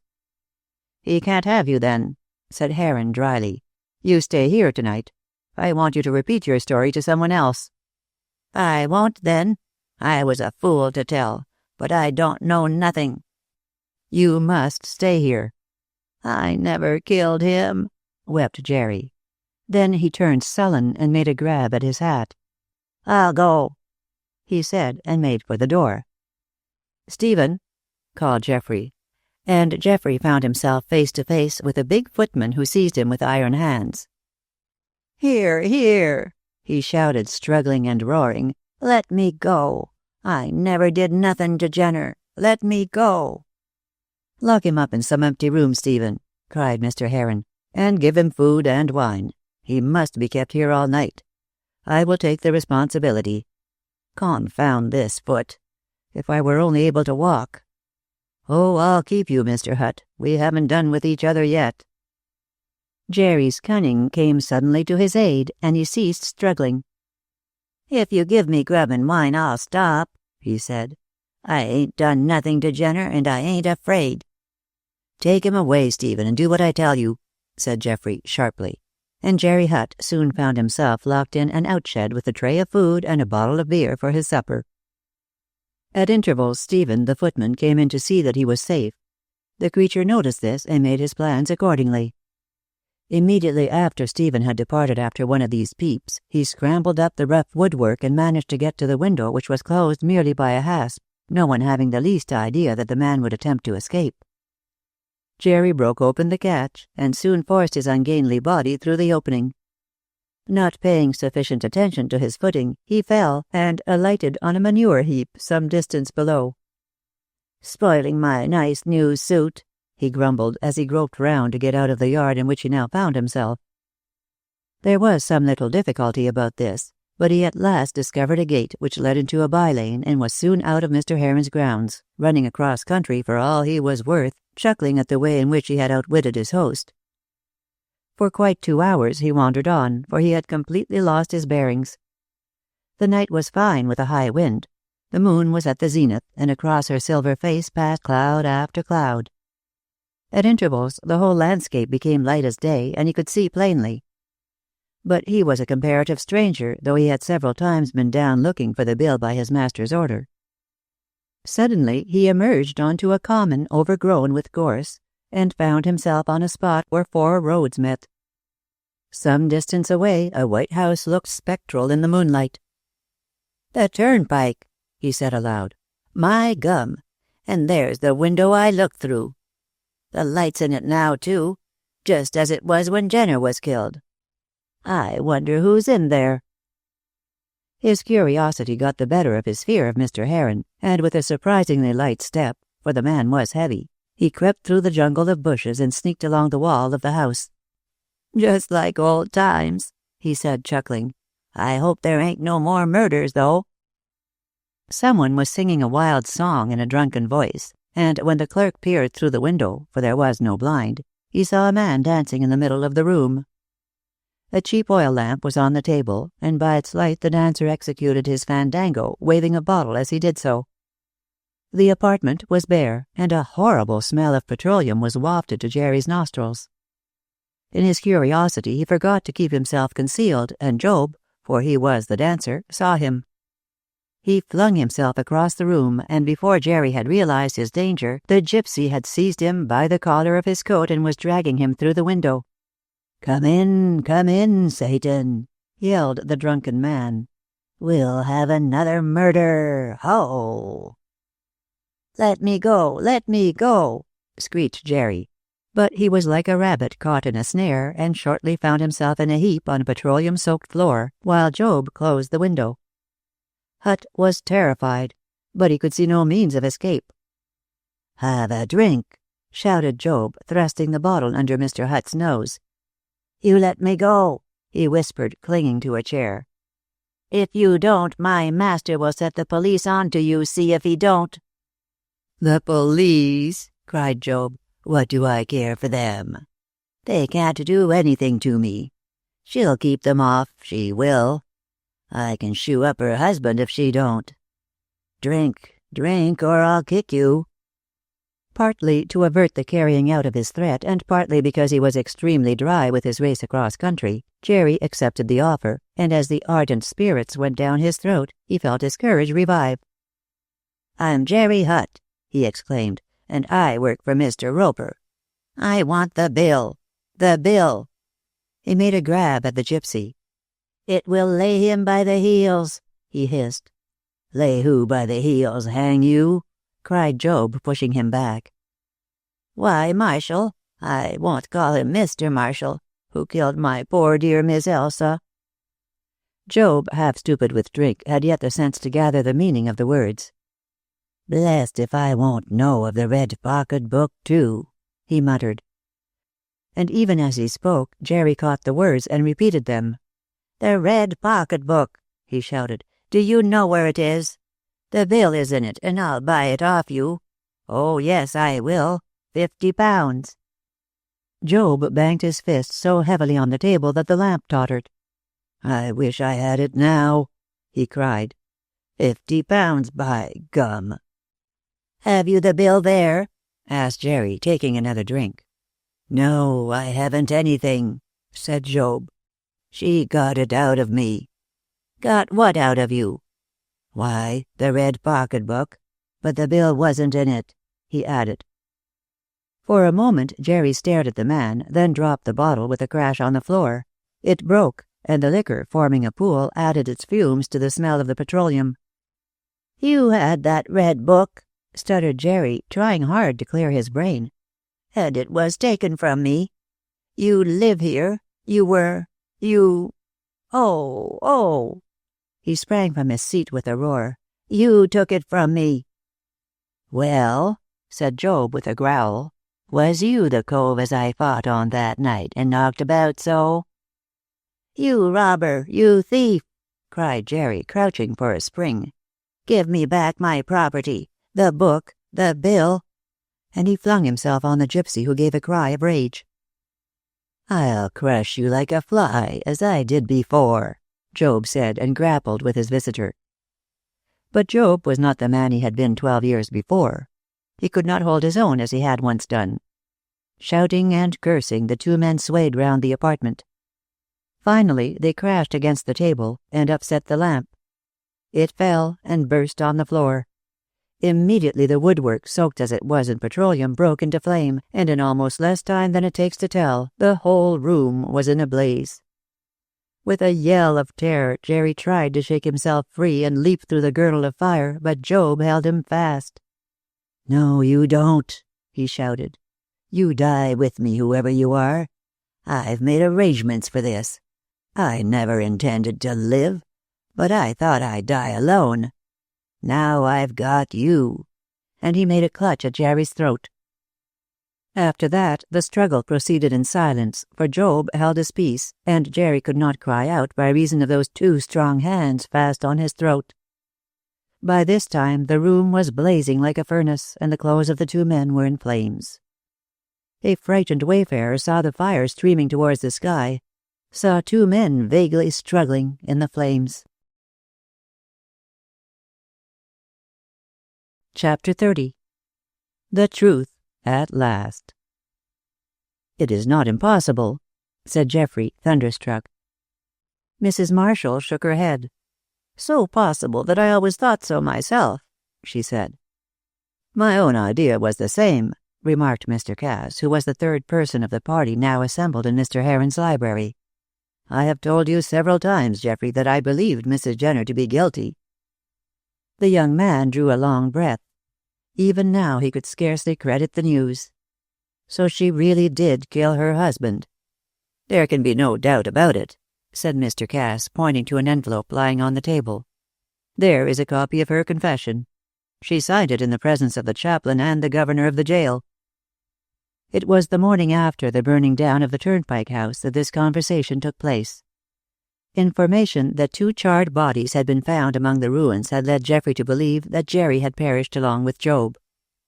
Stephen had informed him on the previous night that the creature had made his escape and no pursuit had been attempted. There was no doubt in Geoffrey's mind that Jerry had gone to see Job at the Turnpike House, but why he should have done so, and why it had come about that he and the gypsy should have met their deaths together, he could not think. Nor was the mystery ever cleared up. But if the death of Jerry remained a mystery, that of Jenner did not. Towards noon, Mr. Cass made his appearance together with his sister to see Mr. Heron. After some little talk about the fire, Geoffrey detailed what had been confessed to him on the previous night. "How did it all come about?" he asked now. "That's what I want to know," said Inez. "Sebastian has told me nothing beyond the bare fact as yet." "Because I want to tell the story once and for all and then put it out of my mind," said her brother solemnly. "You see, Heron, my sister and you both know all about this case. What you have told us about Jerry Hutt's visit supplies the last link which brings the crime home to Mrs. Jenner. I am not going to tell anyone else how the murder took place. I have asked the governor and the chaplain not to tell Neil the truth when he goes up for the funeral. He has had enough trouble, poor boy. I, for one, do not want him to have any more. He believes now that his mother is innocent." "Oh, indeed," interrupted Mrs. Marshall with a haughty curl of her lip. "And who does he believe guilty?" "Job the gypsy. He thinks that the man set fire to the Turnpike House and destroyed himself so as to escape the penalty of his crime. I think it only merciful that he should be allowed to remain under that impression." "I quite agree with you," said Heron heartily. "And you, Mrs. Marshall?" She bowed her head. "I have no ill will towards the young man, although I hated his mother. But she has gone to her account, so I will say no more about her. As to Neil Webster, as he calls himself—" "And will continue to call himself," interposed Mr. Cass sternly. "I will say nothing to him," continued Mrs. Marshall, taking no notice of this interruption. "I do not wish to visit the sins of the parents upon the children. But with one parent murdered and the other parent a murderess, I don't see how the young man can turn out well. And I sincerely hope that he will not marry that unfortunate Jenny Braun." "If he asks her to marry him, she will not accept him blindly," said Mr. Cass, "for I intended to tell her the whole story, suppressing the fact that Mrs. Jenner was guilty." "That is well," put in Geoffrey, "but I should like to hear the story of Mrs. Jenner's crime." "I can tell it to you in a few words," said Mr. Cass. "The clerk's tale has brought the story up to the time when Jenner flung himself on the child. Well, Mrs. Jenner heard his cry and rushed down into the room. Jenner was mad with rage at the uncanny hatred shown to him by his own son, and had him by the hair of the head, shaking him as a terrier does a rat. Mrs. Jenner rushed at him. She thought he would kill the child. They struggled, and he struck her. While this was going on, she found herself near the table, and, seeing the knife, blindly snatched it up, throwing her husband to one side. Then, clutching the child to her breast and holding out the knife to keep off the infuriated man, she tried to make her escape from the house. But Jenner was blind with fury, both against the child and against his wife who had instilled such hatred into the mind of the boy. He rushed at her. She cried out that she was holding the knife, but he took no notice of her and ran up against the blade, which buried itself in his heart. He fell, and his wife fainted with the insensible child in her arms. It was when she came to herself some time afterwards that she recalled what she had done. But it was by accident that she had killed him, and this she swore most solemnly. She denied that she had ever intended murder. Then she fled from the house into the darkness until she fell insensible under a hedge. The rest you know." Mrs. Marshall laughed again at this account. "I believe she killed him on purpose," she said. "She had every reason to do it," Mr. Cass said coldly. "But all the same, I believe she has spoken the truth. Jenner died by accident." "If this is so," said Geoffrey slowly, "and I see no reason to disbelieve it, why did Mrs. Jenner tell Neil that he had killed his father?" "I asked her that, and her answer was that she was afraid, if Neil reopened the case, some evidence might be brought forward to prove that she had really committed the murder. She had told her son that she was innocent, and she did not wish him to learn the truth.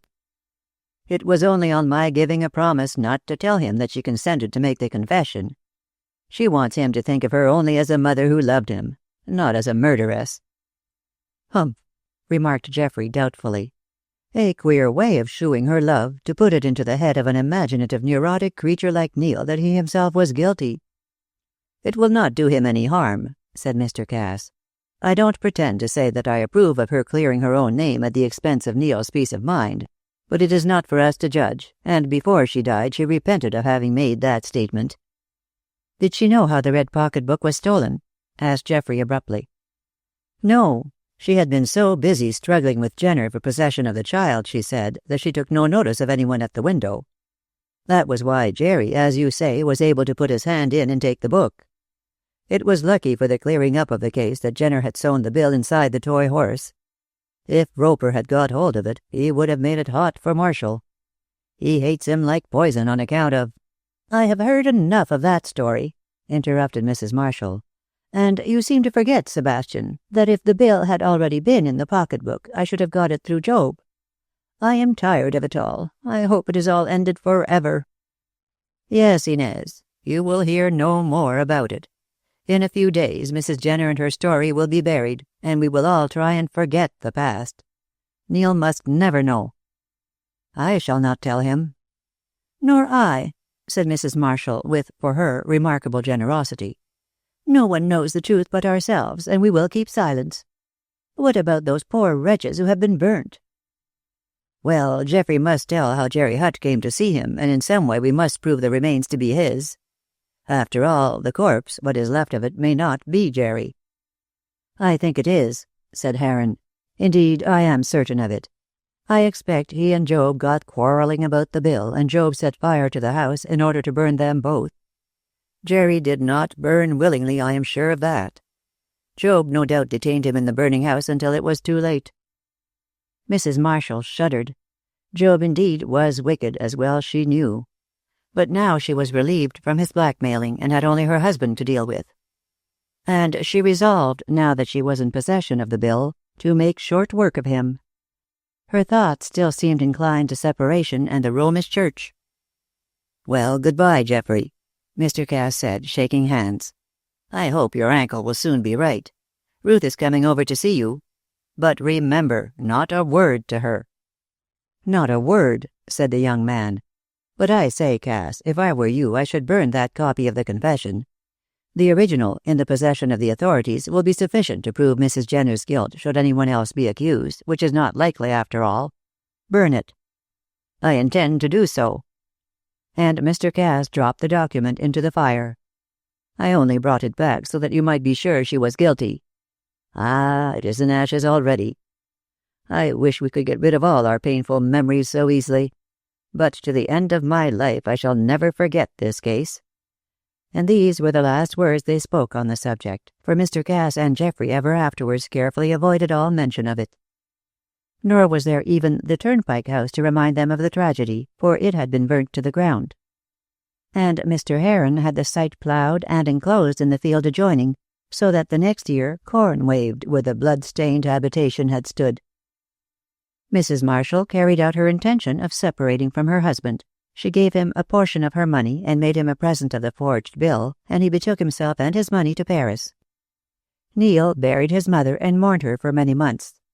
Then he made his reappearance in public and was more successful than ever. Now that time was healing his wounds, he began to think about his future, and the first thing he did was to ask Jenny Braun to share it with him. She, poor girl, accepted him with joy, and at once sent the good news to Ruth. Mr. Cass thereupon went up to London and called upon the girl at his daughter's house, for she was still teaching Mrs. Chisel's children. He told her the whole story, not thinking it fair that she should marry Neil in ignorance of the truth. And at first she was horrified, but declared that nothing could alter her determination to marry him. "I love him," she said, and that was all. The strange story of the burning of the two men and that of the murder which had taken place in the same house 12 years before is now often told by winter firesides. But few know the truth, that the mother of Neil Webster, the famous violinist, was the guilty person in the tragedy of the Turnpike House.